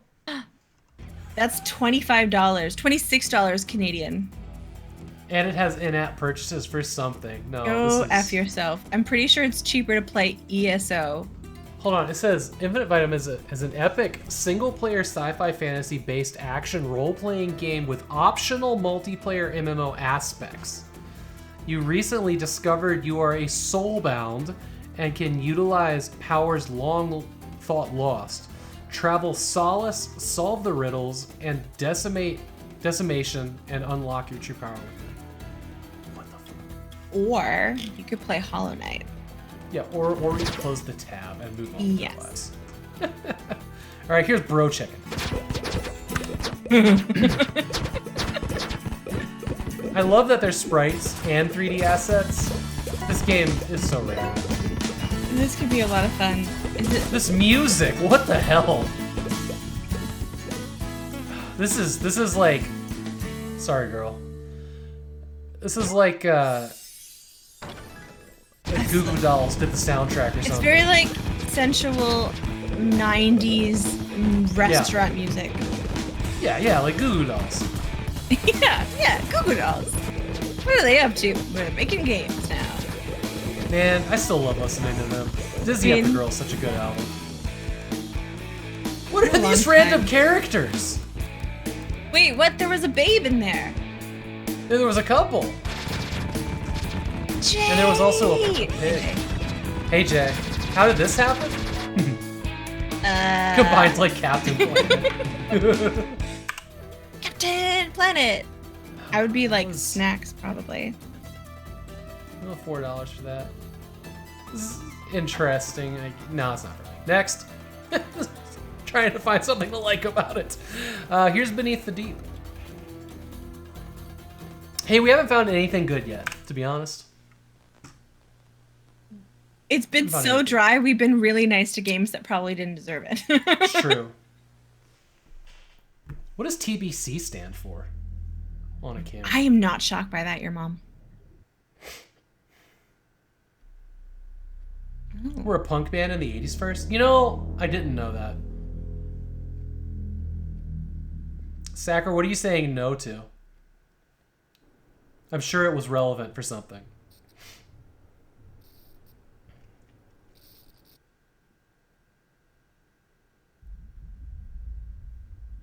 Any good games? Oh, yeah.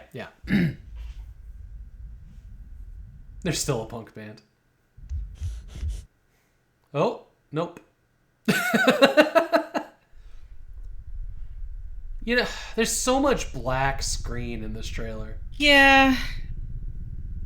But it's not It's like a building suspense the way it's supposed to be. Like, it's building boredom. Seconds. It's building seconds, and that's about it. Seconds I can't have back. They tried really hard. Good job, guys. Well, $5 for that. There was a monster sighting in one thing. It is only positive reviews, which is nice. Yeah, I mean, Not it really could my be a kind of very game. good game, but I feel like the suspense trailer works best when it's an IP that's maybe a little bit more familiar. Like, oh, the big reveal is really shocking because it's like you didn't expect it. Where it's like, I am kind of expecting a monster at the end of this. Like, no. Show me something about the gameplay style. Or... Yeah, like this trailer. If it was William Shatner at the end of it, then Nicolas Cage and William Shatner. Yeah, there you go. As like a wild shaped druid. It's hard to bring us back to that. Yeah. Here's and they're both having sex with a bear. Yeah. Here's a game called Fernie Jump.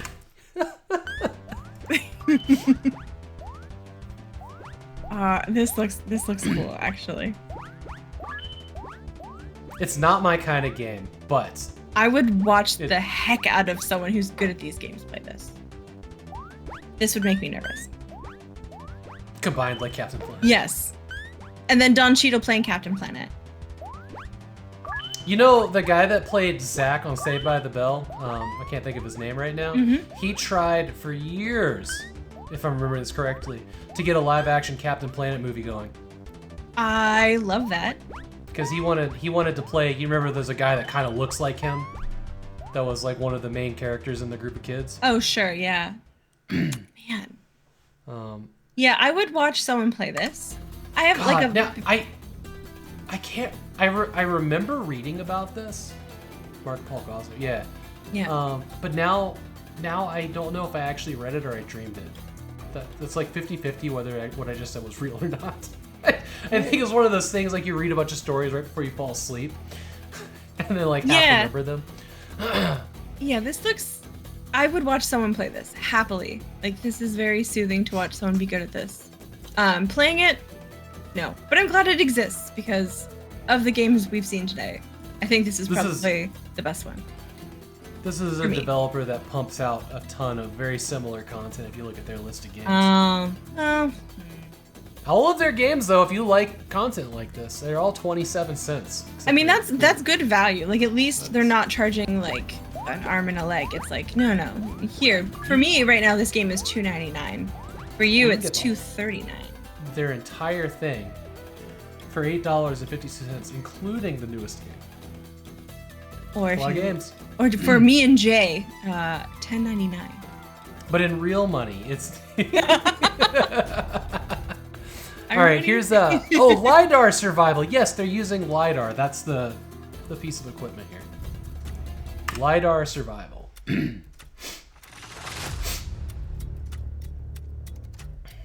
Man, those baked in shadows though. Very textury.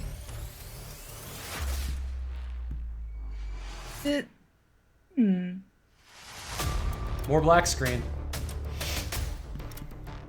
Oh, true, Jay. Yeah. Wow, that's the monster reveal. Yeah, the texture on that LiDAR looks awful. This looks very motion sickness.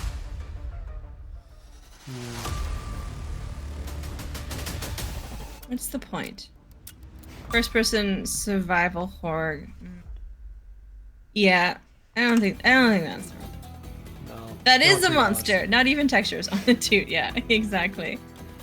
Doesn't even have skin.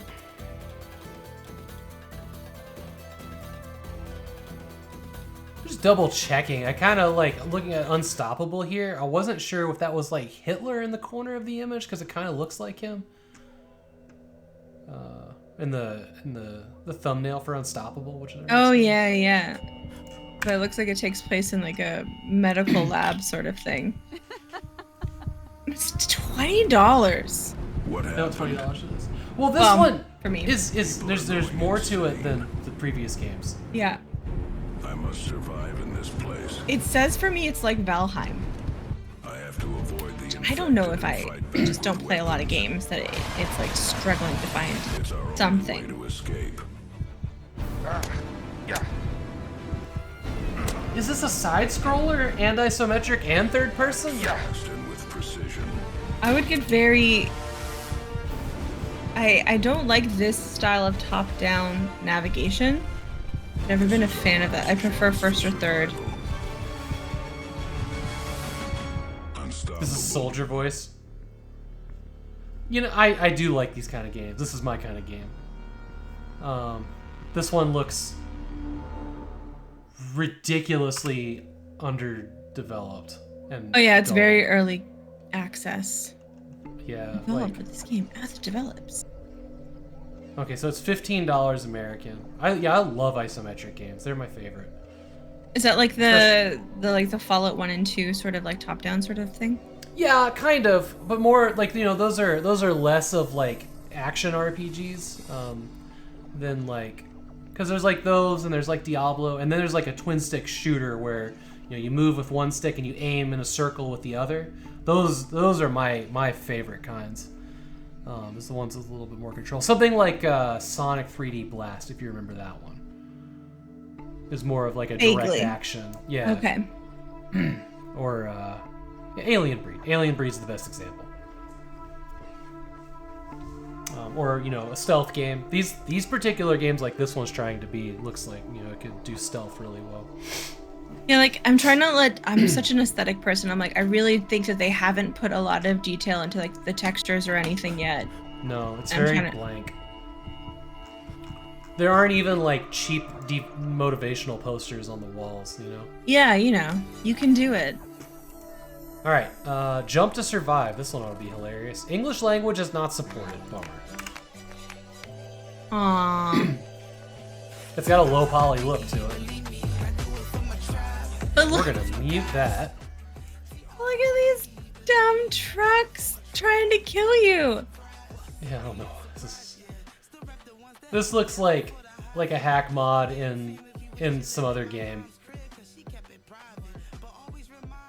Oh, this music is definitely gonna get this VOD muted.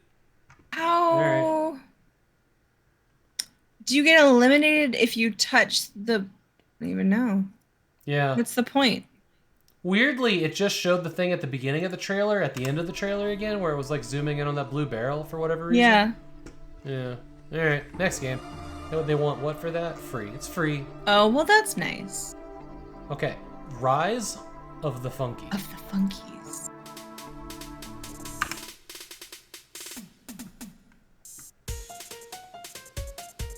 That's not the music I was expecting here. Wait. This is like haunted 80s movie and not particularly funky. No. Why don't you take me to Funky Town? Yeah, why didn't we go there instead? There's like a disco thing going on. I kind of really hate when you combine pixel styles. So like, I'm again such an aesthetic person, but the way that the pixel dimensions in their names up top in the circles compared to like the thicker pixels that they're using for the actual gameplay, but then everything up front is blurry. Yeah, but then yeah, some of the things are thinner pixels and it's all over the place. That's okay. Wait till you see the menu screen. And is it gonna hurt at the me? end of the trailer? Hurt my soul. Yeah. Yeah. Yeah. This is definitely saying press start to begin, but like this is a whole different thing. None of the characters. Oh, this is a lot of different styles going on. That pains me. I'm like, stick with an era, you know? Like look at how good the clouds and the spikes on top of the brick look, and then look at the trash can in the bottom right. Yeah. The trash can in the bottom right was not done in a pixel engine, it was done in MS Paint. You know what I mean? And then the actual logo, the Rise of the Funkies, is so smooth. Yeah. I'm very confused. It's pixelized because it was made smaller and then enlarged. Which I've made the mistake of doing before I figured out how to not do that. But I'm also not a professional game maker. So. They want $3 off sale for that. It's fine. All right, here's sliming.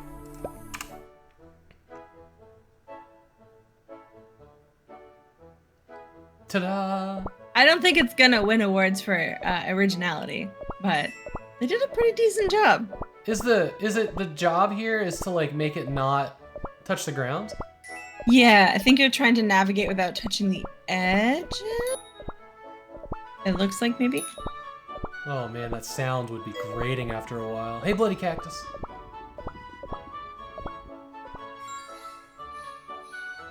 Oh, the bloop, bloop, bloop, bloop. Yeah. Yeah, that would get to me after a while. Like, it's not the most offensive sound in the world, but... Angry Birds combined with... Yeah. Oh, yeah, it is! It's exactly Yeah. what it is, Jay. Yeah, good call.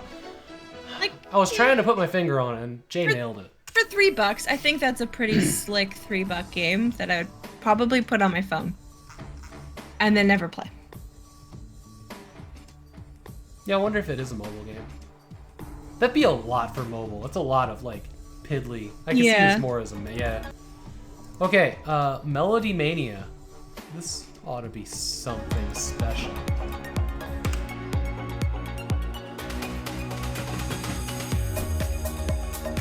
Wait, it's your karaoke party? With my own... Why is there, like... Hold on. In the top left corner, Starry Love, this looks like an icon for a mobile anime game. Yeah. There are so many different styles going on here. Like, even on this scene specifically, like, there's, like, modern emotes that our parents would use. There's, Probably, Jay. Yeah. Flangry Birds. And it's just, there's so much going on here. You know what I kind of don't like? What? Is when there's, like, a game that, like, has one style and then randomly shoves anime in it for no reason. Yep. Like, this one has, like, backgrounds of real people. Like, commit to anime or don't make an anime game. I feel like this is a case of a CEO, like, having no idea what to do and thinking they have great ideas and no one shutting them down. Or it's an independent developer working in their bedroom that thinks they're a CEO. True. But, like, what is this? What is this? Why is there a phone here now? Oh, it's a companion app. And the fact that we can't tell what this is. Is it a karaoke app? Is it a game? Like, what does it say? Control? I don't know what this game is. Sing along your favorite songs and try to hit notes for points. Alone, in a duet, or with music friends. and take the vocals out of it? I don't know. So you're supposed to hit the notes? And the integrated editor and AI tools let you create and sing along version of any song you like, so you never run out of options. You're telling me I can throw a song at this and then it'll take the lyric, it'll take the vocalist out with AI. Is there an extremely powerful tool that somebody made and then tried to put a UI on it? Feature highlights, mute vocals, silence the vocals of any song to enjoy a classic karaoke experience, thanks to AI-powered vocal isolation. You can import MIDI files. Oh wow. Play multiple songs from a queue without interruption, play a shortened mix of songs, use your camera as background video, or take a snapshot for your profile image. Or? Yeah, like... Thanks for the lurk. What? let's go read the reviews here. What a fantastic game. It was so enjoyable that my neighbor couldn't resist joining in and enthusiastically banging on my door to the rhythm of the music. A great game because of the companion app. So, people are like, thanks for this cool tool with AI. I mean, I guess there's a game attached to it. I guess. Yo, I'm not gonna lie, like, there's some music I wouldn't mind stripping the vocals out. Right? Just to enjoy the music, just for my own thing, right? But there's no way that it would do that and sound good. Yeah, this is so strange. Yeah, this is a bizarre one. But it's only $21 Canadian. Lols. Alright, Flow State, Max Chill Edition. Yeah, this I was very curious about what the frick this is. Oh, it says buy a song on the side there. Buy a plant? Looking for lo-fi beats to help you? Welcome to Flow State. A cozy, upgradable space.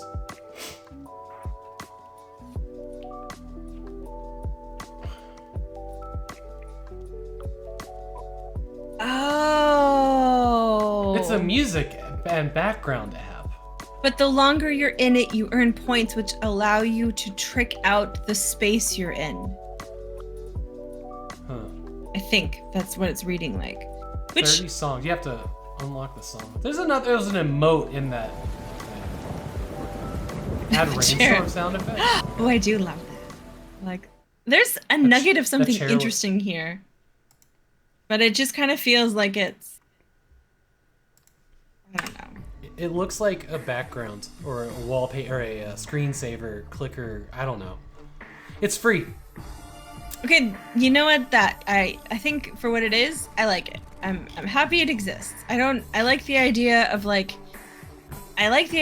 you focusing earns you points, and so you can decorate your space. There are things here I like, especially for free. You can't upgrade the chair. I'm not on the stream. On the stream, if you go look at that, there is a review from the Annoying Crow. If you would be so kind as to read that out loud, and what you think an annoying crow should sound like, voice. Where is it? Where is it? They're here. Oh, okay. They have a lot of reviews. Yes, that's their thing. Okay. The only time Crow can focus on something is when I'm jacking up. Especially when it's one of those days when your sausage is being extra specific to what it wants to see.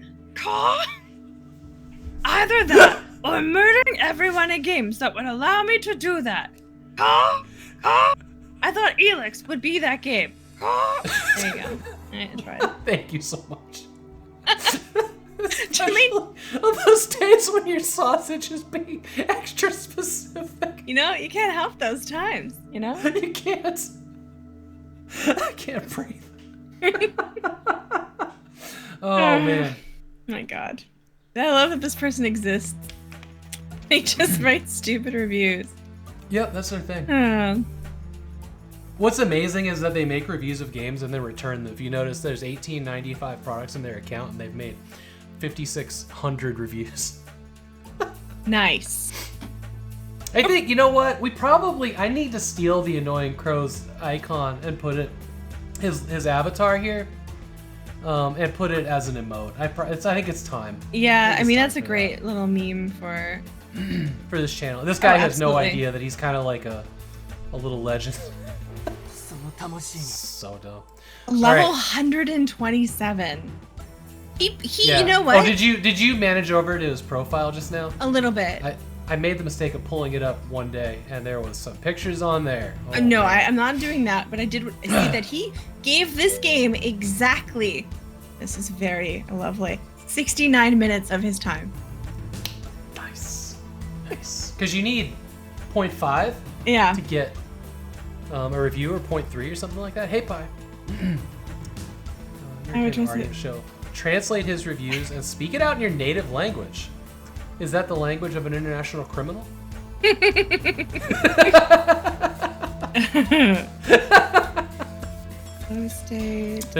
a deep cut for Mandy. Yep. Did I start that rumor that he was an international criminal? Yeah. Yep, very specifically. Yep. I like starting really nonsensical, harmless rumors about people. It's really fun sometimes. Here's Artyom. Okay. Busted. Oh no. A game by Met, I think. I'm seeing 4 different style choices. Yeah. It's like it wants to be Octopath Traveler, but not quite. Oh, man, I love that the voiceover is done by a guy on his laptop mic. Maybe it's like an old Sierra studio mic they used when they made old Sierra games. Yeah.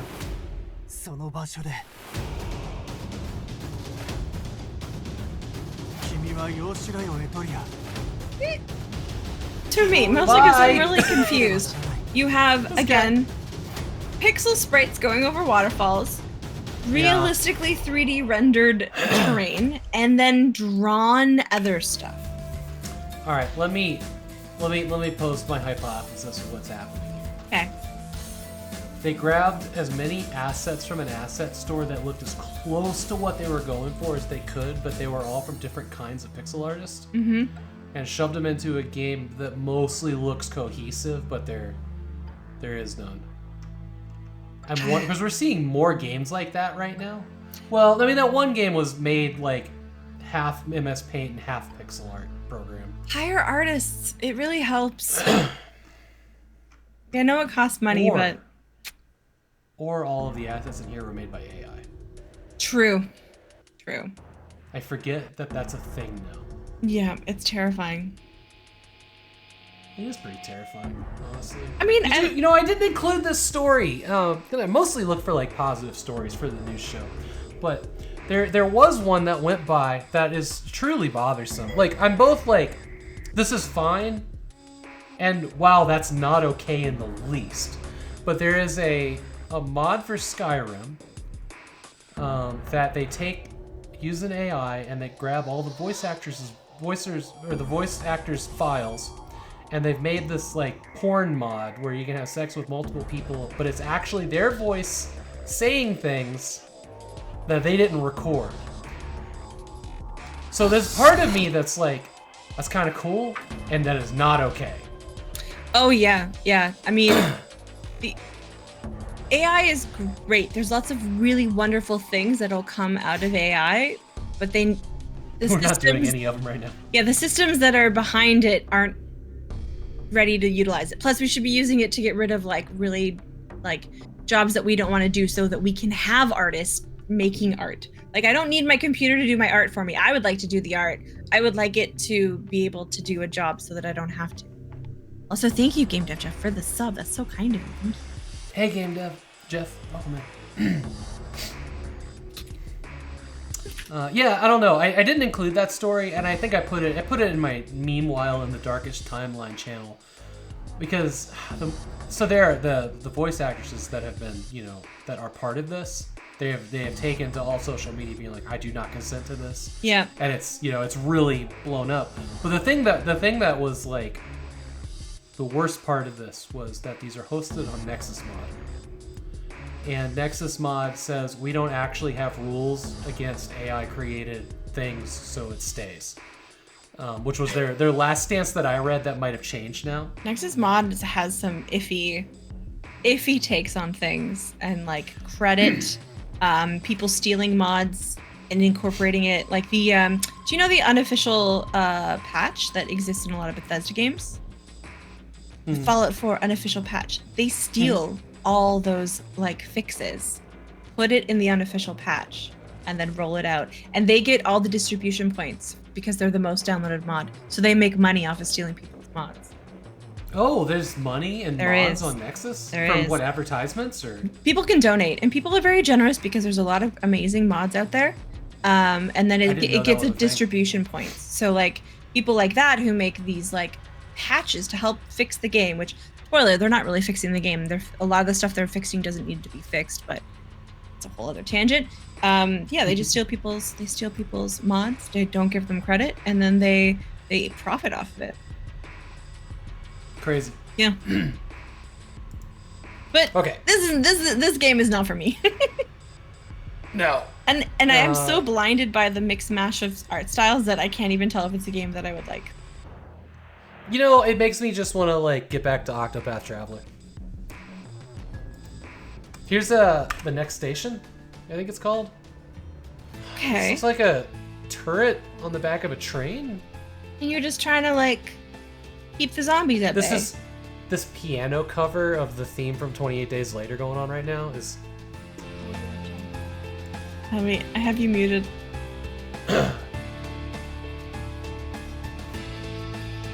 That's a weird juxtaposition. Yeah, I know. You know, this reminds me. Do you ever see Techno Viking? And you're like on the back of a car, and there's like this big beefy guy, and he's just like busts out in like a techno dance. And then someone almost trips over this girl, and he like pulls the guy off of her, and he's like, no! And then he just keeps on techno dancing. I'll find it. I'll post it in your Discord. It's great. Perfect. All right, so we made it through a set of days here. Okay. I'm actually gonna take a break here, get real quick. This Mountain Dew's running through me. I gotta run to the restroom. And then we're gonna tackle Tuesday and Wednesday. Enjoy some clips. We'll be right back.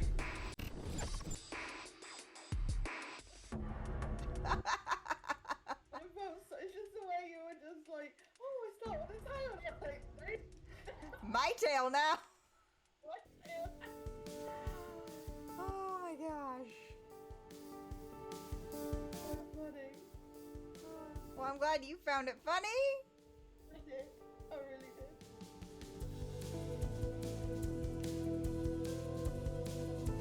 did. You're sick and you know it, puke a screen. If you're sick and you know it, puke a screen. Yeah, exactly.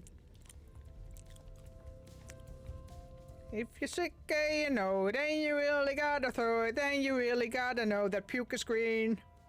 Yeah.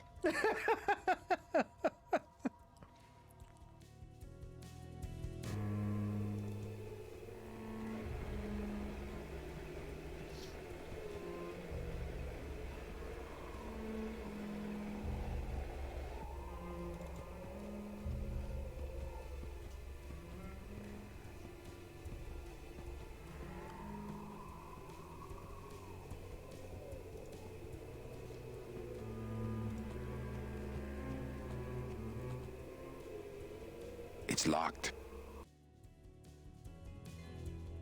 Oh shit. What the fuck? Oh my god. Alright, run. Go downstairs. What the fuck was that? Okay.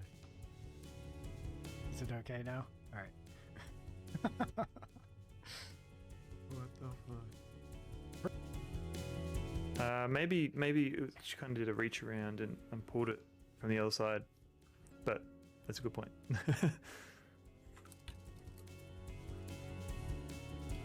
I do not want to say reach around on stream ever again. Okay, we're back. Cool, so we're starting on Tuesday. You wanted to look at Jungle Ring. Wow, that does look pretty. Now that I see the gameplay, it's simple.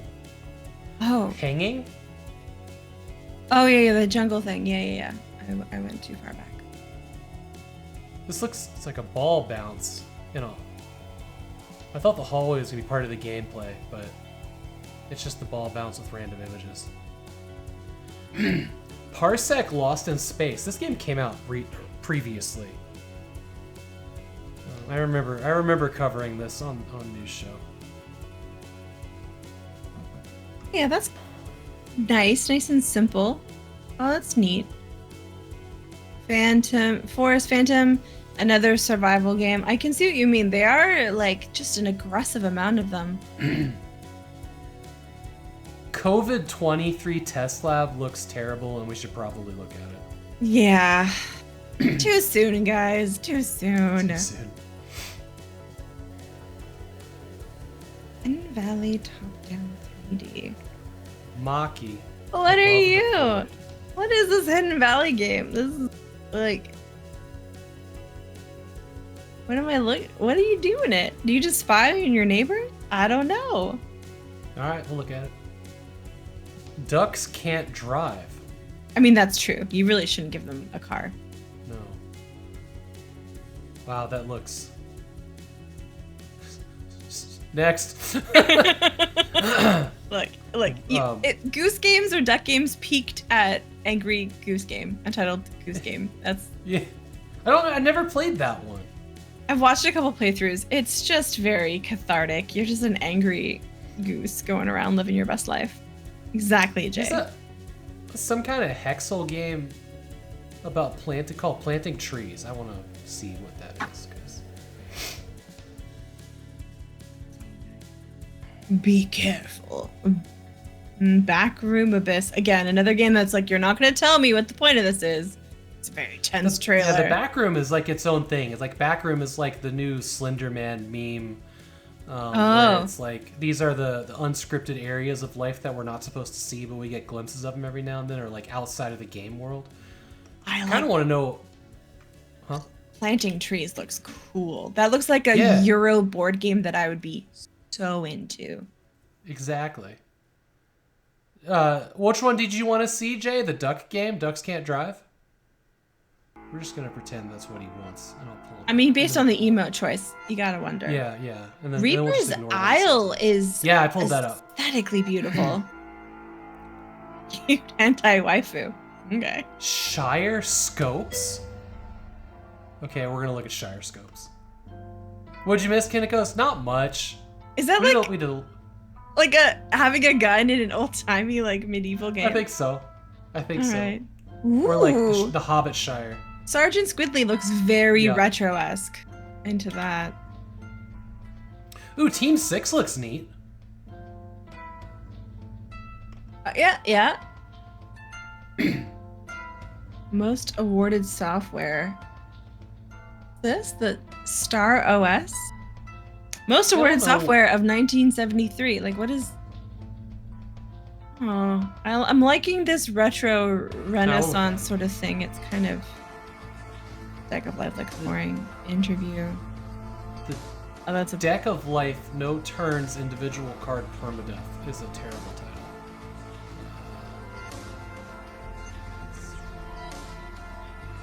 Alright, moving up to Wednesday.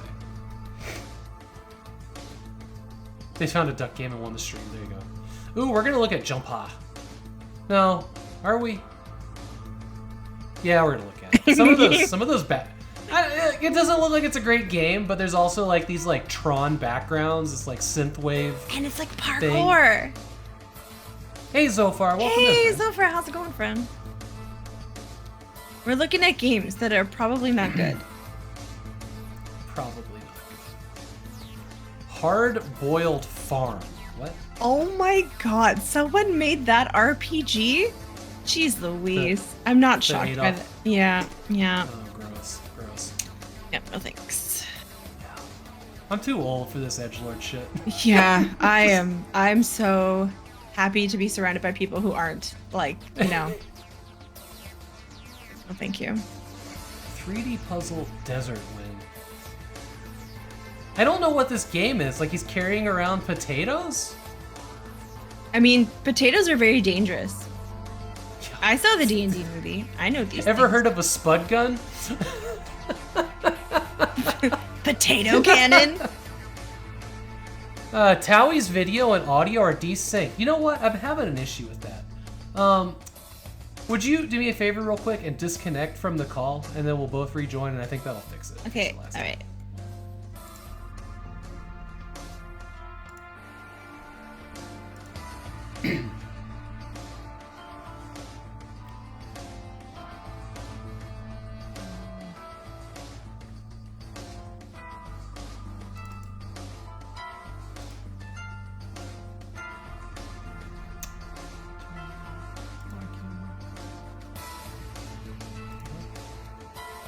Okay, I'll talk real quick and we'll see if you're aligned again. Thanks for letting us know. Yeah. No, Zofar, it's not guest star. We know that you break guest star. We planned ahead. We've done guest star before. This is actually not the first time we've hung out in video chat. a lot of the people. That's true. A lot of the people that I bring on the show, it's actually the first chance I get to hang out with them. But you and I were on Old School Jay's channel with him, Zizzy, and oh yeah, that was a good time. Card, was he there? Yep, Captain Peel Card. We ate spicy jelly beans together. I feel like incredibly like we've bonded over that. Wait, did I eat spicy jelly beans? No, me and Peel Card did. Oh, yes, that's right. Yeah, we made dumb jokes and I had cocktails. It was a really really great time. Yeah, that was a good that was a good one.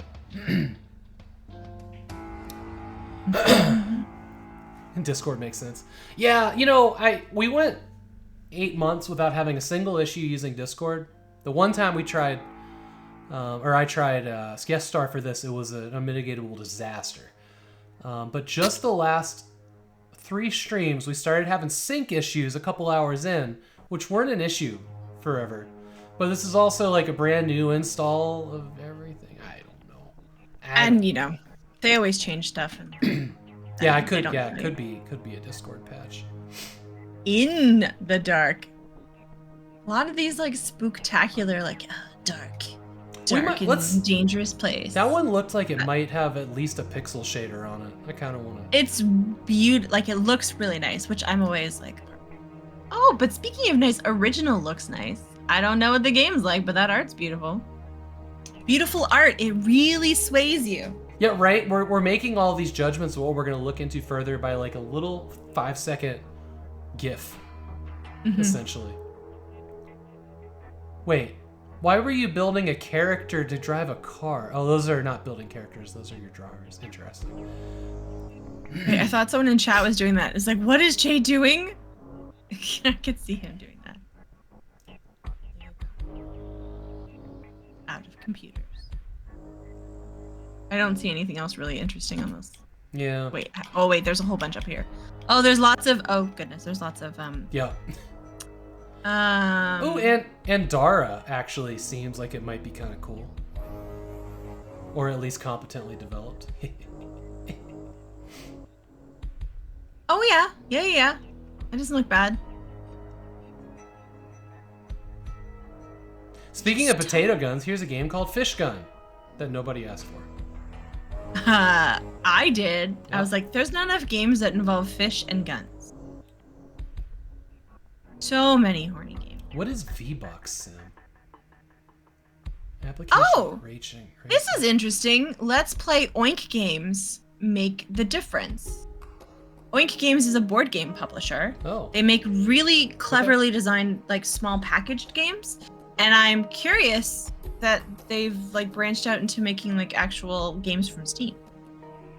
We're gonna look at Plague Breaker, and also Artyom Shift looks kind of cool.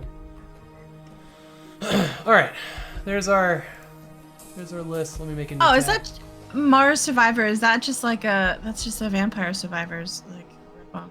Probably. Lost Ark. That looks. Oh, that's a DLC. Yeah. Yeah.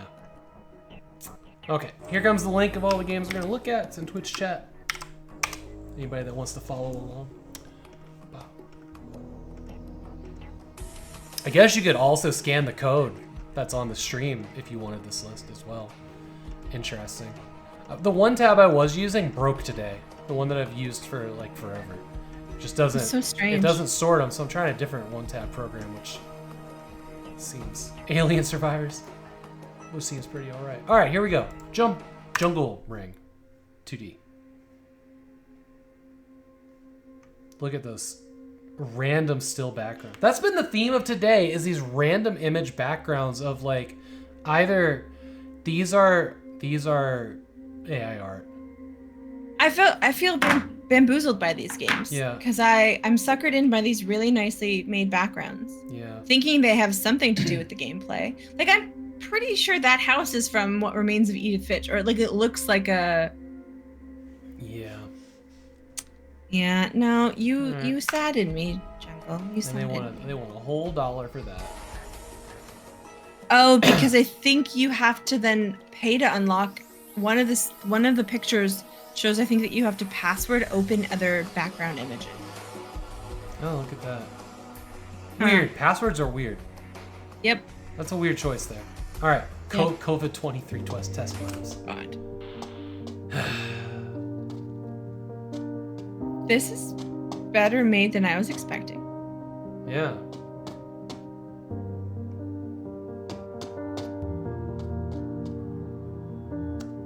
Oh, that's too bad, Kinnikos.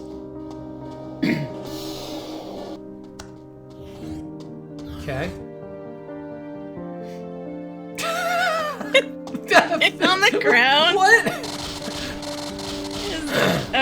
Okay, so it's basically like a zombie type of thing. But it's free to play. Can you imagine how interesting our world would have been if COVID actually turned people into zombies and we had to actually do that in real life? I mean, I had thought about it prior to it so many times when we were bored working at the board game place. We were just like, whoa! Hey. Oh, there's somebody following her. I was like, she's about to get her spine pulled out. It's a weird combination of laser puzzles and murder and collecting. Those are survivors. The person crossing their legs was a survivor. Huh. Oh. I really appreciate that the sound effect doesn't change of her footsteps in the grass. I mean, it's very hard, crunchy grass. Well, that's what my lawn's like. Jesus Christ!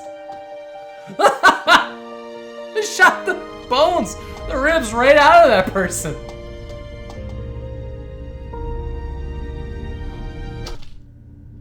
Oh! There's part of me that actually wants to play that. Like, Yeah. if this existed in an arcade, I would put pump quarters into this. I'd be like, yeah, sure. But you know what? It's actually cheaper than an arcade because It's because it's free to play. Yeah, it's free. Yeah. Can't actually be mad at that. No, There especially is like an annoying crow review. Am I doing it again? Yep. Okay. Once again, Pro is the first person to play a game on Steam. You play as Lady in white latex outfit for some reason, carrying around a battle axe. When you enter the first room, you can clip into the window on the right-hand side, and game does not know what to do. Don't be confused with Spooky Flu from a few years ago. The one I got kicked out of Dollar General because I don't pay attention to the news. I wanted my spicy dollar chickens. That's the Spooky Flu, the one I got kicked out of Dollar General because I don't watch the news. Oh, buddy. This is so weird. Draconic dude, that sounds amazing. I'm jealous. Alright, Maki Above the World. I was wondering what this is. It also says that it's a PvP. But it's got, like, it has an art style going on that you almost can't see because it's so far away. But it is like Minecraft voxels down there, I think. This is definitely like the kind of abstract board game vibes that I'm here for. Is it like, it's weird because it's like Minesweeper on the side and I don't get it. Yeah, like, is that what's really going on? Like, that's the kind of tactics? What are you trying to do? Yeah, Like, I don't know do what you're these doing numbers here. Yeah, like, is it Sudoku? Like, indie puzzle game combines allure of Japanese architecture with the addictive gameplay and tranquil ambience. Tranquil ambience with a timer? Yeah, I love tranquil things with timers. Yeah. No, it actually is kind of beautiful, isn't it? This is developed by Nasty Cat. Yeah. I don't know. It says I'd have to see like what the point is. it also is says it it's like PvP, Sudoku? and I don't know how that works. Oh, you do play PvP. This is from. Is this from the Fox and the Hound, or this Gladys right here? This avatar, is that Fox and the Hound, Yeah. or is that Robin Hood. I don't know. Yeah. Okay. Robin Hood? Mom says Robin Hood. Oh yeah. I don't know if you saw. There's like a 4x4, which we saw, but there's also a 6x6 and an 8x8. Which, like, that could be fun. This is interesting. Be Oh, into there's this. on the side of the screen in some of these screenshots. There's an opponent thing. Oh, Interesting. this makes sense. Like, it's almost like a tic-tac-toe sort of. I don't know. It seems cool and very well done for like what the game is. Like, Do you remember Battle Chess? No. Like, it's an old DOS game where like it played just like chess, but the two things would like come to life and battle each other, and like it was it played like chess, so there wasn't like they couldn't defend or whatever and win out on a good move. But I often wonder, like, and I'm sure these exist, I just haven't noticed them. Yeah, Battle Chess was fun, cool. If there was like a checkers game or a chess game where you could actually like do the battle, or it was like, I guess I don't know what I want to describe here, but like, I would really like a chess game where you did the battle. Between like a 2-player chess game where like you made the move and it's a valid move, but they could defend and like cause you to retreat or kill the piece or whatever, and it was like a third-person hack and slash or something like that. That would be kind of cool. Yeah, it's kind of like D&D. Like, yes, you want to do X, Y, and Z, and you should be able to do it. You have to roll for to it, see if it actually still works out. Yeah, Battle Chess was legit. I don't remember what Battle Chess was. Archon Ultra. Okay. Archon Ultra. Is it on Steam? I see all Archon Classic. What's this? Oh, that is what this is. Well, I see the checkers board here. That's interesting. That's kind of what I want, but DOS Amiga game, yeah.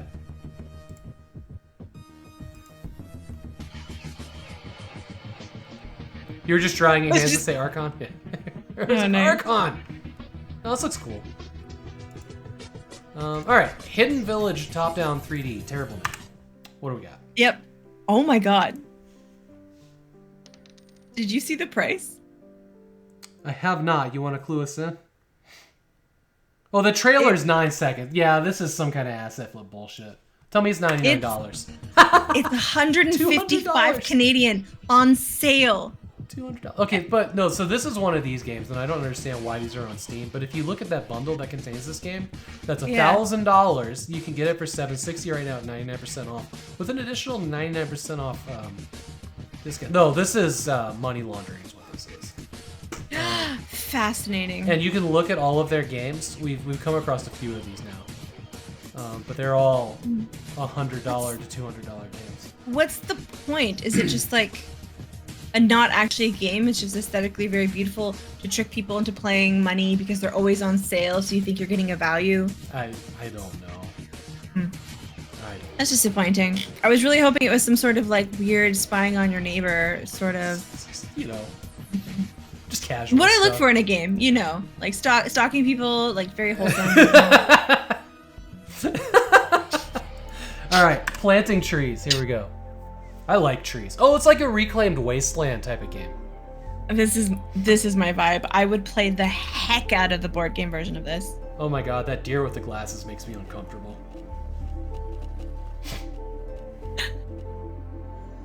The radioactive deer with glasses, like, back in the day we used to shit out berries to plant trees. I guess it's okay to do it by hand. Yeah, and just a situation that allows players to explore the wonders of nature. Wow, this is a lot.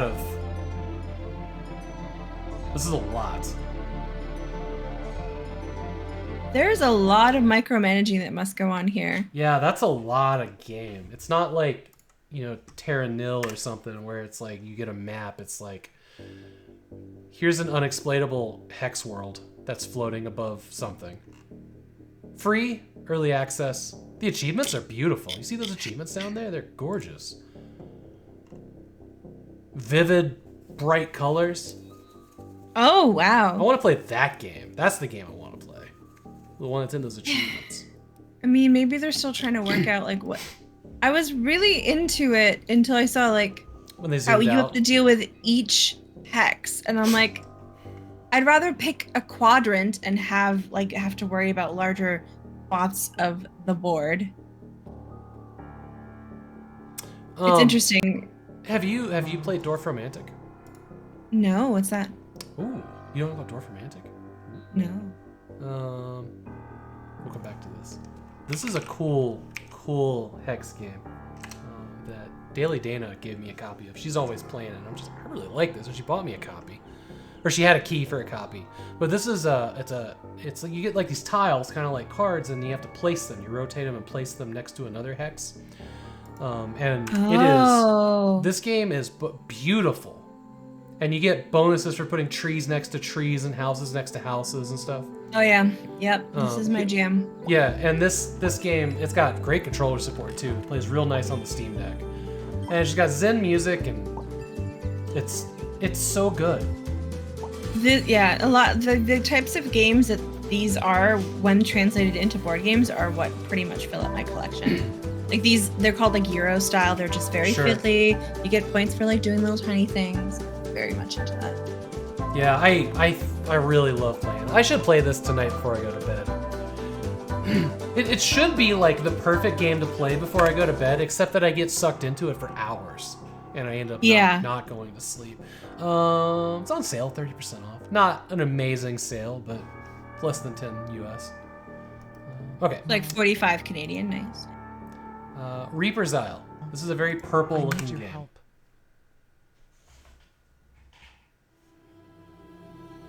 Settlers of Catan, a little bit.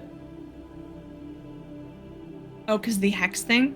But it's basically just placing tiles and getting more points by putting them next to relevant things. This game both looks really good, and then when it does close-ups of stuff, it looks bad. Yeah.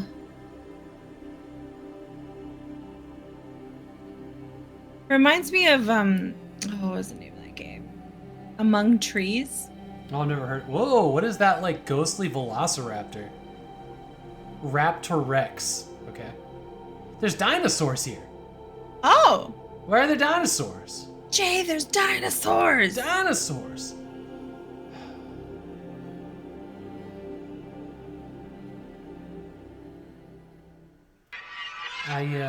Oh. Okay. Just ends. Okay. Okay.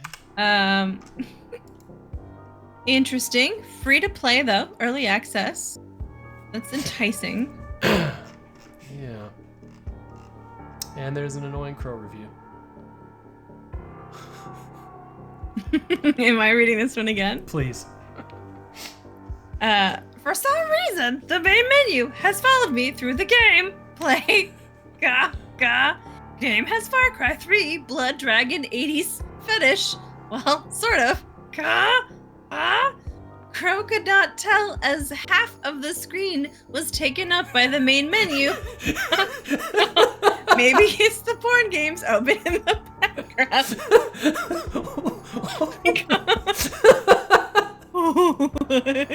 Oh no. Alright, ducks can drive. Jay, you're there. You're there. Okay, well, wow, what an unsung hero of Steam reviews. I know.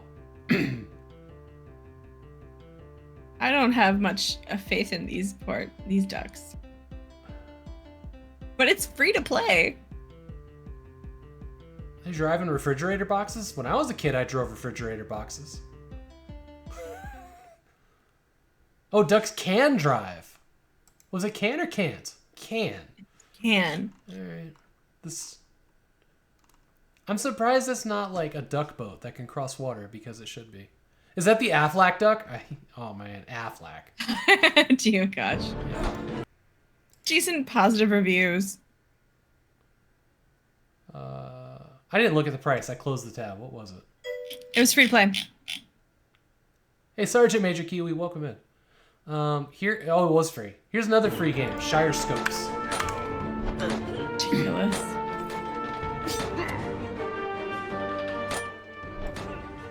This game asks, what if metal but guns?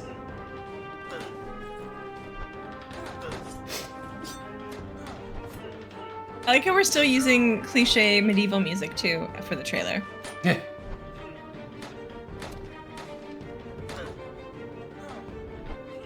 I would not be surprised if they stole assets, like sound assets from other games. Oh, yeah, or it came out of a, you heard a sound from Age of Empires 2. It's either that or like one of those giant like sound packs, music packs they sell in Humble Bundle from time to time. Battlefield 1542. This is, what an abrupt end to the trailer too. There's some bad trailers out there. Yeah. I just want to shake these people and be like, come on, you're not even trying. I know. Alright, Sergeant Squidly Space Cops. Choices matter, RPG story rich. Oh, it isn't a point and click or something. Yeah, I like the look of it. The best cop in town has been murdered! Yawn. This feels like a Game Boy Advance game a little bit.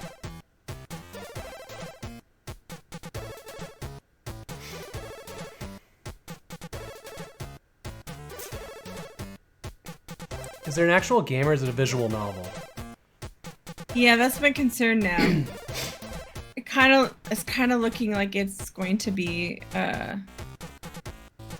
Ooh. Paperwork?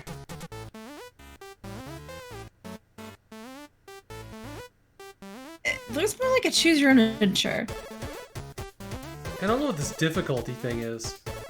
Apparently it has like a tired and hungry meter at the top right. And it's well reviewed. Oh man, these menus for selecting stuff seems terrible. Yeah. But I commend them on using one style of art throughout the entire thing.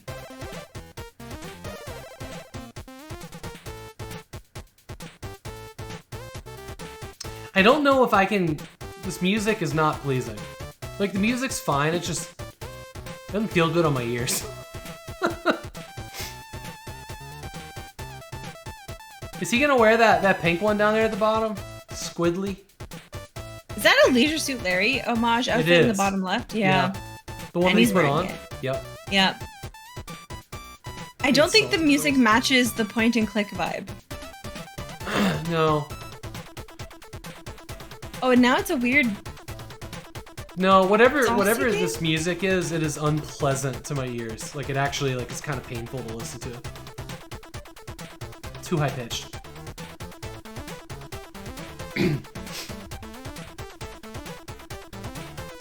There's a lot of trailer here. Yeah, this is very long.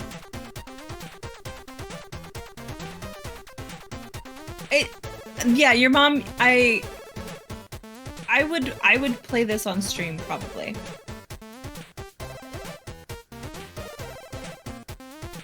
There are NES games in this style?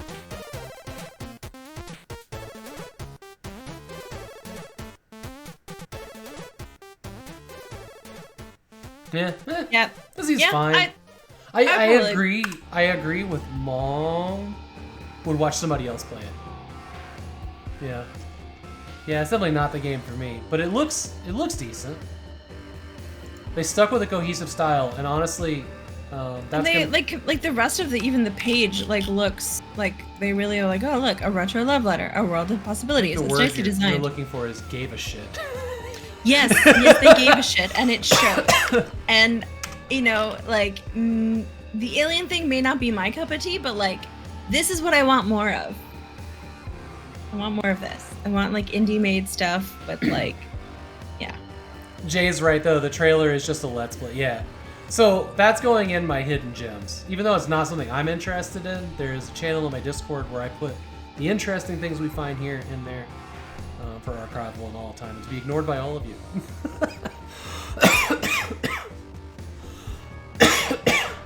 Team 6. Is Hideous Destructor a hidden gem now? I mean, Hideous Destructor's... I don't know if that really even...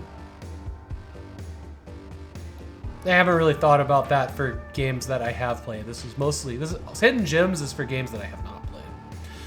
It's basically my bookmarking to go back to things we found were interesting because my memory sucks. Team 6, Armored Troops. This looks kind of like cannon fodder. Yeah. I like the art. It looks pretty satisfying. Yeah, it seems fine. You play this on your phone? Kiwi? Yeah, I can see that. My phone. It's not bad. The art is what drew me in. The gameplay is okay. Yeah, it's nice art, and I feel like this would just be a very nice way to like. Oh, I'm waiting for the subway. I'm gonna play this. It's got like RimWorld vibes to it too in the art style. Oh, you can fly helicopters too? That's cool. I like that there's different vehicles. That part makes me happy. Yeah, cannons fodder, return fire, yeah.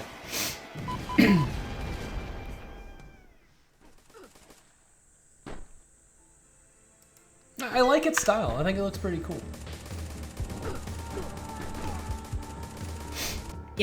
Yes. Good job. It's the kind of game that I would like to play with a controller and to be twin stick, but it is not. It's a mouse for aim, and who knows how to move. All right, what's next? Star OS. We need to figure out what this is.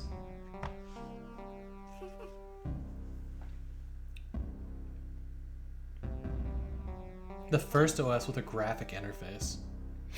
The most awarded software of 1973.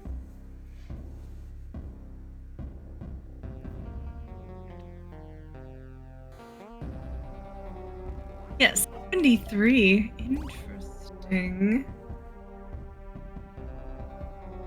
It's a pretty sick graphics for 1973. Just Yeah. saying. No color, right? Perhaps the person who made this is young and doesn't realize that this wouldn't have been existed in 73? Maybe? But I'm intrigued by it. A lot. It's free and it takes up an hour of your time. That's enough for me to give it a whirl, honestly. Add that to my wish list. Annoying Crow review. I'll read it short. Temple OS without the glow in the dark. People caw. Oh goodness. Temple OS. Yeah. My God. I was looking to see if like anybody was in the reviews calling him out for the date. Nobody. Everyone on Steam is so young this day. They don't know. They weren't there. They don't remember. They don't know. They don't know. Best software, no malware, 100% legal. I wasn't alive in 73 either, so that's okay. Yeah, same. But my dad, it was a huge computer dude, and he was taking computers with punch cards in university when this game was supposed to take place.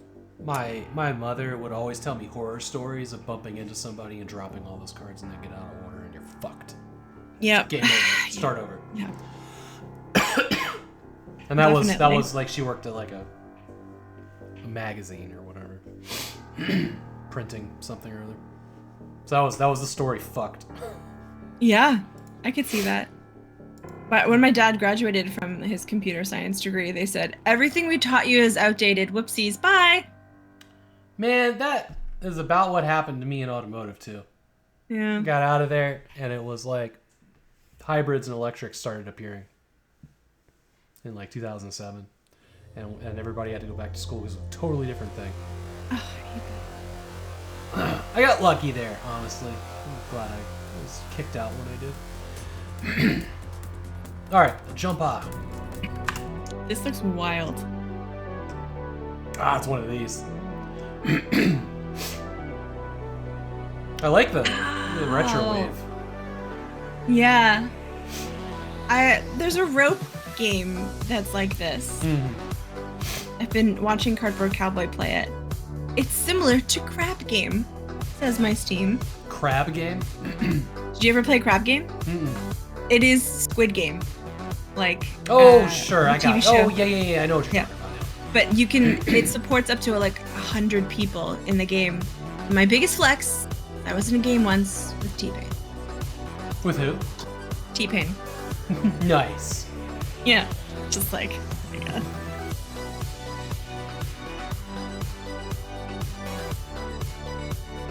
Okay, yeah. I like this sort of like relaxing parkour. I think the moral of the trailer is don't go into third person mode, you'll be fucked up because the camera's so bad. It reminds me of the T-Pain, not Tina Fey. Yeah, it was T-Pain. As in the guy who invented the auto-tune. Right, that was T-Pain, right? Yeah, well, he utilized it a lot in his music. He's actually a very talented singer. And he's hilarious on Twitch. But when he jumped into that Discord call, I was not expecting it. Wow, that's wild. Become a jumper today! Get to the jumper! Get to the jumper! Yeah, I'm down with the aesthetic. Sorry, my lungs are acting like I have fluid in them right now. Oh, that sucks. Wow, there's still like a whole minute more of this trailer. What else could you like learn? Yeah. I Well, mean, it I think I said thought out. thanks for watching and then kept going. It's like Lord of the Rings. It's cool, but for $10, I don't know if I would spend that money. Negative. All right, in the dark. Fallout. Oh, I kind of like their logo. That was cool. Wow, this looks bad. Oh. Is that? That looks like a ghoul. Man, I figured like if just using the Unreal Engine would make your game look better.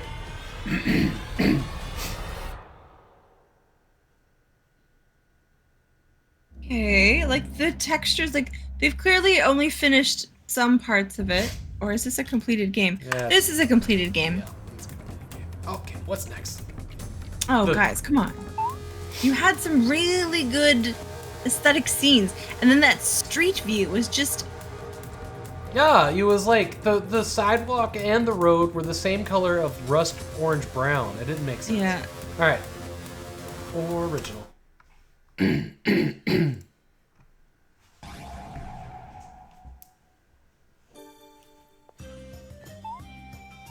Oh, it's another one of these direction flappy angry bird thing.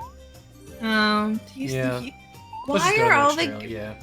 Yeah, the games that like use the nice art are on the shitty mechanics, and games that have intriguing mechanics are like using crappy art. Why can't they just make friends? Here's an early access game called Andaria Rise for Rebellion that I thought looked pretty good. So here's hoping. People of Hailstone don't have to pay for our mistakes. We got voice actors. To the families of the ones you killed? Massacre. You're mine.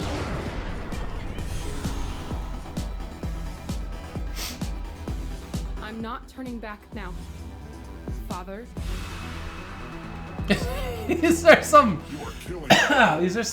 amateur voice acting for sure. I kind of love it though. I'm not afraid of you anymore.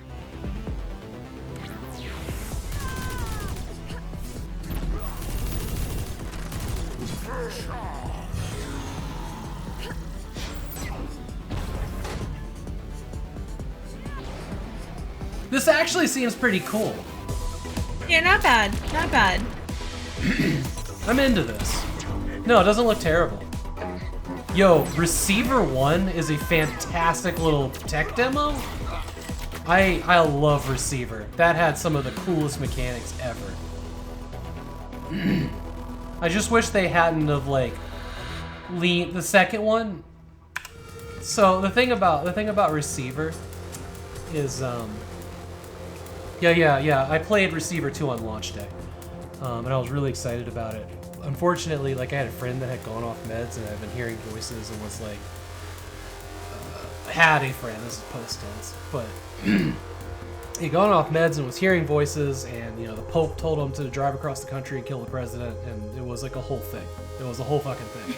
And that was going on when Receiver 2 came out, and in Receiver 2 you pick up these like cassette tapes, and there's like this person telling you ways to like fight the system and revolt, and the world's not real, and it did not sit well with me at all at that moment, and fair. I've never gone back to the game, and I was really bummed because like this was a person that both me and Sean knew, and we were both I was playing it. This is back in the day when it was just me and Sean on the stream, and I was playing it and he was watching it, and we're both like, this is really uncomfortable right now. Which it was, I don't know, it was bad timing for that. That's valid. Because like any other time, it would have been like, it's the Matrix approach, right? Sure, but it was just a bit too topical. It was really on the nose. Yeah, it was really on the nose, and just I don't know, it did not sit well. I should go back to Receiver 2. Thank you for the follow, Major Kiwi. Really appreciate that. This is free to play, which is pretty cool. You serious? That's free? Yeah, it's early access. Free to play. I will actually play this. This looks like get immersed in a short but intense single-player campaign and frenetic third-person shooting, taking inspiration from arcade titles such as Returnal and Doom. What? Arcade titles? Like Returnal and Doom? Please help me with this sentence. I like that it's like Fallout 4 and Tomb Raider. Okay. Arcade. Wait, hold on. No, it says arcades, not action. That's a strange sentence. No, this is a game I want to play. Yeah, maybe they just misspoke there. I remember playing Doom 13 in the arcade. So many quarters. Yeah, can you imagine how expensive Doom Eternal would be on an arcade machine? Yeah, I better have Mick Gordon come to my fucking house personally if I'm going to We're going to be feeding quarters. That soundtrack needs to be composed live. I'm good with that.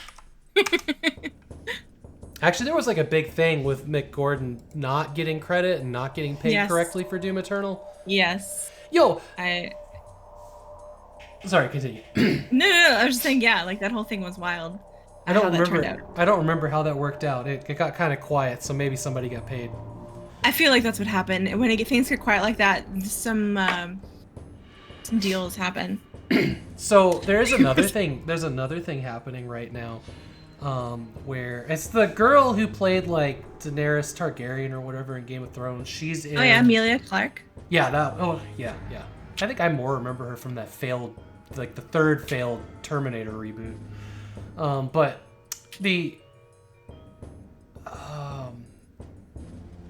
she's in that show with Samuel L. Jackson that's in the Marvel universe, Invisible Invasion, Hidden Invasion, Secret Invasion. Yeah. The one that caught a bunch of flack for using AI generated opening credits. Oh. They caught hell from fans and viewers for not having an actual artist get paid to do the opening credits, as is tradition. But she is currently defending that green screen acting is real acting. I 100% agree with that. Yeah. Green screen acting is fucking harder acting because you don't have an environment to act in.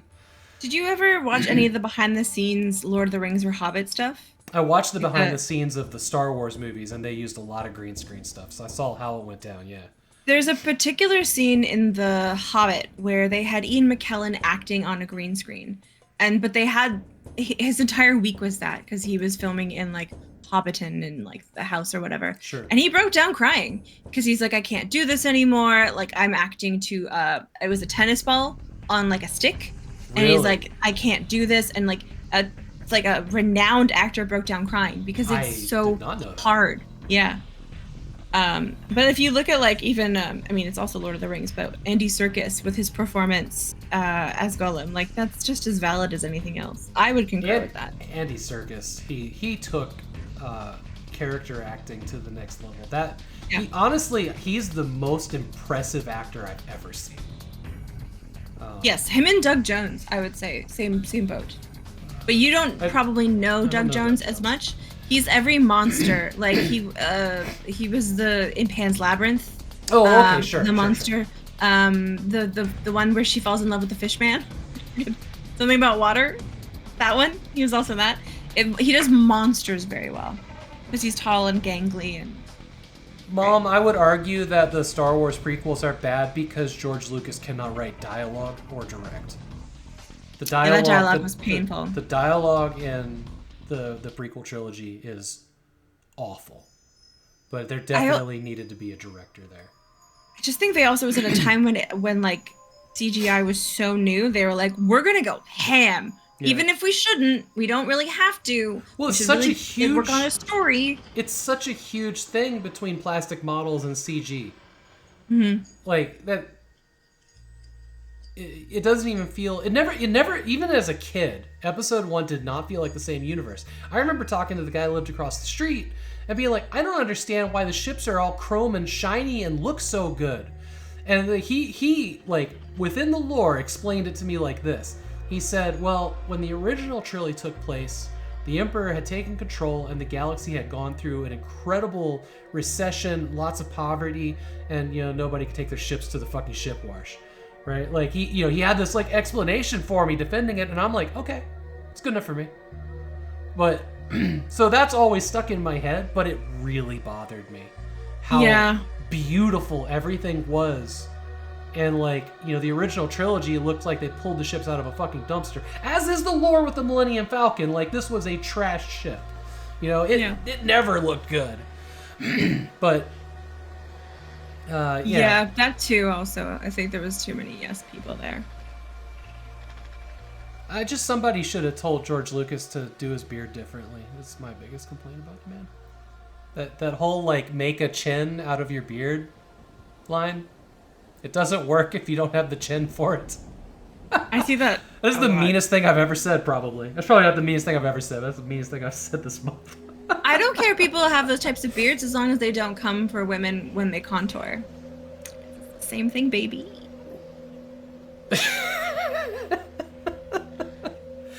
It's contouring for men. Yeah. With beards. There's nothing wrong with it. Just don't shame, I think it's funny. All right, this game I'm gonna try out. I'm gonna put this on the Steam Deck.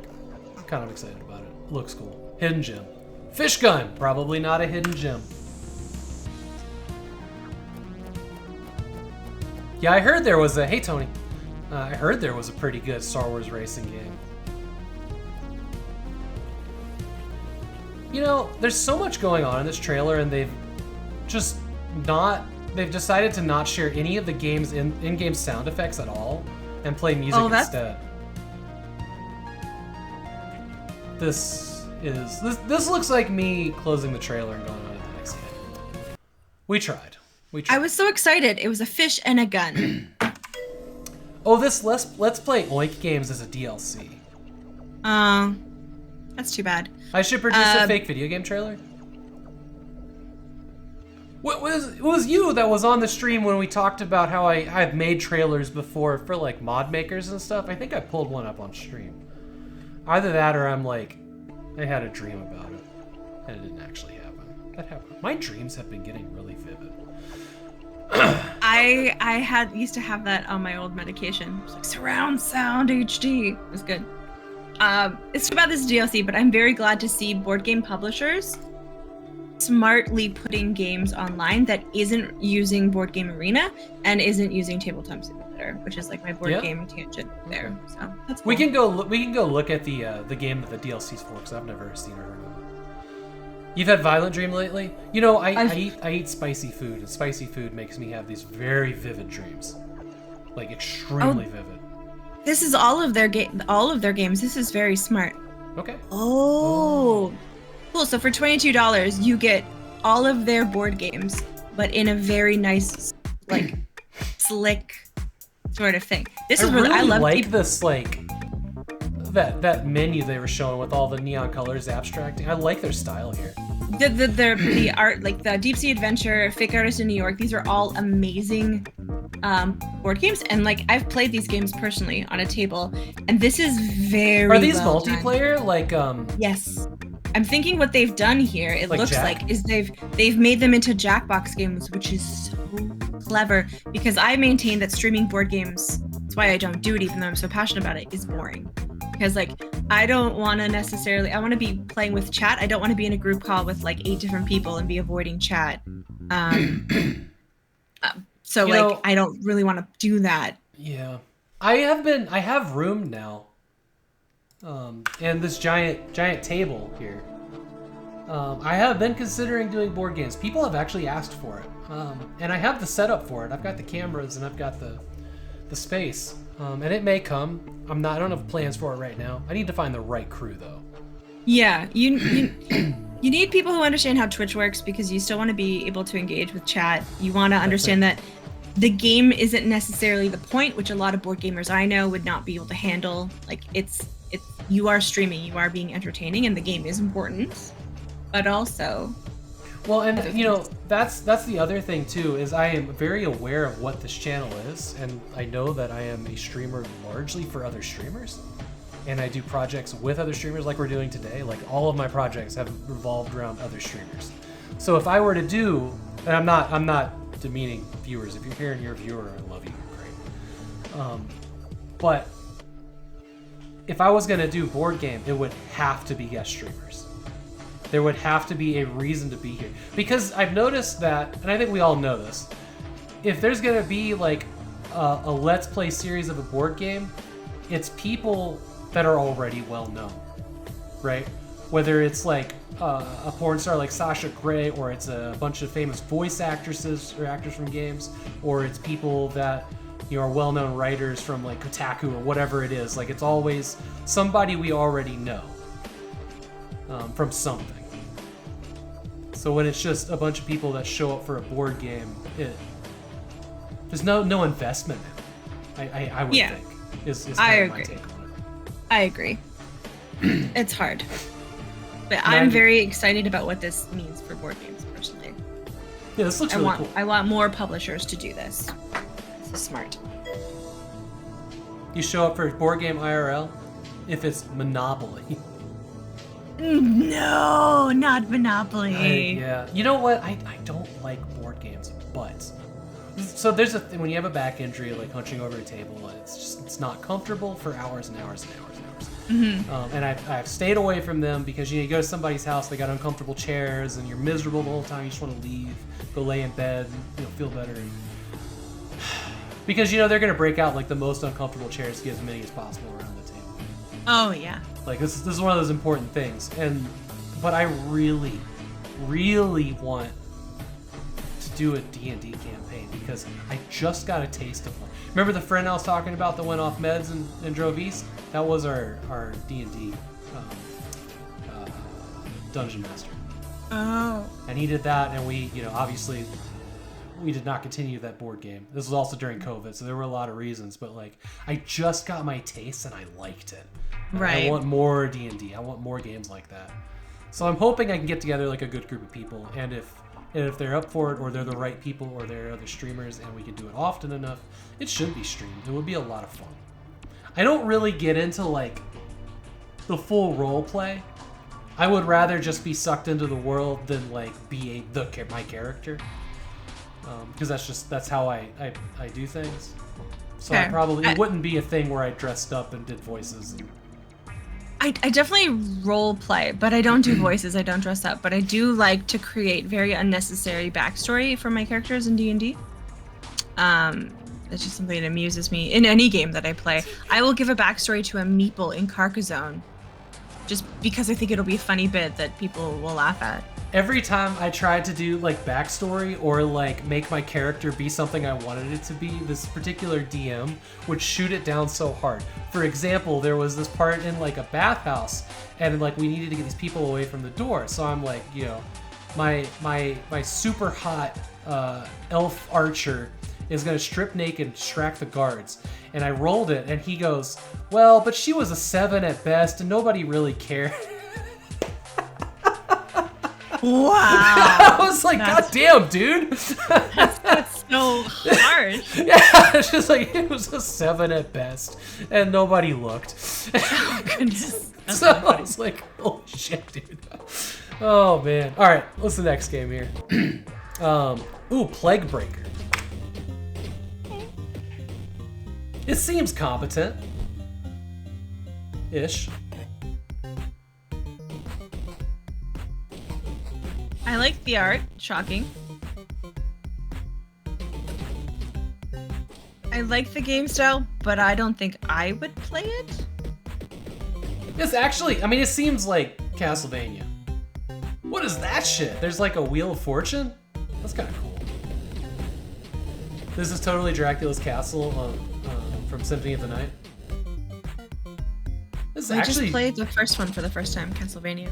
Oh, you did? Nice. Did you like it? I did, yeah, it grew on me. This seems like a competent game. I appreciate that it's like, you know, BitTune, chiptune, whatever, but it's not hurting my ears. There's a way to make them so that they're not cloyingly annoying. Yeah, there is.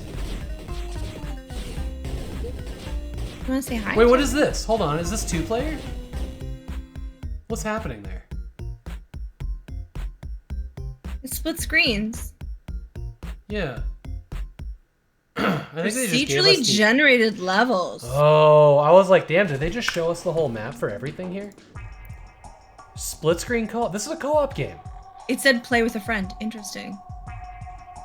Alright. Do you want to play with me, kitty? I'll throw that on the wish list here. Why not? Alright, last one for this one. Alternium or whatever.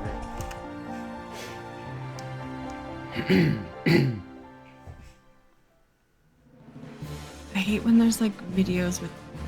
Oh, people are playing it live on... I never understand how people stream on Steam. Yeah, you know, the developers ask them to do that most of the time. They have Twitch streamers come and play it on the store page. Okay. Huh. This game looks good. Looks fine. I appreciate this type of pixel art with like some depth of field and shadows. It looks pretty to me. Yeah, there's a couple of different styles here, but they're not... I've seen that kind of style combination in retro games, so like, it's not like... Yeah. No, I enjoy how this one looks. It's not offensive.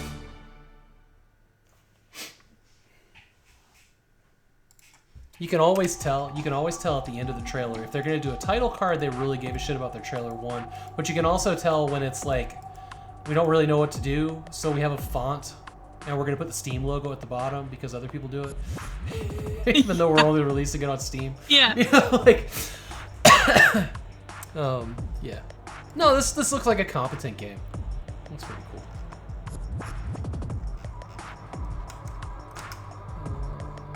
I might play that. Controller support? Good. Okay. All right. You need a break, or are you good for the next? I'm good. I'm just replying to a message like a jerk face. I think we'll get not last stream home. Okay, we're good. I think what were we on there? Was that Thursday? Okay, we're on Thursday. So cool. We got like Thursday, Friday, Saturday. So we'll do one more list of games and then we're done. Cool. Billy and Bubble Trouble, we'll skip. Grandma's Cane. Ooh, what is Grandma's Cane? That looks interesting. We're gonna look at that. I think it's a Vampire Survivors alike, but it's in like a square map, which was interesting to me. Alien IQ Exam? What? Human Edition Phase 1? What? Weird. What is Rust Puppy Kid Bugs? I'm not saying to look at it. I'm just like, is it? Why are there? I don't know. It's scaring me. An eye exam. That's a weird one. Neon Parkour 2. It looks like a V sort of thing. Look at V, that one? Yeah. Look at like in Drift Hub. The entire clip is a loading screen. That is an approach. That is an approach. Yeah, and now people won't look at the game. Yeah. So good job. Yeah. Animal Appetite. So when it's blackout and blurry, that means that there's probably adult stuff in it? Yes. Oh, there's nudity. Interesting. No, that's why I like this site so much, is because it blurs out stuff. Ooh, a dark room. I don't know what that is, but it looks very retro. Roguelike of some kind, RPG adventure exploration, but it's so like, you know, LCD or something. Royal Romances. I love these games that like, they show up in my like advertisements on my mobile games. That they make it look like it's one game, but the gameplay is completely different. I know, and they're like really vivid and beautiful. And then the gameplay is like the worst. A dark room. That looks interesting. Yeah, that's what I was talking about. That one looks cool. Good. Glad you're here and unlurking. There, Toasty. It's just a story. Banana Man. Banana Man? What? Okay. The Space Monkeys. The golden girl pulls and licks the dog. We're gonna. Oh no, we're not. That's sexual content. Never mind. Oh God. Oh no. Is this it? Okay. Out. That did not get censored. I'm glad I caught that tag. Wouldn't be the first time I fucked up. I don't know. Sex Simulator Beach Resort. It looks pretty like tame. They always do. They're pointless. My virgin ears. Yeah, it's so frustrating because like I get it. They're supposed to pull you in, but I think one of them got in trouble. There's like this really annoying butler. And he's always like about to get murdered, and the gameplay was so completely different, and they were very notorious for doing that. They got in trouble for that eventually, which is good. There is a Korg Gadget VR. Whoa. From D2 LTD and Korg Inc. That's insane. So it's like Korg K oscillators and music production equipment, but in VR, and you don't have to pay $500 per board. Oh, that's kind of cool. That's fucking huge. We're definitely gonna be looking at that. Korg and virtual reality. See, I have some Korg K oscillators and music production equipment that I used live on stage. We started to get into a bit of electronic with our hard rock. I was actually trying to come up with like a shipping price. I was going to send my K oscillator down to Catessio so he could get some use out of it, because I'm just not doing music anymore. But I'm curious about this. Yeah. In VR. I could make music in VR and not have to have physical equipment. I don't understand the fascination with World War II and like the World War II online. I'm like, Gimmick Special Edition, we're definitely gonna look at. When I was growing up, I was always fascinated with World War II. Like, I like it history-wise, but like, I mean, like in the repeating the gameplay and stuff. Yeah, like submarines and Normandy and just I don't know.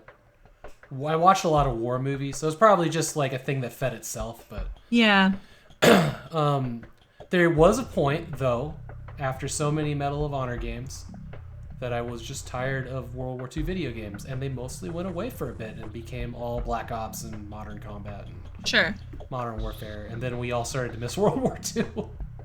True, your mom. And they started coming back. Yeah. Blue Oak Bridge seems cool.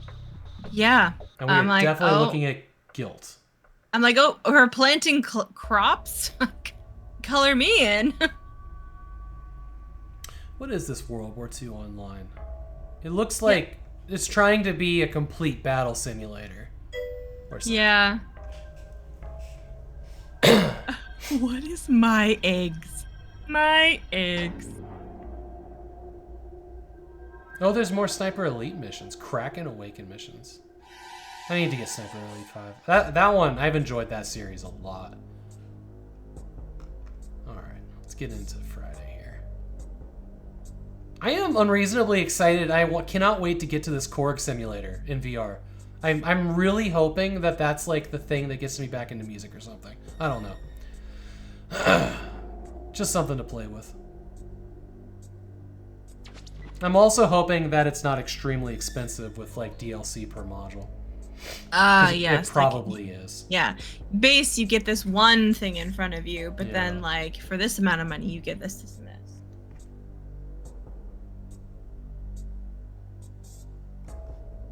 We're gonna look at day in, day out, because I don't know what that is. That was very strange. I've gone up into Friday, by the way. Same. That was the 7th, wasn't it? Yes. Hmm. Yesterday. Prop game. Here is egg. Did you want me to look at my eggs? Is that what you're saying, Kinikos? Cabin of Souls looks intriguing. Or, I don't know. I can never tell.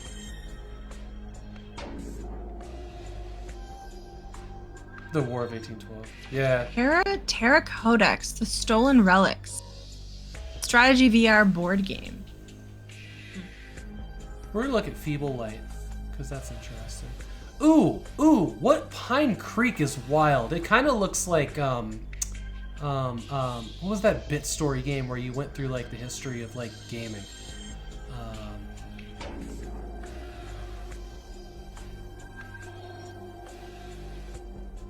The Forest of Lesbians Nymph Tale. Oh my. Oh, okay. And the funny thing is, I don't think that's... is that adult stuff? No, I don't think no, it's not. Huh. Maybe it takes place on the island of Lesbos in the Greek islands. The islands of Lesbos. What was the game that you called out a second? I never found it. Was it... Cabin of Souls? Is that it? Yeah, Cabin of Souls. Okay. Yes, this is my cat. She's very needy. Did I pull up this? I did. Caveira, Island of Apes. Freedom farming? Oh. Vera, the Island of Apes. What? Yeah, I pulled that one up. It looks pretty-ish. Yeah. So, this Drag the Dead, if you've noticed in here, I am the culture now. There's the guy from Captain Phillips. Yeah. Yeah. Why is that in a game? Yeah. The most high octane pearl clutching. He's polite kitty. That is very cute. Freedom farming. Is that you're like basically like shooting your way into a farming sim? I guess. Okay. The American way.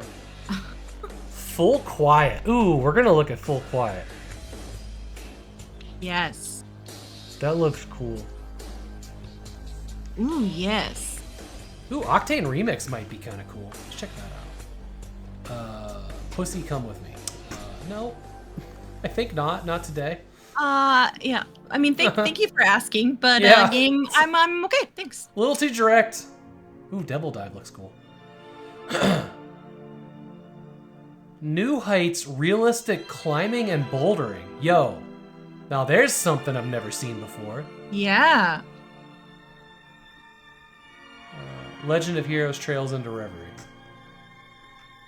Okay, and we'll get some games for Saturday, and that'll be our final list. If there's any games from Saturday. Steam sure gone places lately, yeah. What is Turn Out the Lights? It's like a juxtaposition of like news trivia or like news segments with interactive fiction. We'll look at it. Invicta, the Next Queen. Oh, that looks kind of good. It's fancy.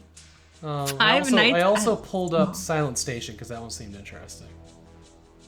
Five Nights at Fogs we'll just skip. Okay, I think we got our list. Sweet. Merch tabs. Oh no. It's just a game about asking cats to follow you.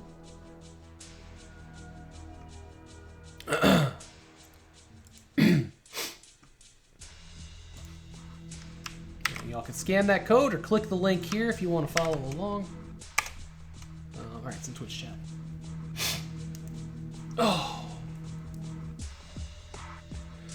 Oh, stretch for a second. Alright. Grandma's cane. Let's punch it. Or actually, let me pull all these real quick. I just open all the tabs so that I don't lose my place. I just close them when I'm done. Yeah. Lost really bad.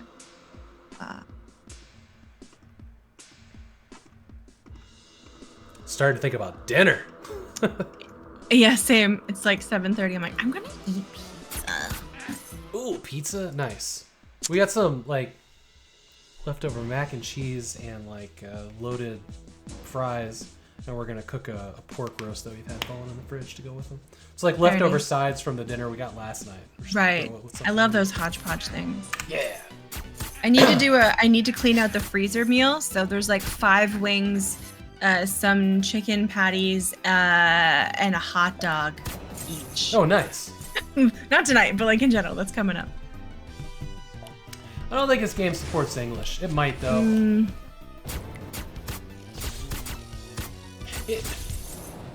I could play a game like this easily. This is the kind of game that I like to waste time with.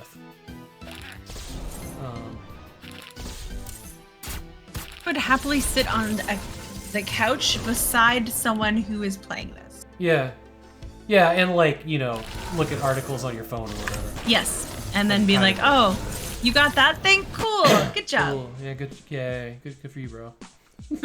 99 cents. You can't go wrong with that. Yeah, exactly. It says it comes in English, which is fine. 99 cents is fine. Neon parkour. Let's punch it. Oh, this is actually kind of interesting. Yeah. It's giving a little bit of V vibes. It reminds me of a game called 140.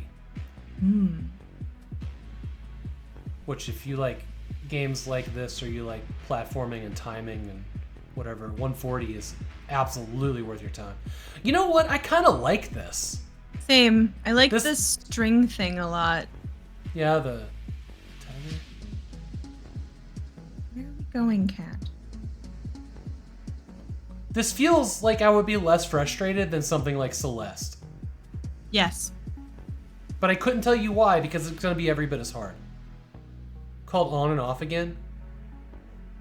It's only $1.94 Canadian. So 99 cents American then? 149, okay. Yeah. Neon parkour. Dry brining the pork. You're dry brining the pork right now? Okay. Or it's going on the pellet grill, right? Here, let me throw this one out there for y'all. Here's a game. It's 99 cents right now. It's called 140, and I actually have the soundtrack of this on vinyl because the music in this is like, it's that's so good. A gorgeous looking game. So 140. It's not a very long game. It has checkpoints in the first part, and then you can replay the game without checkpoints, and it becomes harder. It's like a second mode. But this game fucking rules. Whoops. There we go. But like, you're a square when you're still, you're rolling as a circle, and then you jump as a triangle. And then you just unlock more of the music in the world, and the world moves to the beats.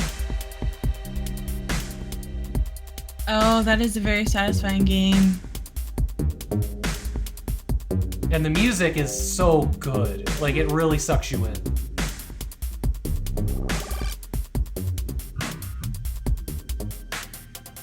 But I managed to get through it with little trouble. And I just thoroughly enjoyed this.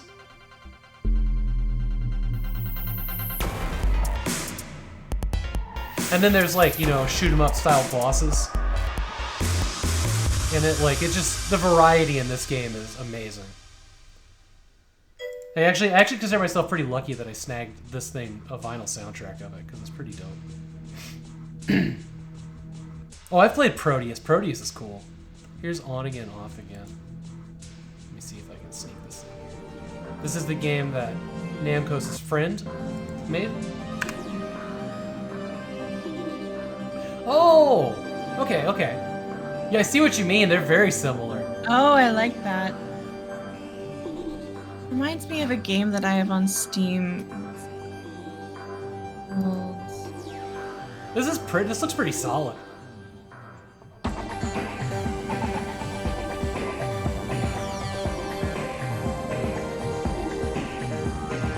This one looks way more stressful. Have you ever heard of Thomas Was Alone? Oh yeah, Thomas Was Alone is cool. Yeah, that one. I've never finished that game. That one gets really hard. I was streaming it, and then I kind of put it down. I started playing so much retro that. Yeah, Proteus, I've put a half hour into. I must not have finished this one. Proteus is a pretty game. Oh, it's that is beautiful. It's a pretty walking simulator. It's quite old too. Hey, Pixel Turkey. Like this game's probably a decade old now. Oh, that is really nice. Yeah. Oh, No, and it's got cool music too. Like that's beautiful. Digital theremin style music. Like it's neat. I had forgotten about this game.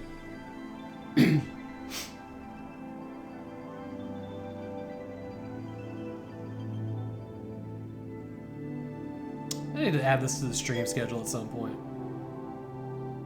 The music is based on what you're whistling. Yes, it is. Everything in the game can affect the music.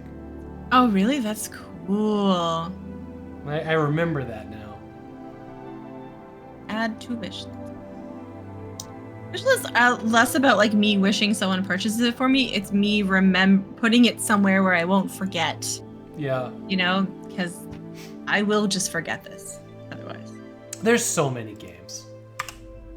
There's so I own.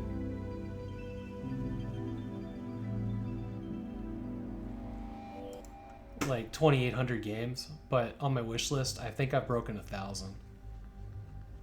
Which is. Are you annoying Crow? Am I? No. Wish list is 939 games. Oh, summer sale. Okay, a dark room. A dark room. Cool. It says reserved. Like they actually filed for that.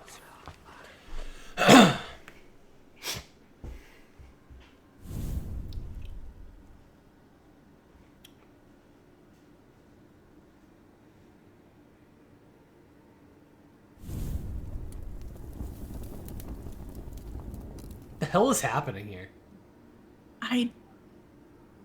It's very old school text parser adventure game.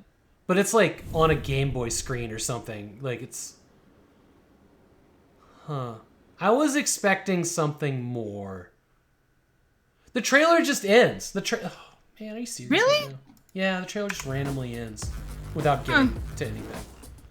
Well, that's inefficient. Yeah. Alright. Oh well. And they want $7 for that. $9 Canadian. Alright, here is Wild Eclosion. Or whatever. Oh, I like the way the world populates itself. That's kind of cool.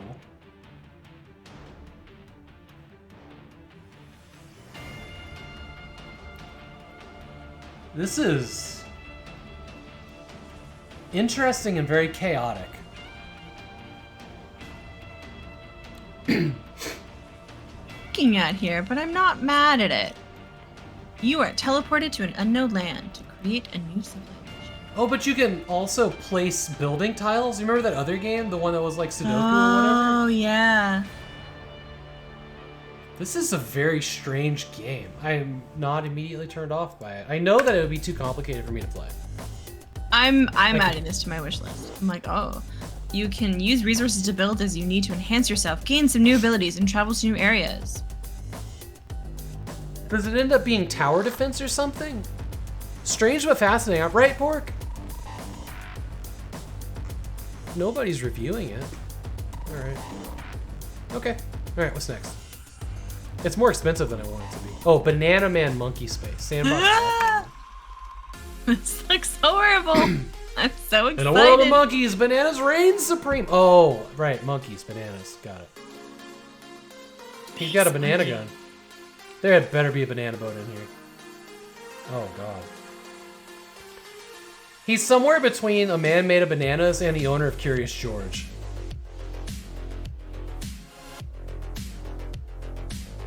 That jumping animation is appalling. Oh, this is absolutely horrible. That's not a monkey. That's not a monkey, you idiots. Well, that's a monkey. I think. Or is that an ape? A bird from Sesame Street. Yeah, yeah. No hat though. I know. All right. I don't you think had promise, and I'm very sad. Yeah, you had one job. I needed like a banana boat. Get on the boat. And Rava, the Phantom of Liberty. This sends back to some old school graphics. Day of the Tentacle specifically. Oh no, now it's a side scroller. Damn it. Why do you lure me in like this? Yeah. These hands coming out of these boxes like punching gloves. Alright, that was pretty funny. Cute birdwood hug. There you go. I don't know. I feel like there's games that do it better, like the Miney game, the Dig Dug, or not Dig Dug. Shovel. It's like a mine game. Steam World Dig. Oh. You're trying to rescue like cute pets and people in the mine. Splunky. Crystal Caves. It might be called like Splunky or something. Oh, Spelunky. Yeah. That was the game that I was visualizing when I said SteamWorld Dig. Yes. SteamWorld Dig was the one with the robots. Yeah, Spelunky's actually a solid game. Yeah, real solid. I watched someone play it. I really enjoyed it. $12 for that. Okay, here's the Korg gadget thing. I gotta look. First up, requires virtual reality. Does not say anything about in-app purchases. There's no DLC. Because it is $38 Canadian. So like that is considering if it's delivering what it's promising, not unreasonable. Let's go. Full volume. And does it have K oscillators?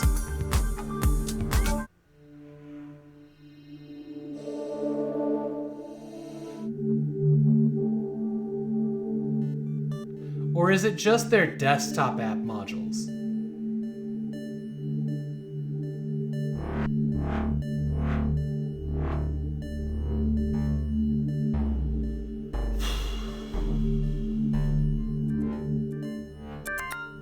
No reviews yet. Right, Jay? Yeah, I'm super curious about this. Hey, Toasty Bear, thank you so much. Bear hugs are coming in. Man, it's been a day for bears and intimacy. Exact. Is Inagi the Hellsman? Thank you so much for that raid. Welcome in, everybody. We'll show faces here in a second. You know what?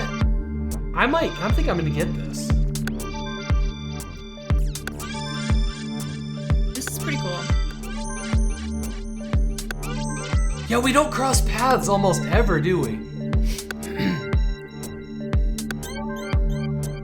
Thank you, Sakura. If y'all aren't following Toasty Bear, you really, really need to.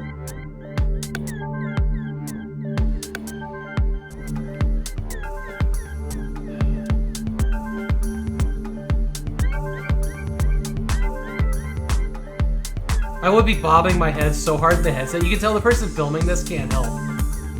They're like, yeah, I made a beat. Head goes up and down. Yeah. Music production studio. Okay. Look, I'm in. I'm in. I kind of want to see... So I didn't see any of the Korg equipment that I used when I was making music. No bobbing allowed. Oh. But this would, honestly, like, if this is something I could get a grasp on, this would make a cool stream, making digital music in VR. That'd be kind of cool. I think I'm gonna buy this. Spend 2 hours in it, return it if it sucks. There is like a thing of like, you know, is VR input precise enough to turn all these knobs? And maybe. But could you do that in time and make live music? I mean, it's early access, so you could give them the feedback needed to like really fine tune that. The active motion controller provides nimble operability.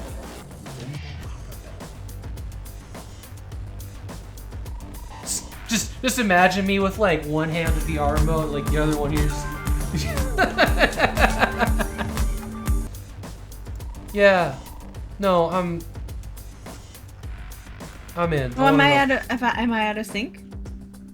I can leave the call for a second. Did it take long for it to go out of sync again? Yeah, we'll go ahead. Let's reboot. I'll be right back. It's such a pain in the ass to get this back up and then re-put back in the thing. But oh well. Turn on the camera, get me up. Get you popped out and over here. There we go. There it is. There it is. There. Hopefully we fixed it for the rest of the show. What were you working on tonight? Toasty Bear, by the way. Mermaid Castle. Sims 4. Ooh, you're playing Sims. Sims 4? We were talking about the Sims earlier. Hmm. We were talking about horses. I mean, the actual pack, jokes aside, looks pretty cool. I mean, they do a pretty good job, Sims, with... And they've changed their business model. Now the base game is free, and they're really sucking people in with the expansion stuff. He ended up working on an apartment for Richmond. It came out so cool. Nice. Oh, that was loud. Okay. Here is Gimmick Special Edition. This game looked like it had a lot of things. Possibly all gimmicks. Okay, you're trying to be like Super Mario with the aesthetics. That. Oh, I was gonna say, was that the trailer? That was it? Yeah. Yeah, this feels like a Nintendo game. For sure. It looks clever. It looks... Oh, it's got a rewind mechanic. Hey, no worries. Go get food. Gimmick is a NES game. Well, this is actually a game. It's from 1990. Oh, so this is an NES game. Thank you, Grizzleby. Toasty Bear, have a great day. Okay, yeah, there it is. That would explain I could see why speedrunners would love it. I was like, it's so well done. Well, now we know why.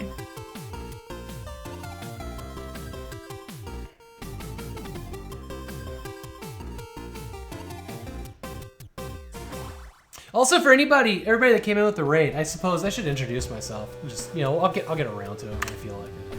I'm Artyom Havok. This is my guest today on this episode of NEWSHOW, Mandy Tuigia. Hello. I did it. I got That's it me. right. Oh my god, you did it! I'm so proud. just don't think about it and go. But I try to every week, though my schedule gets kind of crazy. Either Friday nights or Saturday afternoons. Get together with another streamer and we'll go through some positive gaming news from the past week and then go through the last 7 days of Steam games trying to find things that aren't shitty asset flips. This looks good. This is solid. This game makes me want to hunt down an NES cartridge, which I'm sure would be insanely expensive. Yeah. I need to go check the mail today to see if those games came from He Who Has No Life, the ones I won in his channel. I can't remember what they were now, and now I'm excited, so it's like a double surprise. Oh yeah, like it's like a little surprise. Yeah. Christmas. It's always Christmas around here. I forget what I order and it shows up. I'm like, oh, cool. Oh, somebody must love me. No, that looks cool. That looks fun. Not bad, yeah. Blue Oak Bridge is one of those games that looks really pretty. Man, that is some stock music, ain't it? Let me listen. Pretty much, Mom. Exactly that, yeah.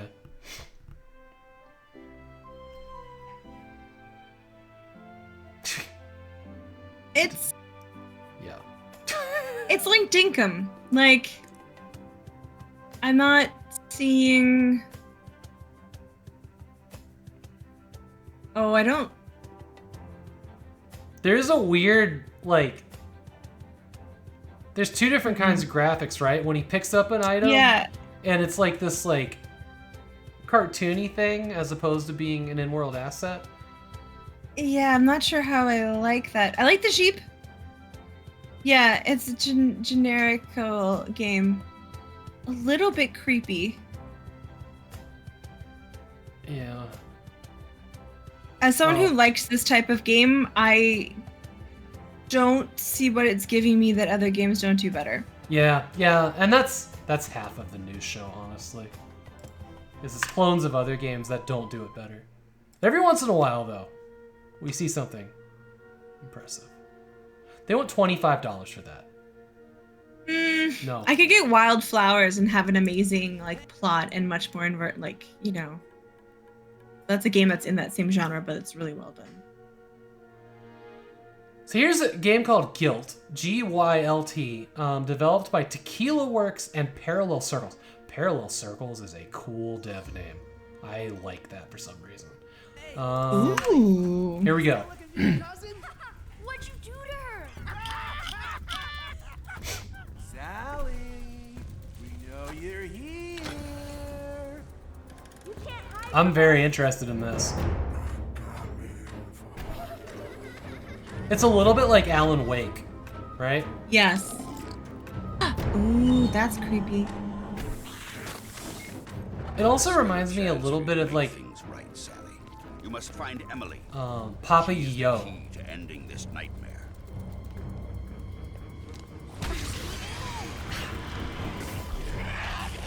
This is very Alan Wake. If this is Alan Wake.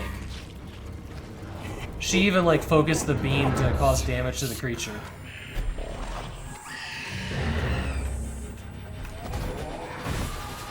I'm not mad about it though. I'd play this. No, this looks really well done. Yeah. Yeah.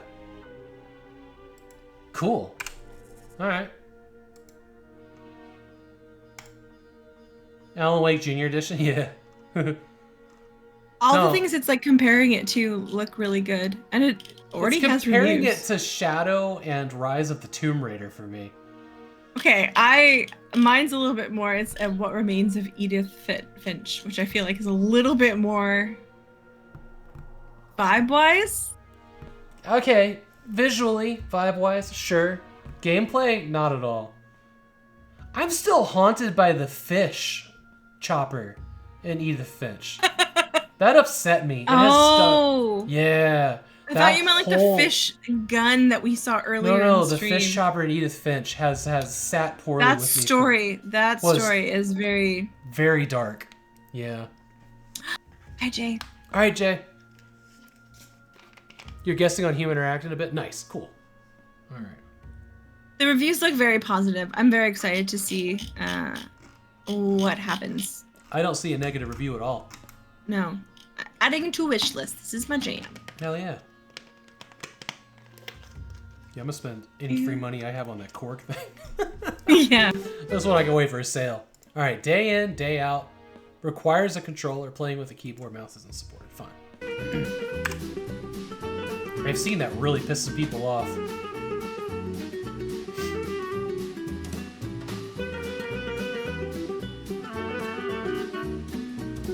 What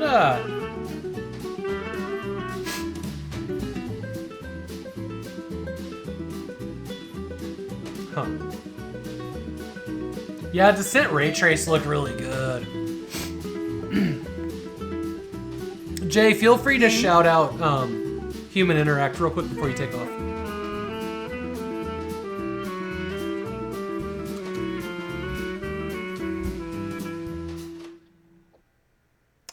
I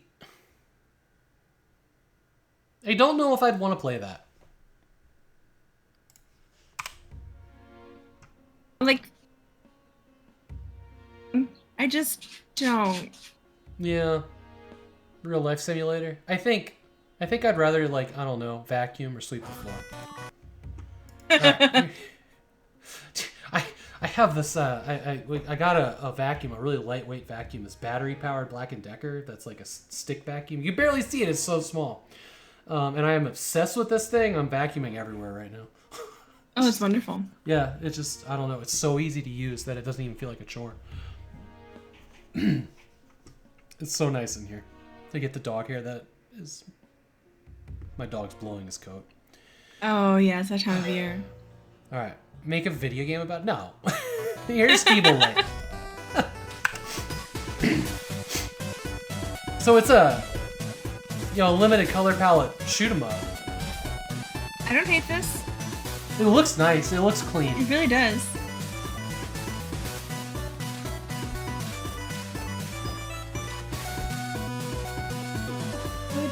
We back? Not a relaxing game at all. No. Actually, the limited color palette, I might struggle with this less than I do regular shoot 'em ups, which are just too visually stimulating for me. Yeah. I love the art. I'm not a shmup person. If this is the music, I'm digging it. I can deal with this. I can't believe, and like, maybe they just don't have access to the music yet because like they're still in production. But I don't understand how so many of these trailers have such generic, boring music. Why not showcase the music in the game? Unless they don't. Yes. Yes. Is the answer for that. What really drives me crazy is when like a video game trailer has like the most banging ass song you've ever heard and there's nothing like it in the game. Like, no. You know, like they show like the best track ever, or like they always do like these really cool covers in E3 trailers, and like obviously the game's not going to have that. Like, you know, where was that like minor key Wicked Games cover with the girl singing in Forza Horizon 3? It ain't in there. or like the time that the Wolfenstein Wolfenstein New Order had like Jimi Hendrix all along the watchtower in the trailer, but like the game was just like, you know, it still was good music, but it wasn't that energy. And instead they went the direction of like redoing old songs like the Beatles in German with new bands. So that's a plus, but like I really wanted like, where the fuck is like, we got House of the Rising Sun in German and it was amazing. Sure, but we did not get All Along the Watchtower in German. So there was a very, very limited run vinyl. Not from limited run, but just they handed it out at trade shows only. They never sold it. And it was all of these songs in German from the Wolfenstein soundtrack. I finally scored a copy. I did not have to break the bank on it. Oh, that's awesome. This is like a $600 single record with like 6 songs on it, or 8 songs. Oh, that's really nice. I like that. But yeah, it was like I found out about it long after, you know, all of this, but the music in there was really cool because like the German version of House of the Rising Sun is insane. I can only imagine, honestly. Like, there's some really, really good music on there. Because they did, like, you know, the story is that the Nazis won World War II, so all these things that are like the cross points in the different timeline, like these songs would get written, but it would be German because the Germans live in London, they live in America, you know. Yeah, that cat is really tearing it up behind you there. Me? Yeah. Yeah. She's like, Mom, I'm dying. Cats. All right. Pine Creek. This has a demo I saw. Ooh. Oh, this is ear piercing. Man in the High Castle. I'm aware of Man in the High Castle, but I haven't. Yo, what is this? It's got like, you can switch in between modes. No, no, you had me with the basic flat stuff, but then when you mix the 3D and together, I get uncomfortable. I'm the kind of person that, like, when I ate food, I needed to keep them like there were my vegetables, that was my carb, and that was my meat, and they shall not touch. See, I'm in camp. Sandwiches are great, but I don't like mixing things on a plate. Yeah, no, yeah, I eat them agree all with that. separately. But I will put all those things together in a sandwich and be happy with it. Sure, yeah. Or a wrap, but yeah, it's again, why? Why do you melt things? Either it's Look, I'm not gonna. So what this reminds me of is like, and maybe it is, but you know, like in Halo and Halo 2, the remastered editions, you can switch between the new and the old graphics and see what it was before and after. That's what this reminded me of. So it makes me wonder if it's an older game. And they're it's like mixing dessert with main dish. Yeah. A 3D remake of the original Game Boy release, now available for PC gamers. Okay, you called it. That's what the trailer was showing us. So that's cool. Okay. That's cool. All right, fine. Yep. I can stomach that. All right. Yeah. All right. They want $10 for that. There's Oh, here is Cyber Ninja that climbs the city. What a title!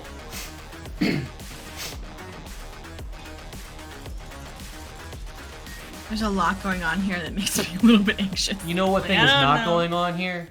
Somebody that understands how video compression works.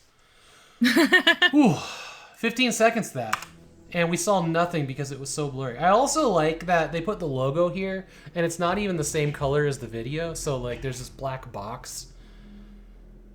On top of like a faded. Yeah. Oh yeah, that's unfortunate, guys. You. All right. Next. Kavara. Or whatever. Future Cake is the name of this? The studio? Sure does climb the city. Yeah. It's like mixing dessert with the main dish. Yeah, don't do that. Man, this is the color gold. For sure. It's both really pretty and doesn't do shadows good. Actually, wait a second. Hold on. I'm pausing the trailer and going back. What the fuck is happening? Why are there like weird... What is this? Do you see this weird effect where there's like light up here on top of this thing that should be totally transparent? Yeah.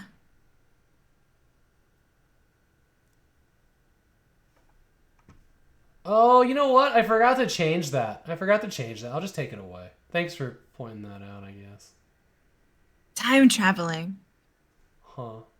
Oh, this is a...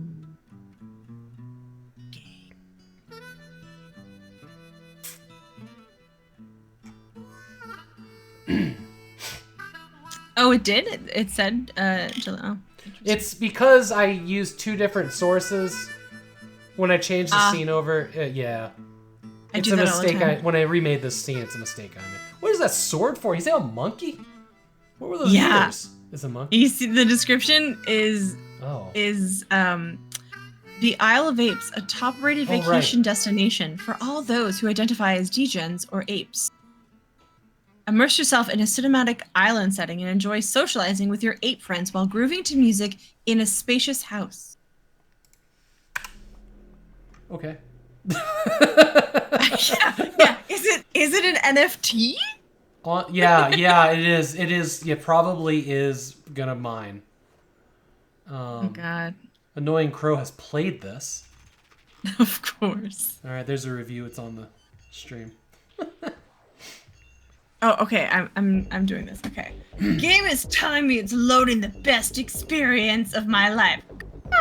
I didn't see three women in fishnets with their boobs tied in front of me. Can you play me monkey game on Steam Deck? Yes, just make sure you have Proton Diablo incompatibility. You will get 15 frames and not be able to attack, but who cares? Playing as a monkey is not about attacking.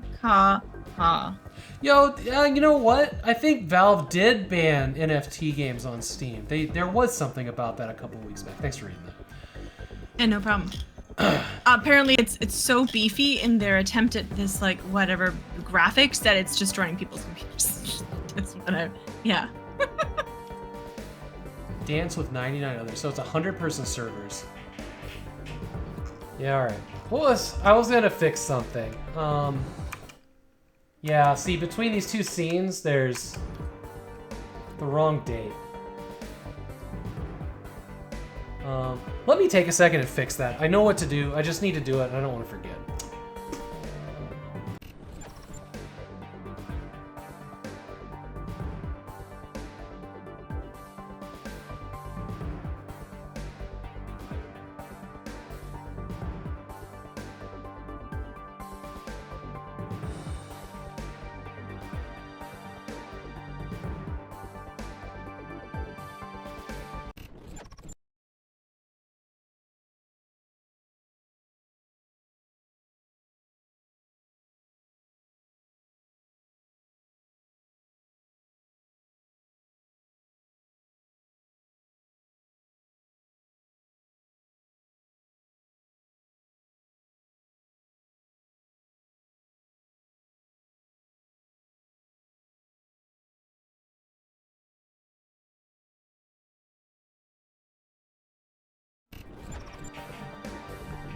Okay, that is now see each other as a reference, so when I change it in the one place, it'll change it in all three scenes that it's relevant. Cool, okay. Yeah, that's Yeah. a weird one. And I agree, Dragon, that sounds like a weird thing to say in a sentence. Degen sounds derogatory. You know it does, doesn't it? Yeah. I don't quite know. It's degenerates, right? Yeah. Unless it's been co-opted by somebody else, and that happens all the time. I can't keep track of everything that's It's hard. Things were fine to say for hundreds of years, and then suddenly they aren't. Like it's hard to stay on top of it. Try my best. Yeah. But did you look at which one was next? Was it Cabin of Souls? It's Cabin of Souls? I'm backwards.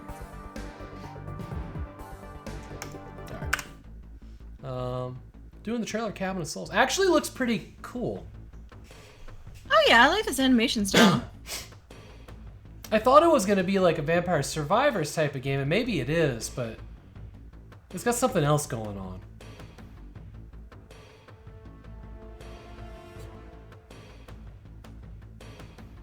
Build. Scarecrows. Okay. What does this remind me of? Oh, I like this. Yeah, you know, I like the art style of this. It's sharp. It's like it's both sharp and really bold, you know? Yeah. Big thick black lines that aren't even all the way around. So it's kind of tower defense-y. Yeah, I don't. And I want to see more combat. Yeah, like how's it gonna work when you finally unleash the baddies? I like the way the blood drops work. That's kind of cool. Yeah. Wow, they really didn't show us much gameplay other than the building, did they? That's too bad. Yeah. And there's no other trailers. I have to imagine that like it's the UI that got the most work here and not so much the gameplay. Hey, yeah, and it's not even it's already out. It's only $6.50 Canadian. Full quiet requires a controller. Full quiet. Wait, hold on. Is that Morse code? Braille. That's Braille. Is that Braille or Morse code in this title? It looks like Morse code. It does. Braille is just dots, right? They don't have lines in it? Yeah. It's been a long time. I like the graphics on this. Yeah, let's fire this up. Also, did you notice in the leaves, instead of having like the leaf veins, they have circuits? Yeah. That's cool. Braille has no lines. Okay, thank you. Oh yeah, there's a Morse code key. I guess we could have figured that out. Oh, this is the one that kind of like had some scenes like Metal Gear Solid. Yeah.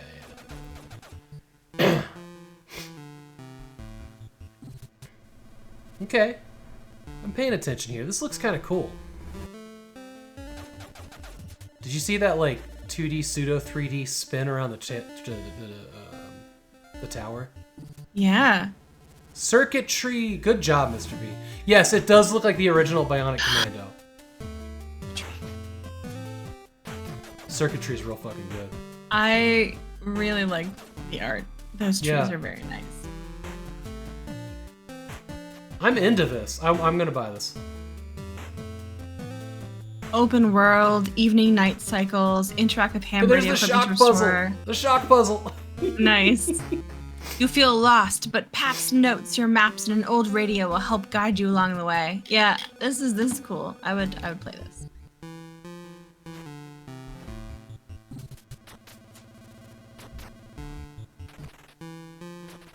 Playing with a keyboard and mouse is not supported. Okay.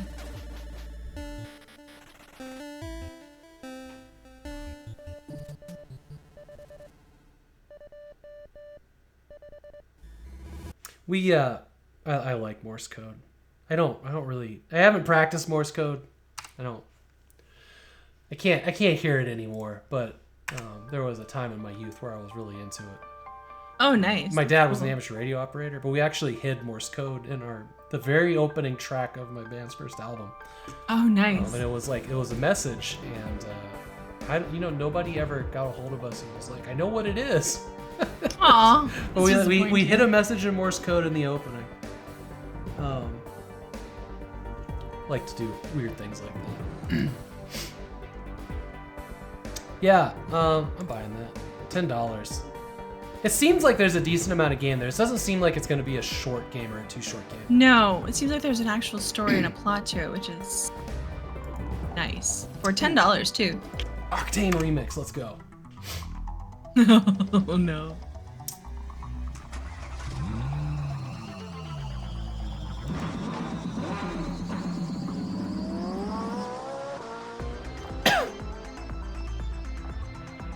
This is not like BitCrunch well.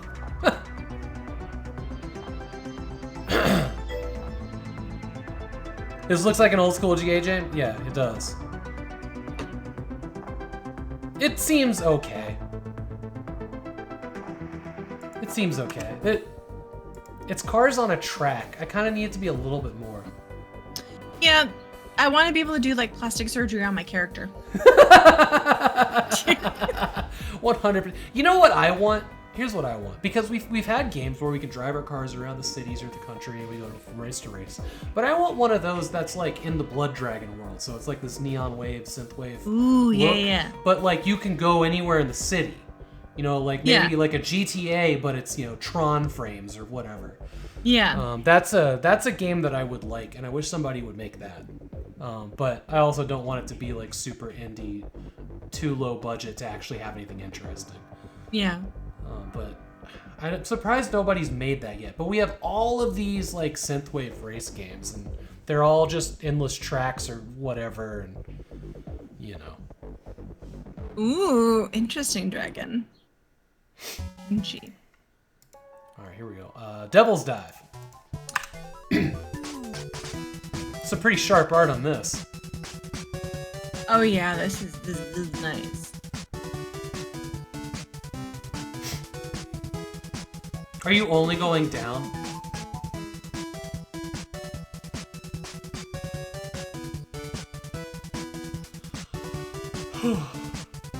Oh no, I got yawns now. This seems alright. Yeah, I like the art, but I don't think the game's play style is for me. Yeah. Which is too bad. Oh, there is side to side apparently. Has some. Wait, I like that big rhino thing. It reminds me of Hollow Knight. Kenshi is a vast layered literal sandbox. I remember the name, but I don't really remember the game. Alright, they want $3.99 for that. That's actually pretty solid for that kind of game. Yeah. That's a good price. Oh, here we go. New Heights, realistic climbing and bouldering. It's time. Yeah. Alright. Well, the people motions look pretty good here. Like, I'm not gonna lie, like, The body movements look pretty solid. Mostly. Yeah. When can we expect this to be in the next Tomb Raider game? Right? It's early access. $23 Canadian with 10% off. Ooh, that reach! I feel like as a non-rock climber, I'm interested, but I don't know how much I would play this. Compete for high scores. It kind, you know, it's kind of like Octodad.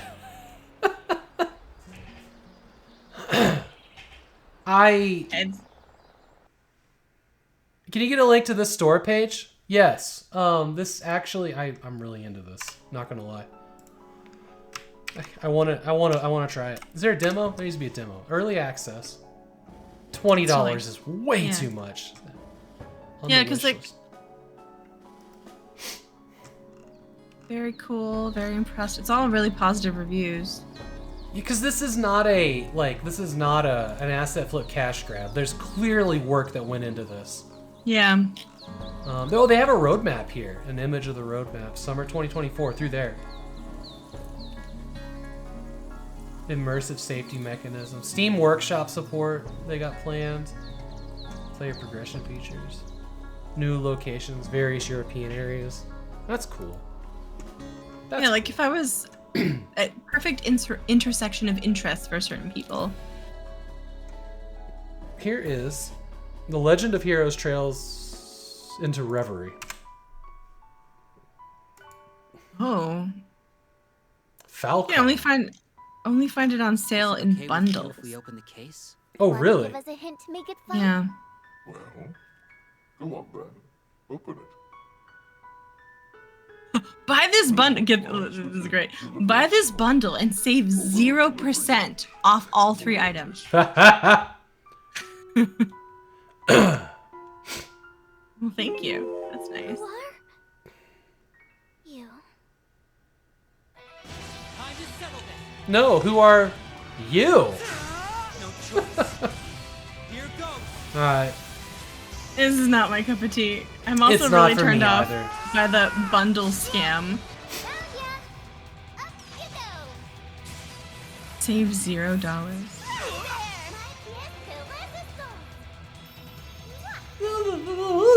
That's all I heard.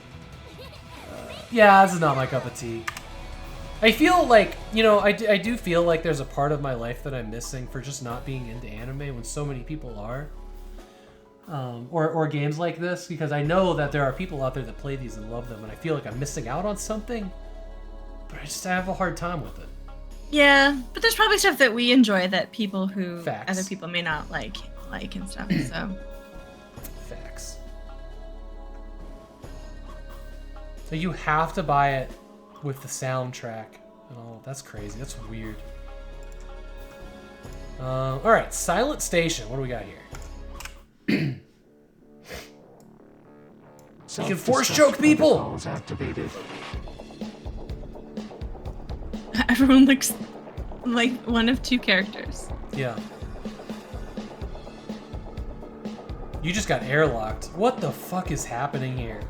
What is this point? It's a social psychological multiplayer game based on the rules of classic Mafia, complemented by the features of setting death trap. Wait, Mafia? Dead crew member Yeah. found. And it's just lowercase Mafia. Classic Mafia. Like, the Mafia? Like, the historical Mafia? Like, what kind of Mafia are we talking about? I've been hearing the word Mafia come up a lot more recently. You said it earlier about something. Didn't you? I don't know. Oh, is it a social deduction game? Is that what they call it? Mafia is a social deduction game? Mafia party game. Oh, okay. Yeah, alright, whatever. They want $5. Next. Turn out the lights. Let's figure out what the hell turn out the lights is. This is an 18-second... Oh, no, minute 18-second. Okay. Okay.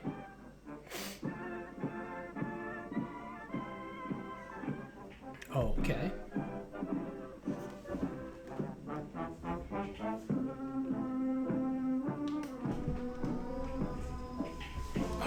I'm sitting here, my back's been hurting in this chair, and I forgot that I could stand up.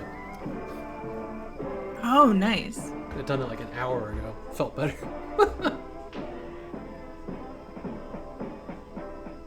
Huh. This is not telling me anything at all. It's what it says is it's essentially like a 15 to 20 minute playthrough, where you've been at a company mining asteroids, and it's a point and click adventure text choice game. But the graphics all look like the same.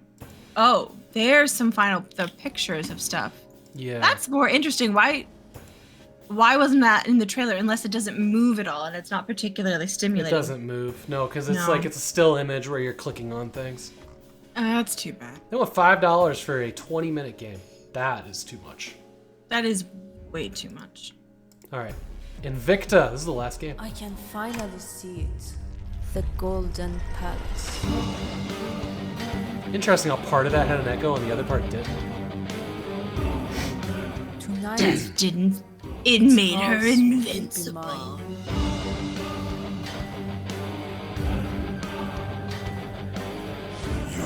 Her vengeance emerges. Fools. I'm even Her more vengeance relaxed. hibernates. If I have What a nothing weird left to juxtaposition of like seriousness and the next cartoony has just characters. arrived.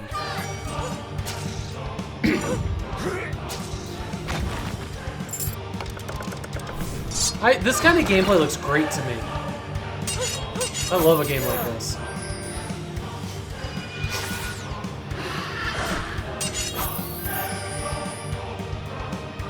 Trouble mortals. That's a lot of gold. There's a lot of gold. Oh, look at that beautiful floor. That guy's so rude. Oh, it's Souls-like. Interesting. Top-down like Souls-like. A little bit Souls, a little bit Diablo. Sure. Yeah. I'd play this. How much do they want? I would watch someone play this. Please be free. Please be free. It's free. Ah, it's free. That's nice. Hell yeah. There you go. Totally free. Just the browser we had the library. Okay, we did it. We're done. We did it. Now we can go get food. I'm gonna go make some pizza. Nice. You're gonna make pizza. It's frozen. Like it's just like, yeah, I'm just gonna stick it in the oven and take credit for it. Fair enough. Are you streaming later tonight? Tell us about your I next am. stream. I'll be streaming probably in like 45 minutes, and I'm just gonna do some chill Stardew vibes tonight. Just hanging out, working on perfection, tangents, probably talking a lot about what we did here. Yeah, and then I don't know. I'll be streaming again tomorrow, but probably doing Final Fantasy 16. Nice. Thank you so much for being here with me. This was a lot of fun. I like hanging out with you. Yeah, you're great. This was a really good time. Thanks for having me. Yeah, absolutely. If you want to look at your list of people and see if there's somebody we should raid.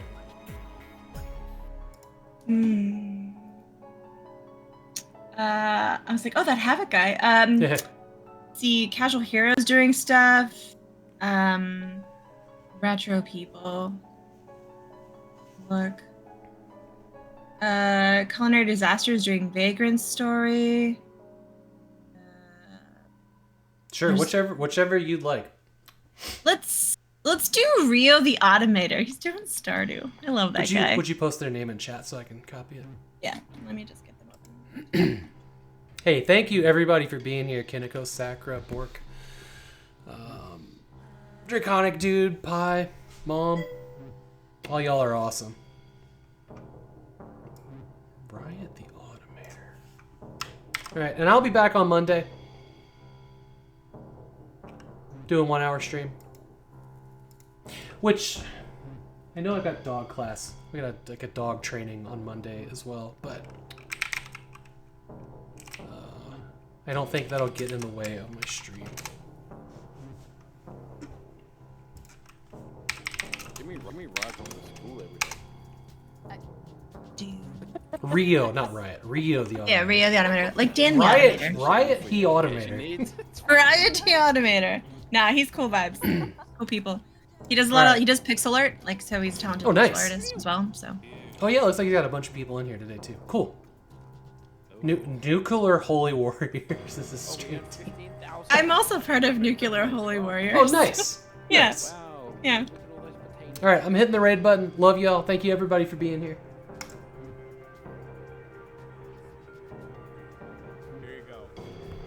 Okay, we're rated.